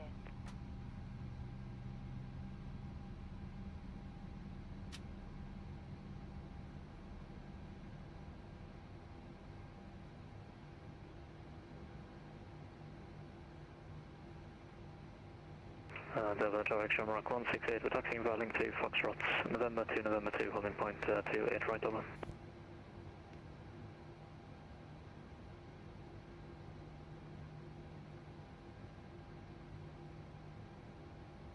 Bye. They're waving at us, look. Bless them. Right. Rejected takeoff set. We've somehow managed to put ourselves into flaps 10. We don't want that. We want flaps 5. Taxi lights are on.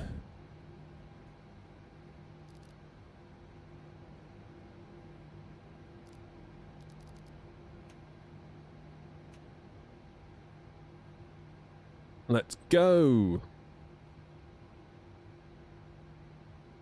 Dublin traffic, Ryanair 233, taxiing to 28 right, holding point 01 via Apron 1, Foxtrot Outer and November, Dublin traffic.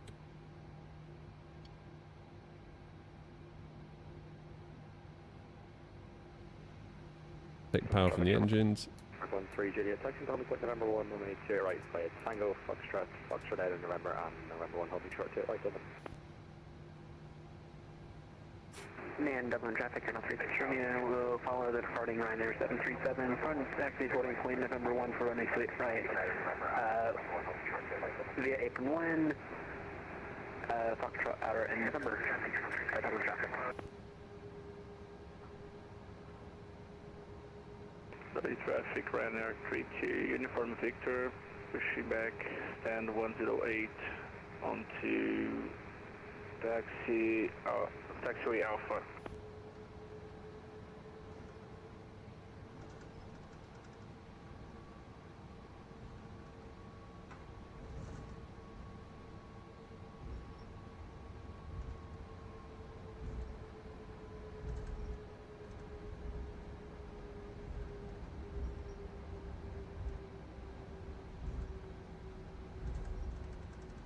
Okay, second right into Foxtrot Alpha. Foxtrot Alpha? Foxtrot Outer. Can't speak. Such a good streamer.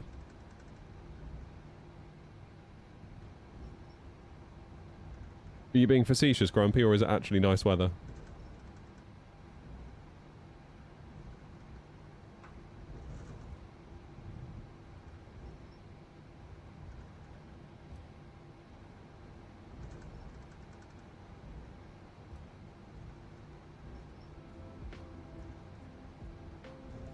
Yeah, I think when the stream ends, I'm going to put the 7900 XTX back in the Sim PC. It's good, actually. It's good to swap back to the 4080 because it does nag at you sometimes in the back of your mind. You sort of think, did I do the right thing getting an AMD card? Should I have stuck with it with the Nvidia card or this, that and the other? And it's like, well... Dublin traffic, 962, Charlie, pushing back, stand 123. For simming, and simming alone, I would say the 7900 XTX is my preferred card. It's when you go to play Call of Duty and you go to play this and you go to play that, that's when I think an Nvidia card would be better. And if you are a broader gamer beyond just simming, maybe keep that in mind. Like the amount of crashes I've had in Call of Duty with the AMD card, I've lost count. I do, Grumpy, yeah, I go into safe mode and everything and do it all proper. No half measures here at Airnaut HQ.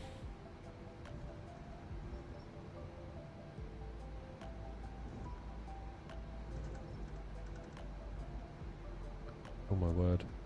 I've only gone and done it already. I thought I put my anti-collision light on, but obviously I didn't.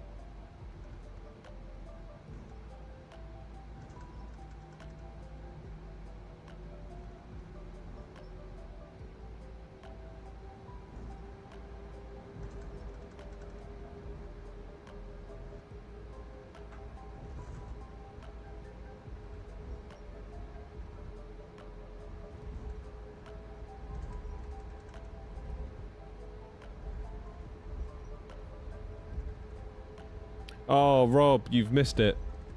We've had a hell of a morning. We've had constant rudder input when no rudder pedal was being pressed. I thought it was my new rudder pedals at fault. I swapped out for my old ones. They did the same thing. Then after all that, the sim crashed.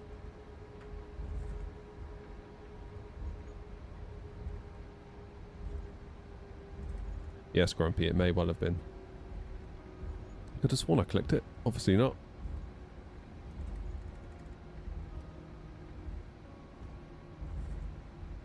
Need to get me an overhead panel.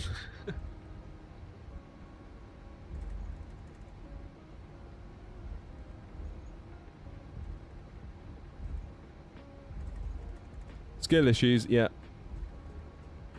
What are my PC specs? 9800X3D. At the moment, we've got a 4080 Super in, but that'll be changing tonight. The 7900X TX is going back in.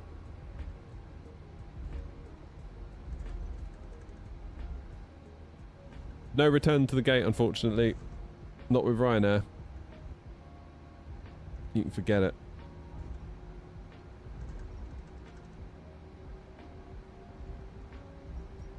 LA traffic, Ryanair 232, uniform Victor with taxi via Charlie, Kilo, November 1, holding point 28 right. Forgive way for the traffic on November.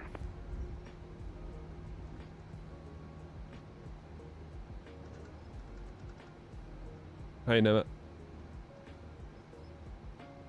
Chris, how you doing? Welcome. Okay. Is there anyone coming? Dublin traffic, apologies to the Ryanair behind me, I'm just waiting for GSF to hurry up and then we will get going. No problem. Dublin traffic, Ryanair 233 lining up, taking off runway 28 right on the Rotev 3 Juliet, Dublin. Dublin traffic, aeronaut 36 Romeo, behind the party. Ryanair 737, lining up runway 28 right, number 1 behind. Dublin traffic. Dublin traffic, Ryanair 336, touching to runway 28 right by link 5, November 1, hold short, Dublin traffic. Not this week, Rob, no. Believe it or not, I've got the old Logitech rudder pedals back in for the moment. Just because I initially doubted the Moses earlier, but I don't think it was them. There was something seriously bugged. And I don't know what it was, quite honestly.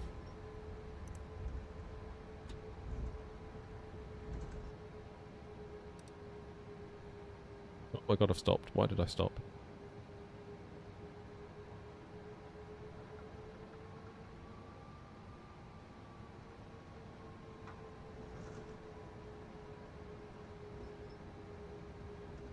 Still not convinced this is live weather, but maybe it is.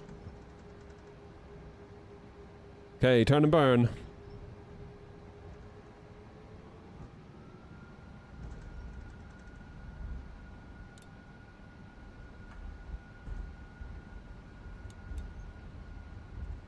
Oh my god. Come on, go. Thank you.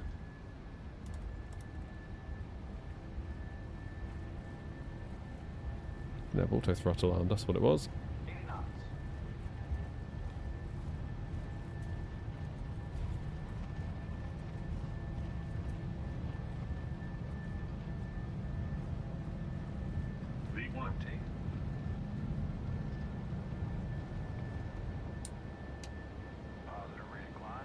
Gear up.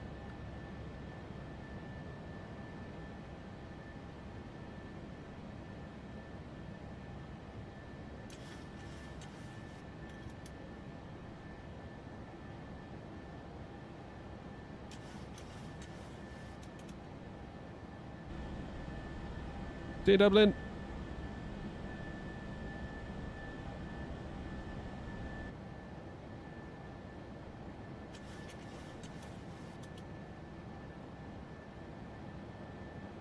Dublin traffic, Ryanair 233 airborne out of 28 right, passing 2000 Dublin traffic.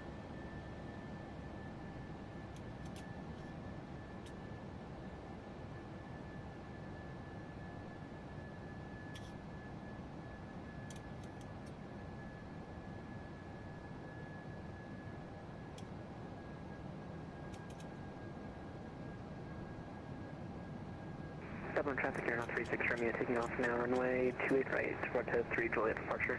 Dublin traffic. Dublin traffic, runway 168, lining up runway taking 28 right, full length.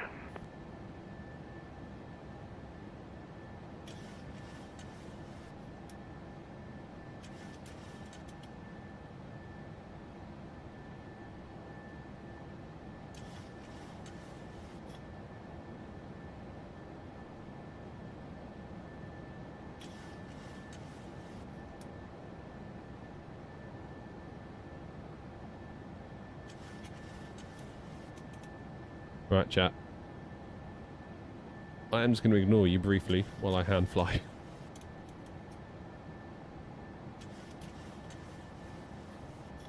Get that nose down for the acceleration. There we go.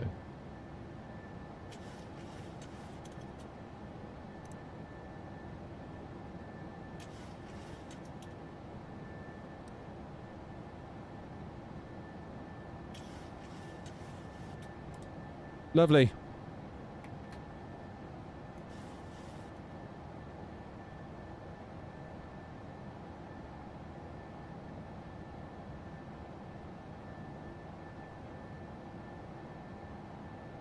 Dublin traffic, Air 36 Romeo, airborne passing 1700, climbing unrestricted climb now, level 250.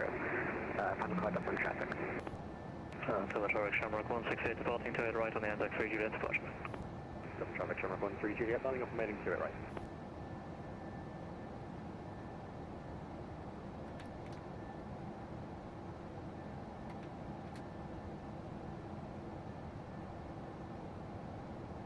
$8,000 feet.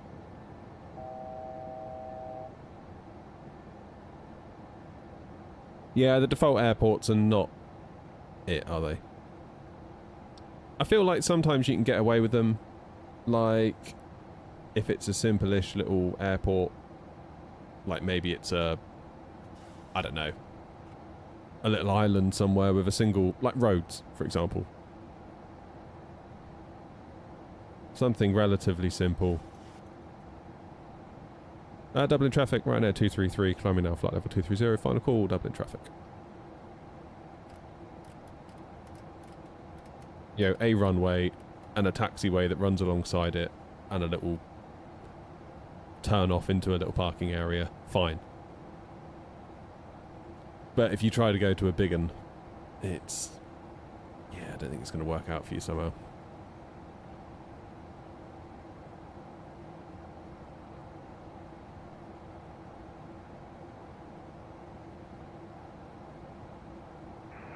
There's a lot of really good freeware though, so you know you don't necessarily have to spend big bucks on big scenery.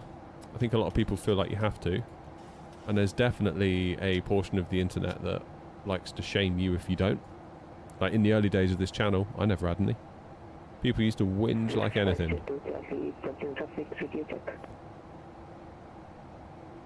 5-5. Dublin traffic, Shamrock 168, we're now airborne passing 2,500 feet in the right turn direct to end deck, final call Dublin. Okay, 1 Juliet taken off, to it right, heading 2 Juliet.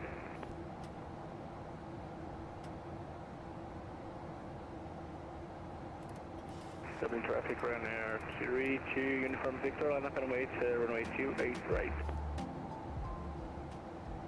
The thing is, when I was not flying on VATSIM, and I wasn't flying with others, it was literally me on my own going from point A to point B. I saw no point whatsoever, really, in paying for scenery. Because all I would do is I would land and I would just taxi wherever the heck I wanted, find any old gate and stop. And I was like, why would I pay all that money just to have a slightly different looking terminal? I don't really care that much. I care about the planes and how they handle and how they fly, and the system's depth. I couldn't quite get my head around scenery. It felt really weird to me. It wasn't until I went onto VATSIM that it made sense, because then you end up in a position where a controller says taxi via here, there, like Alpha Bravo, Sierra, Juliet 1, hold short, link 5, and all of a sudden it can fall apart if you've got default scenery. That's where the problem is. And you could end up taxiing somewhere where your default scenery says there's a taxiway, where according to your controller, who's looking at like proper charts, proper scenery, might be like, well, there's no taxiway there, and you're taxiing through the grass on my end. It can cause problems. So in an ideal world, I always like to have something if I'm going to fly into somewhere on VATSIM, unless I've already done a bit of a recce and I know that I can get away with it. Like roads. Roads was a good example. Very simple runway. In fact, let's find it. I'll show you.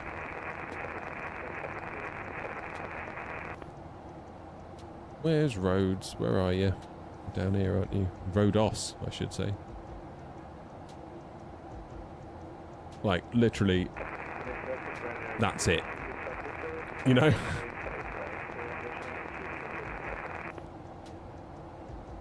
Not entirely convinced I need to spend 20 quid on a piece of scenery for that. Mark, how you doing? Whereas Athens, to compare and contrast, where's Athens? It's over here somewhere, isn't it?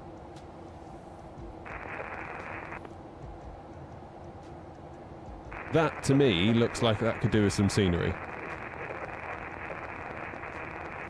you see what I mean?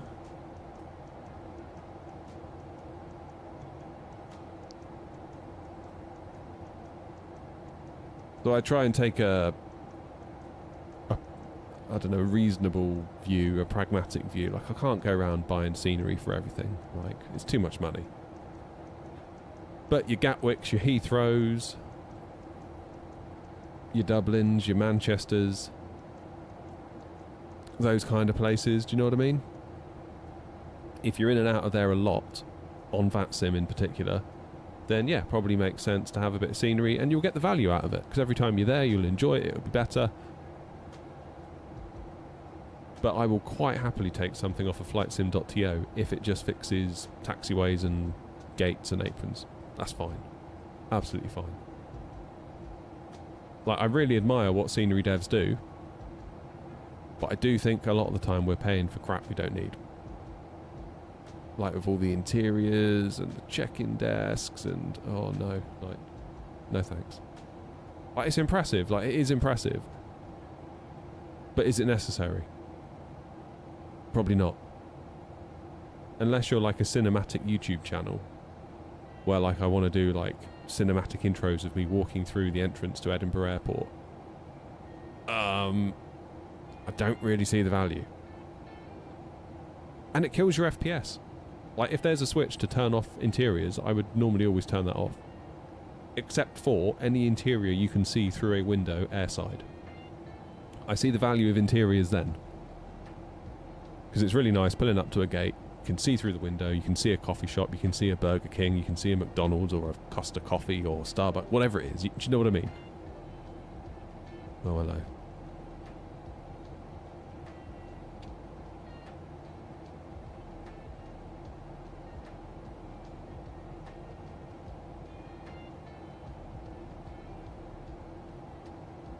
But yeah, like doing every last little bit inside that I will never see. I don't really get that.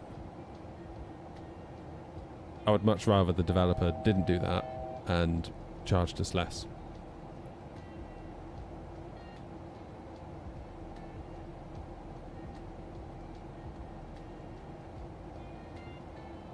Or started to develop more of the approach paths. You imagine, like, if you were to look out the window on the approach into Eddy, anything that you see out the window,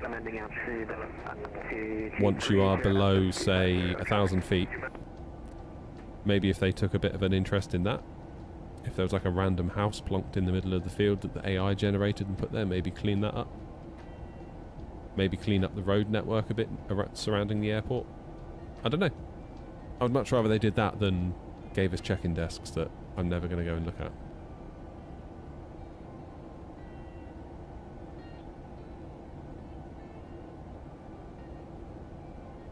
I don't know, that's just me.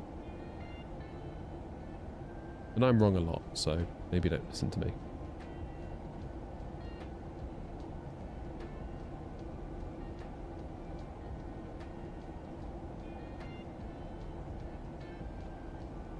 Come on, Eddie. Anyone online? No. Oh, the Nat tracks are on. Look at that. Across the pond, anybody? 30k sub long haul? I'll text my wife, tell her I won't be in for dinner.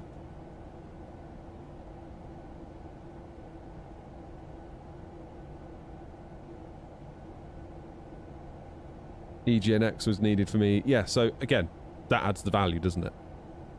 You can sort of understand that. Like, East Midlands is a great airport.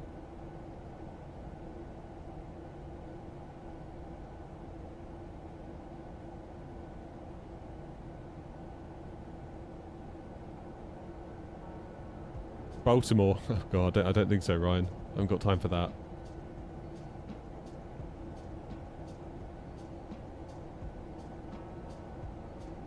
I sort of feel like, for me personally, $12.99 is my limit. Anything above $12.99, I start to feel a little bit like, ugh, that's quite a lot, isn't it? Do you know what I mean? Like, I picked up Gatwick for 12 from Mini Builds, and I feel like that was okay. People were like, was it worth it over the free one? And it's like, well, I don't feel bad having spent 12 quid, because it is a little bit nicer in places, but honestly, it's not that different, to be honest. But for 12 quid, it's fine. Had I paid 22 or whatever it is, I'd have been like, Do you know what I mean?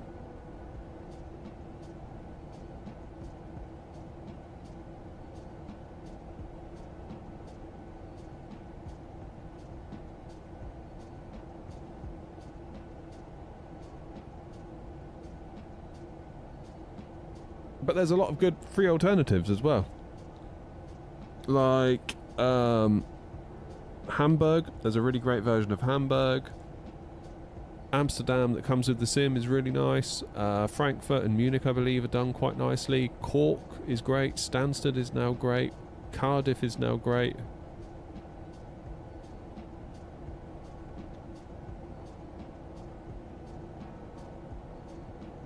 What was that world thingy? What was it called? That thing where, like, the community can, like, submit fixes to the world, and then if enough people vote, it gets made the real thing. Do you know what I mean?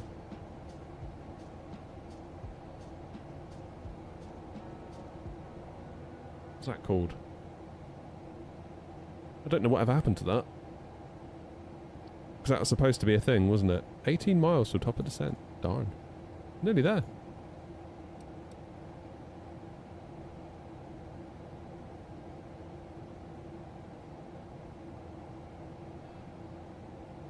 I'm going to put 7,000 in, that'll get us down to Tartan.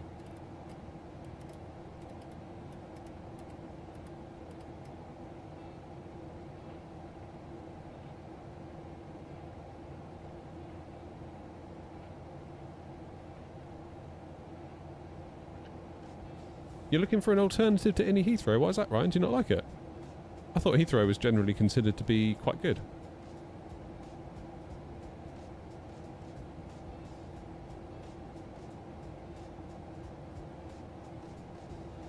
Maybe we can do like another knowledge base in the Discord, but we'll just call it scenery recommendations or something like that. And then each little ticket, if you like, or, you know, knowledge item can be for a single airport, and then we can include recommendations free and or paid.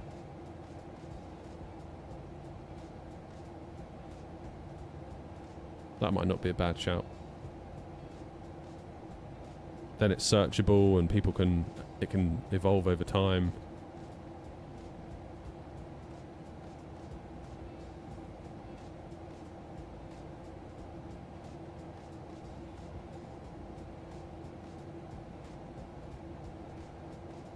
See, I'm going to get a lot of hate for this probably, but I don't think the $30 upgrade fee was that bad. Like, I would have paid $30 to Phoenix had they charged it, and I wouldn't have felt bad about it. I feel like I'm going to get $30 worth of value out of it. Easily. Easily. So, I don't necessarily feel too bad about that. I just feel like really the messaging was all a bit off. Like, they shouldn't have said the whole coffee thing. That was not ideal, was it? You know, cheers, Bumper. I feel like had they not said, oh, it would be the price of a couple of cups of coffee, and just came out and it was 30, I think everyone would have been like, yeah, okay, fine. But because people had already had like 10 in their head or whatever, like coffee here where I'm from, I could go and get a coffee for like £3. So I was thinking, what, £6? Like, depends where you're from, I suppose, but...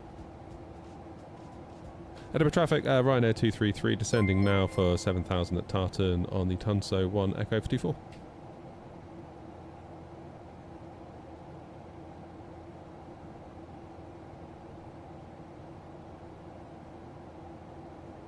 Yeah, they really shouldn't have said the 2 coffee thing. Like that was a misstep for sure.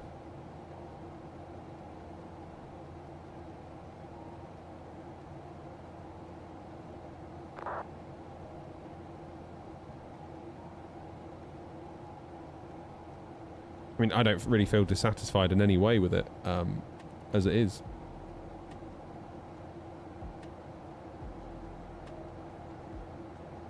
Spend. Would I have preferred it to be cheaper? Yeah, of course I would. I still can't believe Phoenix came out at $0. Like, how on earth do they do that? How on earth do they do that? Like...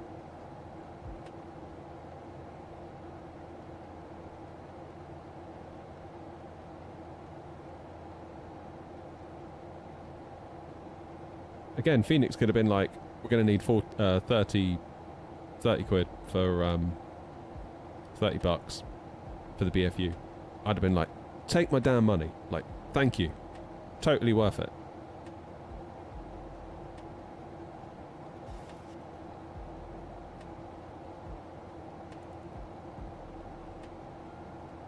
It's all about Anchorage, isn't it? It's like that hotel in New York. They do a... Oh, what is it? Is it like a breakfast? You can buy a breakfast in there for $1,000. Like, who's really going to pay $1,000 for a plate of breakfast? Nobody. But then they do like a mini breakfast for $100, and people pay it because they feel like they're getting a taste of this like super high-end stuff, and it's way cheaper than the other one that's $1,000 that no one's buying. But the fact it is there at $1,000 makes 100 seem alright. So it depends on where you start from. Like the people that design the pricing ladders at Apple, honestly, are just genius. You ever notice that if you like go to spec out a MacBook and you think, oh, I'll just add a little bit more RAM, or just add a little bit more this, and then before you know it, you're like up to the next base model. So then you start at that base model, I'll just put a bit more RAM in, and then you're up to the entry-level Pro. Then I'll put a bit more RAM on it, then you're up to the next level Pro. It's like, damn, they have made that ladder so easy to climb. All about Anchorage. 118705.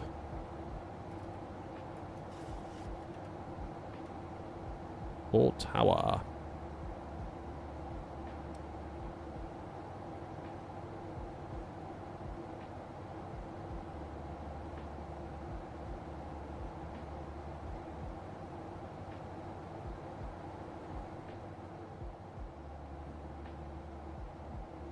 Edinburgh traffic, Aeronaut 36 Romeo, descending now, flight level 70, level Tartan. Edinburgh traffic.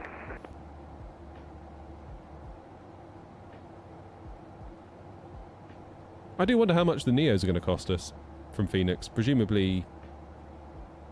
I mean, is it technically an expansion?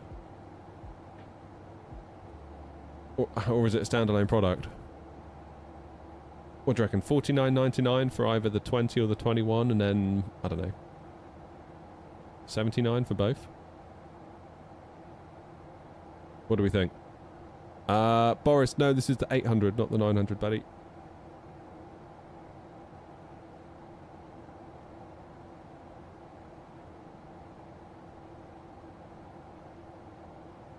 If Phoenix come out and like, yeah, if you already own the 320, it's like $20. Be like, what? But I wouldn't expect that. They need to make some money, especially after they did the BFU for free.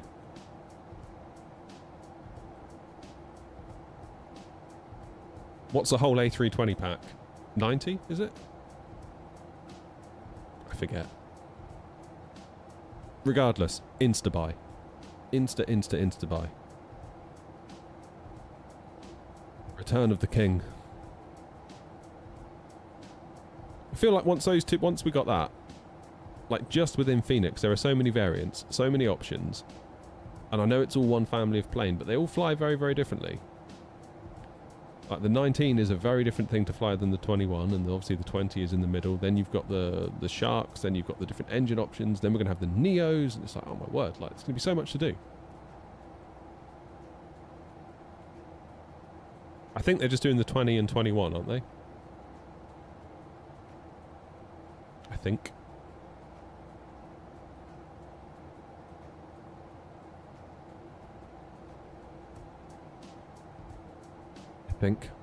Yeah. Also,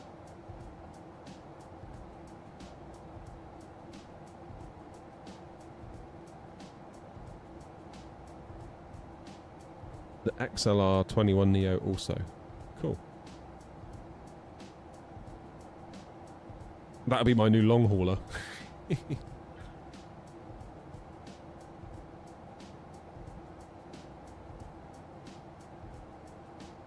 Cheers, Boris. Thanks for the follow.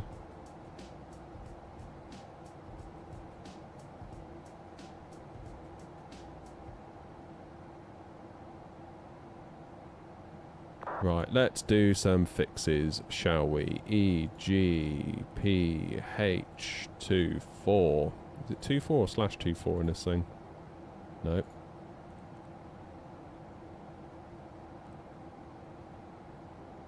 Let's put in a 10.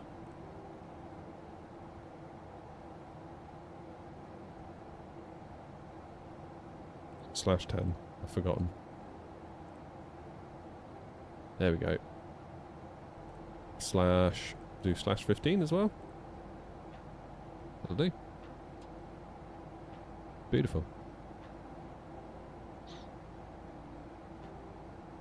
Yeah, I think you're probably right, to be honest. I'm glad they delayed it. The Neos, if they weren't ready, obviously it's disappointing, but I'm glad they made the call to get it right rather than rush it out and then, you know. What flight level are we? 115.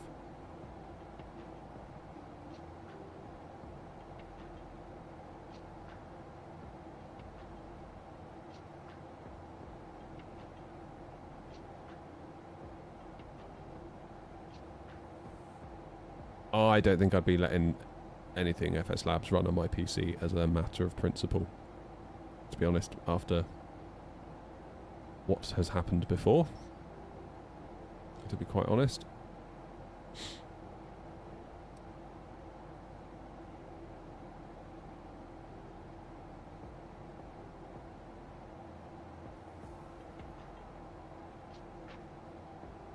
$10,000 feet coming up. Let's get engines into continuous. Let's get some lights on. Let's also do a landing en route. Edinburgh. That's my impression, by the way.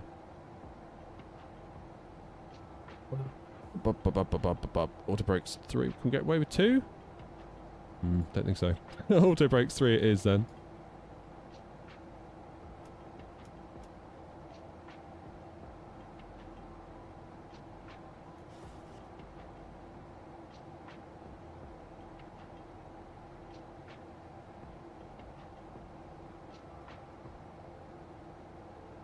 What do you mean, Baz? Has an up and down motion that can't be stopped. How do you mean?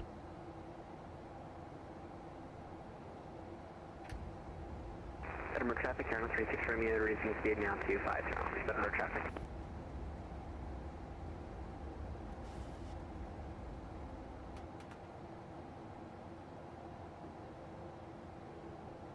Like the auto trim's going crazy. Wouldn't know, unless I could see your machine, if you know what I mean.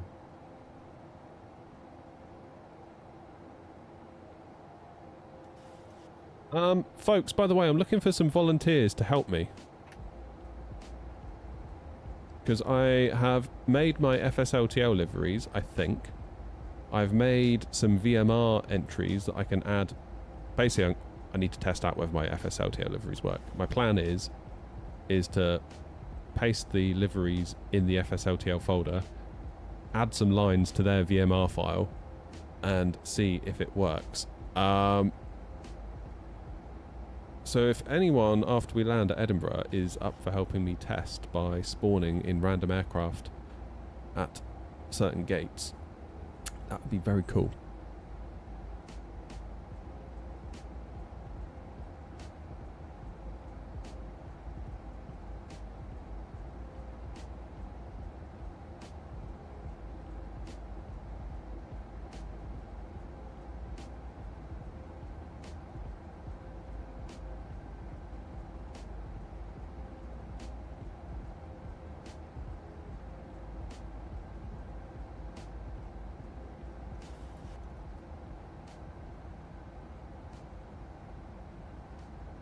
So we've got Ryanair 2675 up ahead, we've got me, then we've got Ryan, and then the next one is another Ryanair. All the other ones coming from Dublin. Nice. There's Toby, Charlie, and Harish. Nice. Yeah, don't worry, Ryan, you go to bed, mate. Blimey, you've been up late enough, I'd say. Okay, after Tartan, I'm going to leave... 36 you're turning now direct to Tartan, releasing speed at 23 knots for traffic separation. Edinburgh traffic.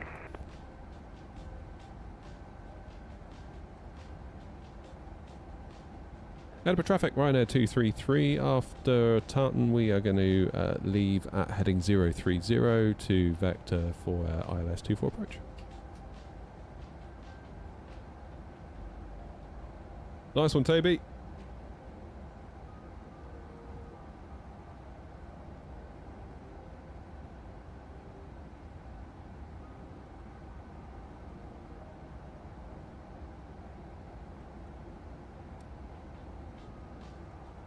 Nine miles to Tartan.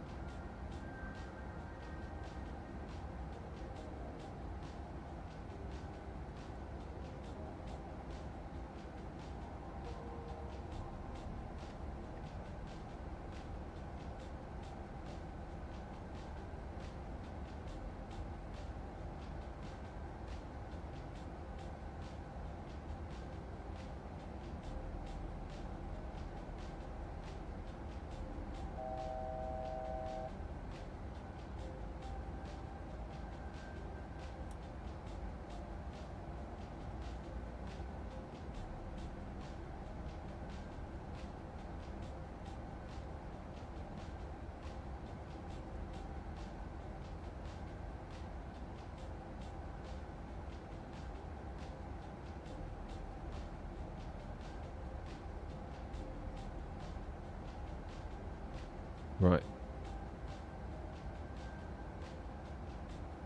ILS frequency 108.9.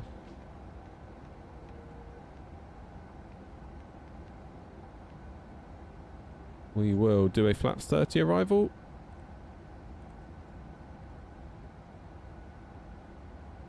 Minimums for us is 300.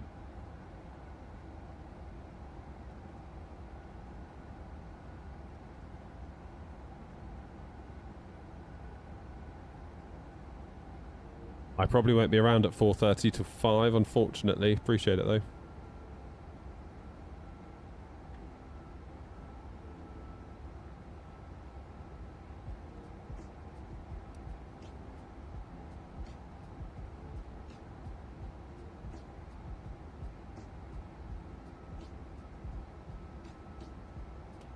Okay, we have left Tartan. Basically going to carry on straight for about 20 miles, I think. Sort of come in and then loop around to follow Ryanair 2675.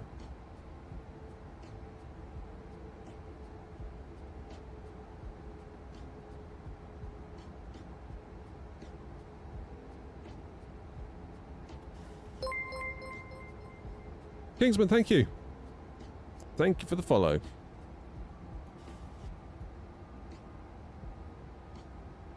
Right, let's get ourselves down to 3,000, shall we? And Edinburgh Edinburgh traffic, Air 36 Romeo will leave Tartan with a heading of 03 degrees. Edinburgh traffic.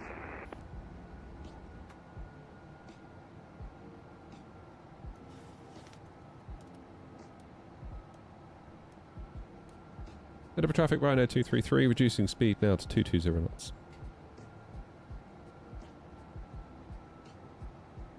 90908. Romeo reducing speed 210 knots. Edinburgh traffic.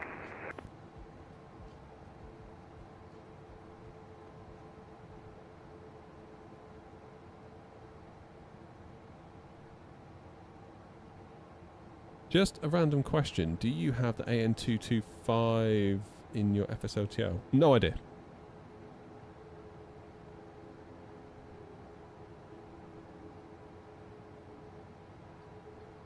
Couldn't tell you.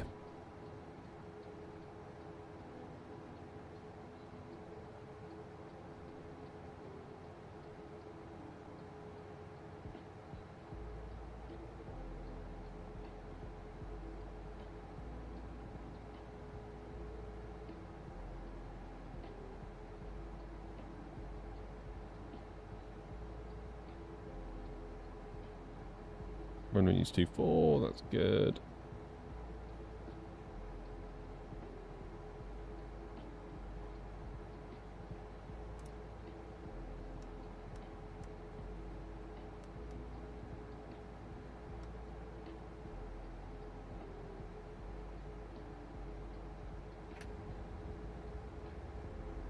How you doing, Daniel?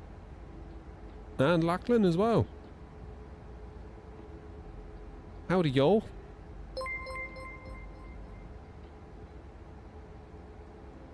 Cheers, Crux. Hopefully I'm saying that right. I've no idea how I should pronounce your username. So sorry about that.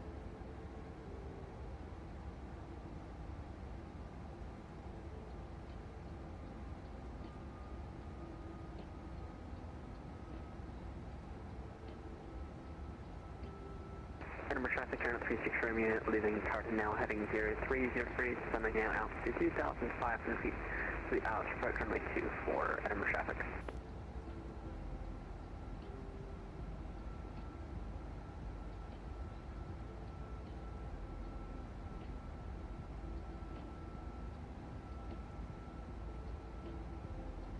You're doing some FSI panel practice, cool.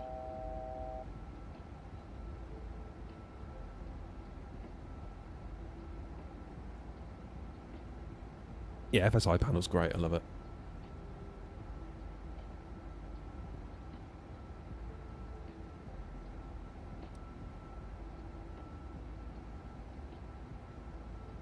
Just going to extend a little bit further. So that looks like a bit of an abrupt turn there.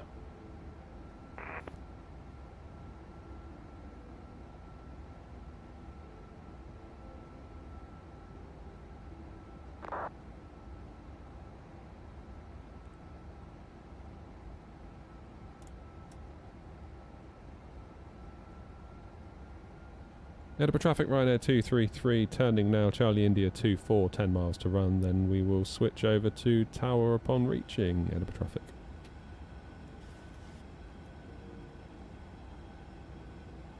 Yeah, Lachlan it is, mate.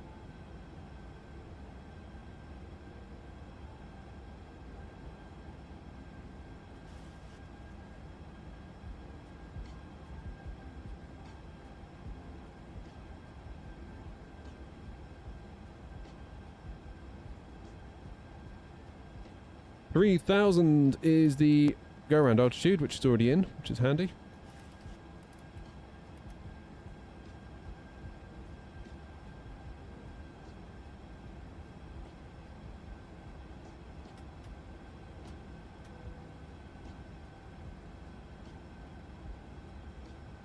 I'm going to keep my speed up as much as I can. I've got about 7 miles to run until we get to there.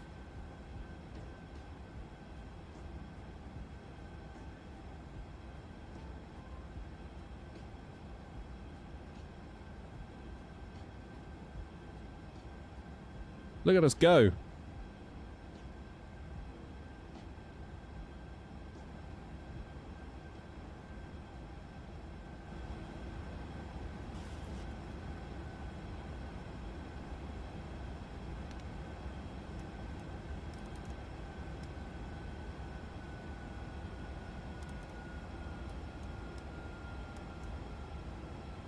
Edinburgh traffic, Ryanair 233, slowing now, speed 180 knots, Edinburgh.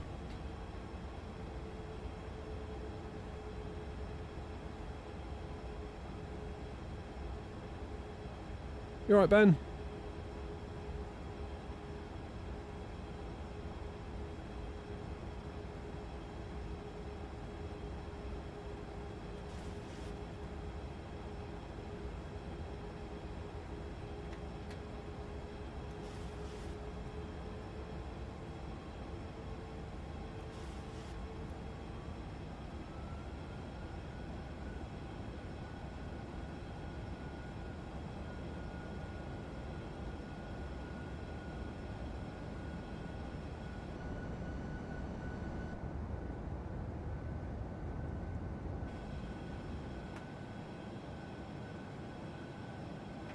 Speed brake. Hopefully we won't be needing that one again. We're about to switch over to tower once we get established, once we make the turn. Edinburgh traffic, Ryanair 233 overhead, Charlie India 24, switching over to tower now, Edinburgh traffic.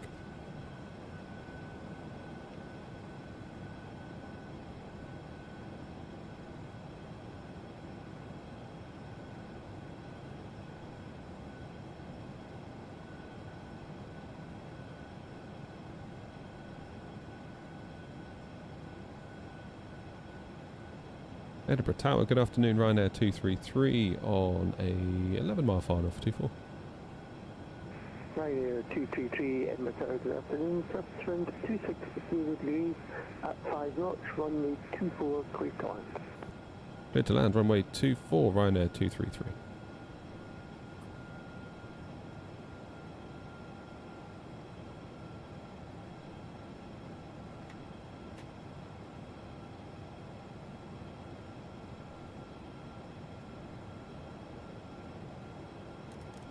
Speed 160. We'll hold that until 5 DME.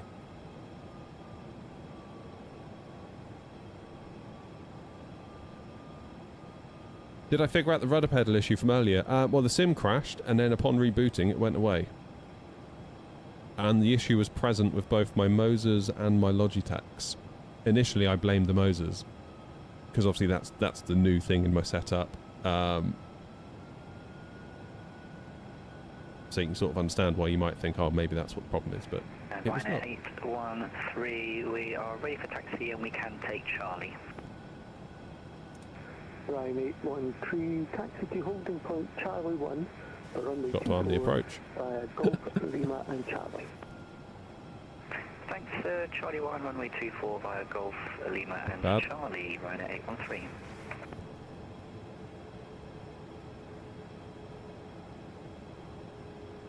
Okay, 147 is going to be our approach speed. 2500.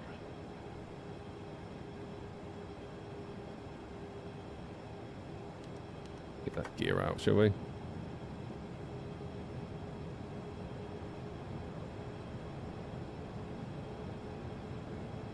How's it going, band?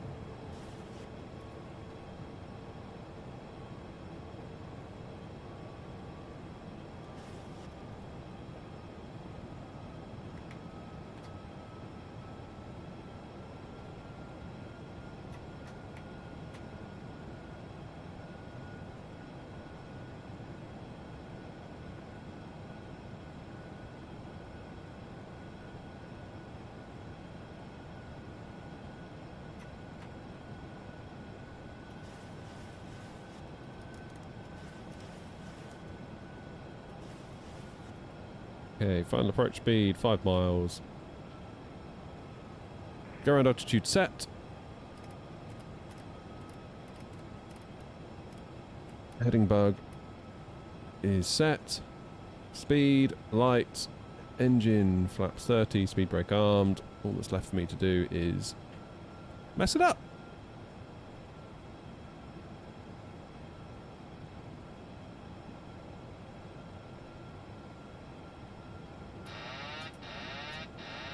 Come on, Em.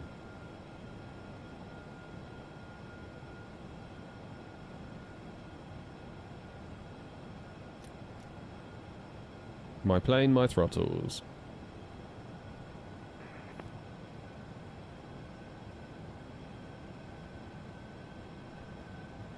20 knot wind, so we do need to be mindful of that.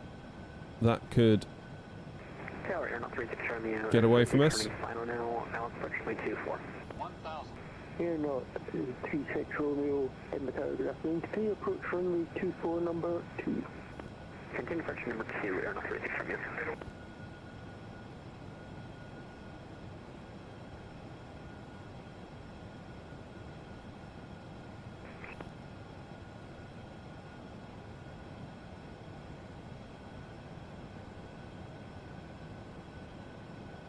Ryanair 813 in the tower. Are you fully ready for departure? Ryanair 813, AFM ready for departure. 500. Ryanair 813 behind the landing company Boeing 737 via Charlie 1, line up runway 24 behind. Roger, behind the landing company Boeing 738 via Charlie 1, runway 24, line up and wait behind Ryanair 813. Approaching minimums. 200. Minimums. Continue. 100. 50. 30. 20. 10.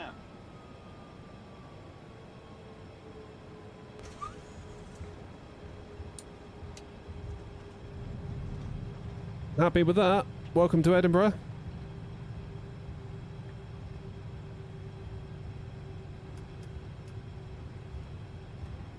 Just leave the reverses in idle. I don't think we're going to need them.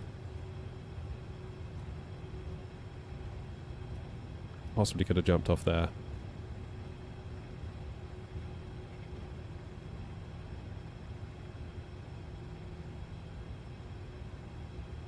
Keep it rolling.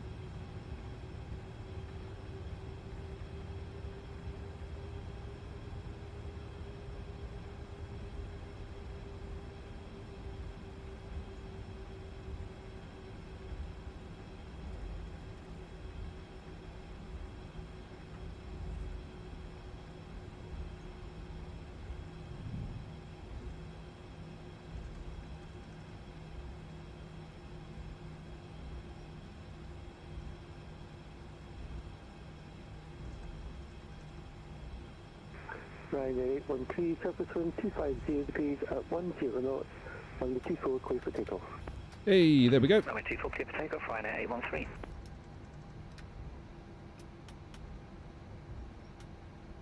Oops. Ryanair 233, taxi to stand 1 Alpha via Alpha and Echo. 1 Alpha via Alpha and Echo. Ryanair 233, thank you.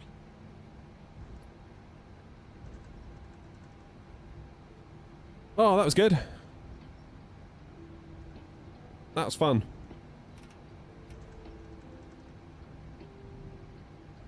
Right. What's my VRAM looking like?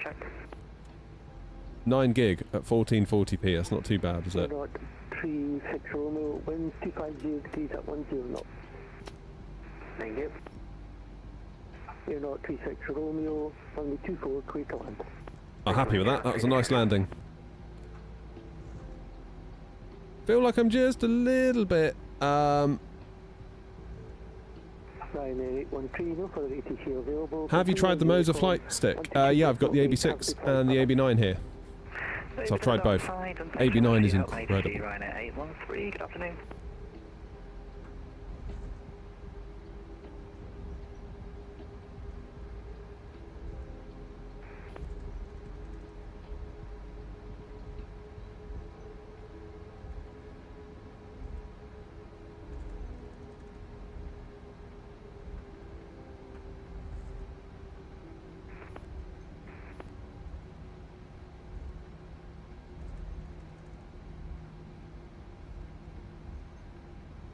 Here comes Ryan.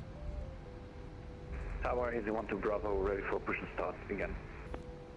Easy 12 Bravo, stand 11, push and start, prove face east. Push and start, prove face east, Easy 12 Bravo. It's looking tidy, Ryan.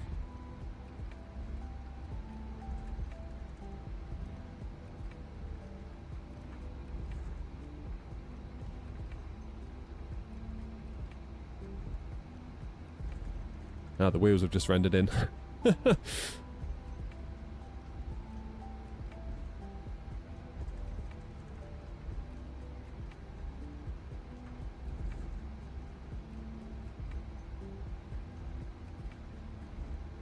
Okay, right turn on to Echo.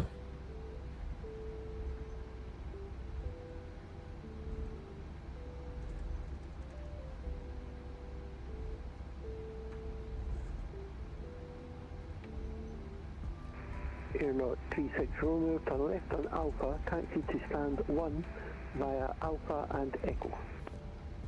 Right on, sorry, left on Alpha, stand 1 via Alpha and Echo, Airnaut 36 Romeo.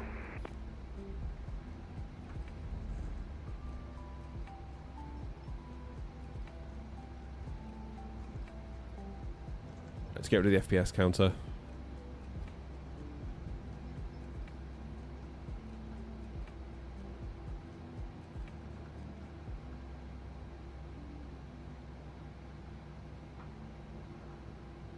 This guy's had such a great day out.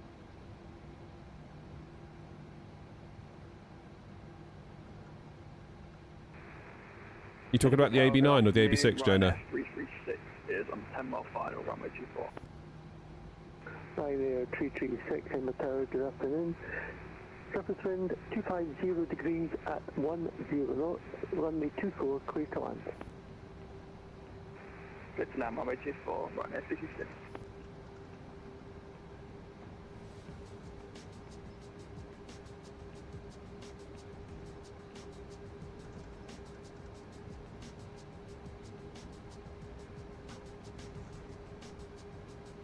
Blared a bit too much. Yeah, I think I did as well, to be honest with you.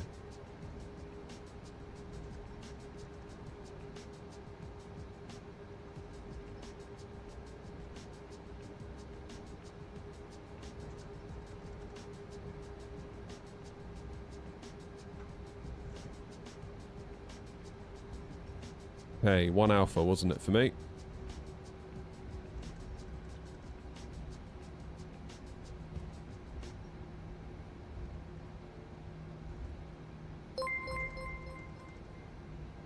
Cheers, Sam.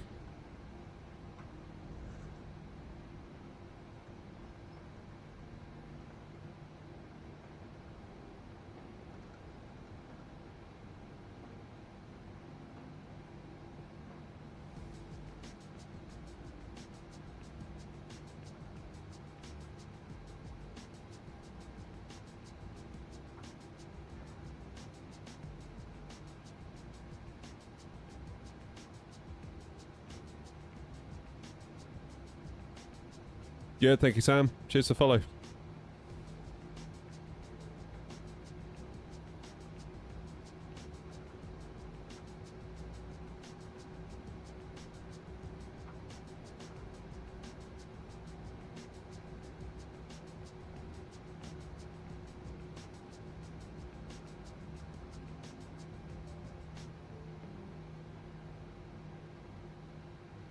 There we go. Welcome to Eddie.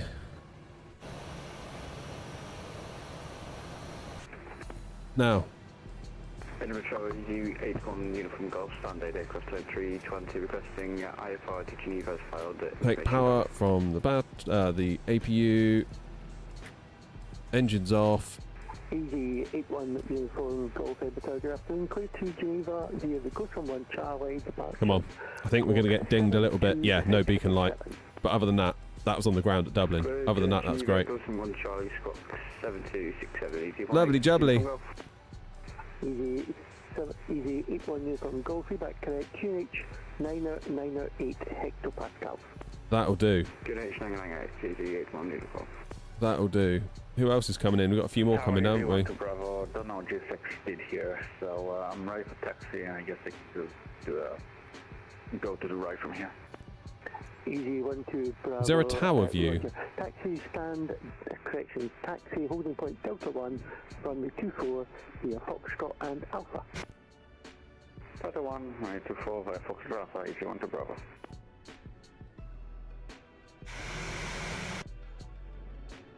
Don't know what it's doing anymore.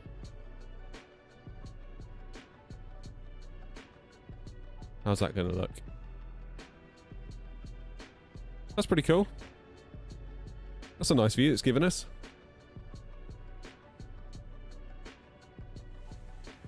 Right, so we're watching people come in.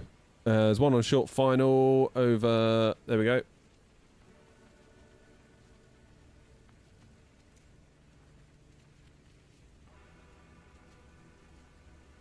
Track aircraft.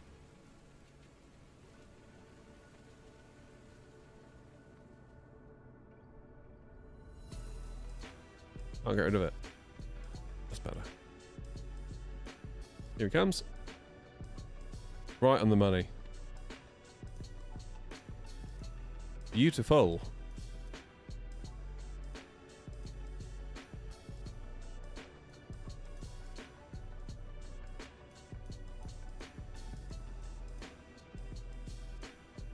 I'll do nicely.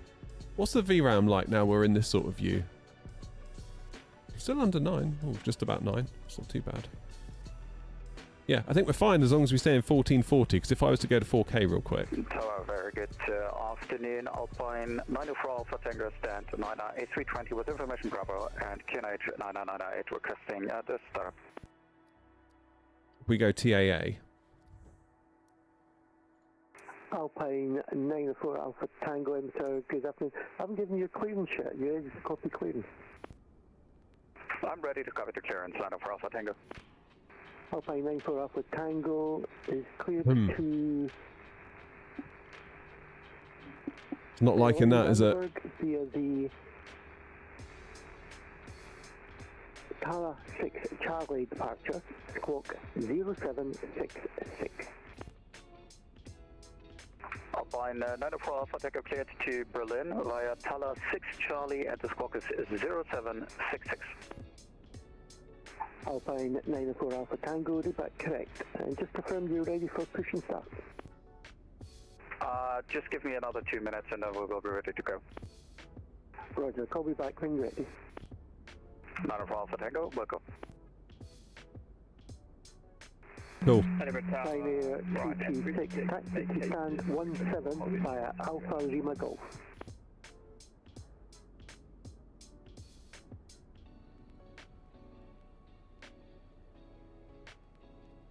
Couple more to land. Ryanair 336, taxi to stand 17 via Alpha Lima and Golf. 17 via Alpha Lima and Golf, Ryanair 336.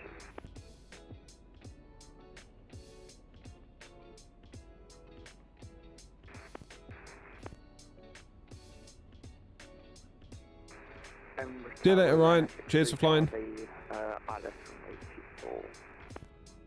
Ryanair 63 Charlie in Tower, good afternoon. Surface wind 250 degrees at 10 knots, runway 24, clear to land.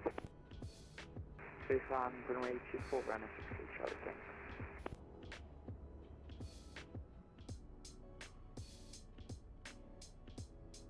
Edmund Tower, good afternoon, Easy 655. Yeah, that can happen, Arnold. Information Bravo, Gate 2. Yeah. Request IFR to Cork as filed.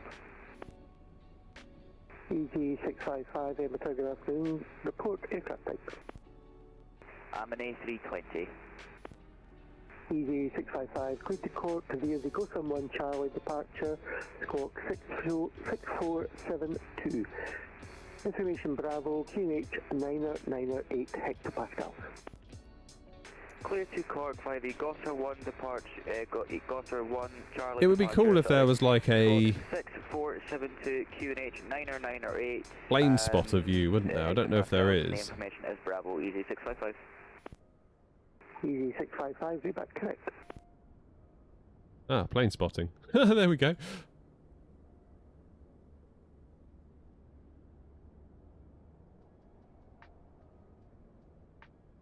I'll look at that another time.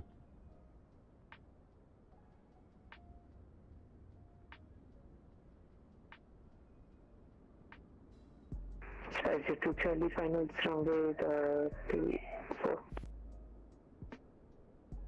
Okay, to Charlie, Edmund Tower, good afternoon. Continue approach runway 24, number 2. Still approach runway 24, code 562 Charlie. Can't see a plane yet. And I know for a fact that that plane is beyond the sea line.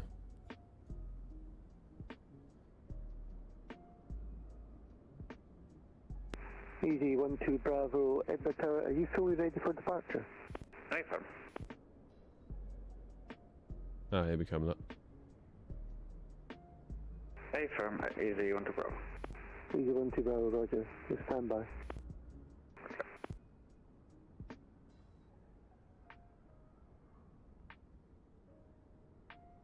Last one, Toby. That's on for Tango, stand on our way, but we're ready for push and start. Alpine 94 Tango, stand 9er, push and start, approved, face east. Push and start, approved, facing east, 9 for Alpha Tango. Stupid camera view keeps snapping back. And we are down. Yeah, down.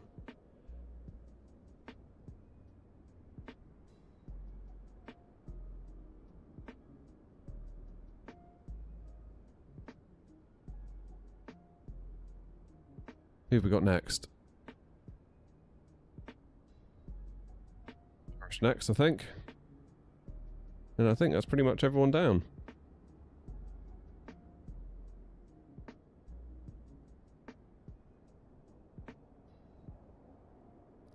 I need to adjust this little view because it's annoying me.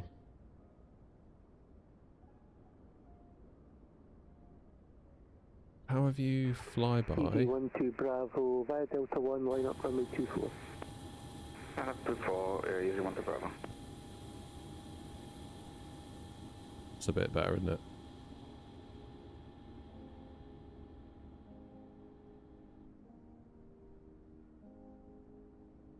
That's a better view. We're waiting for you, don't worry.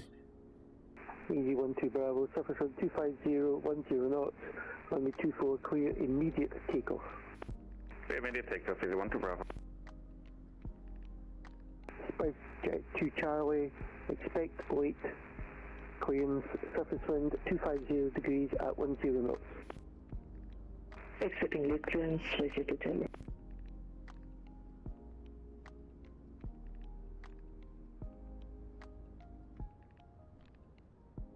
Easy's on the roll. Ryanair 60 Charlie, taxi to stand 7 via Alpha and Foxtrot. Stand 7 via Alpha and Foxtrot, Ryanair 60 Charlie.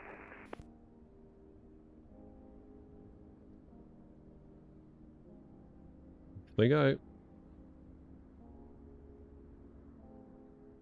Spice Jet 2 Charlie, runway 24, clear to land. Confirm clear to land.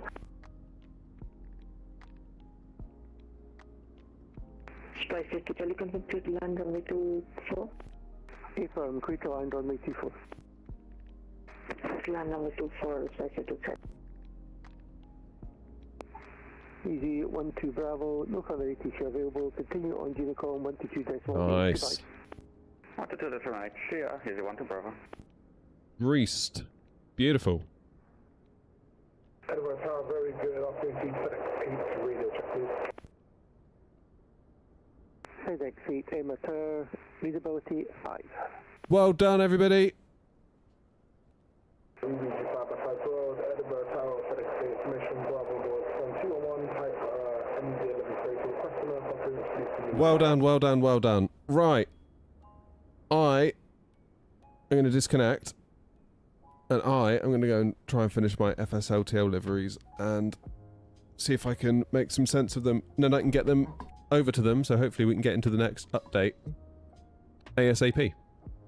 Because I'd hate for there to be an update next week and us to miss the boat and then we have to wait like another 6 months. That would be, that would suck, wouldn't it? That really would suck. So I'm going to hop to it and get them done ASAP. Thank you all very much for today, though. Thank you for all the support. Thank you for coming along, hitting the like button, or just being here. Really does mean the world. And thank you for 30k subs as well. That's that crept up on us, that one. I took my eye off the ball there, and then it kind of happened over the weekend. I was like, oh, no way. And of course, VATSIM partner. We're now a VATSIM partner, and it's literally because of you all. So thank you very much indeed. Have a lovely rest of your Tuesday. I will speak to you all very, very, very soon. Have a great day. Cheers.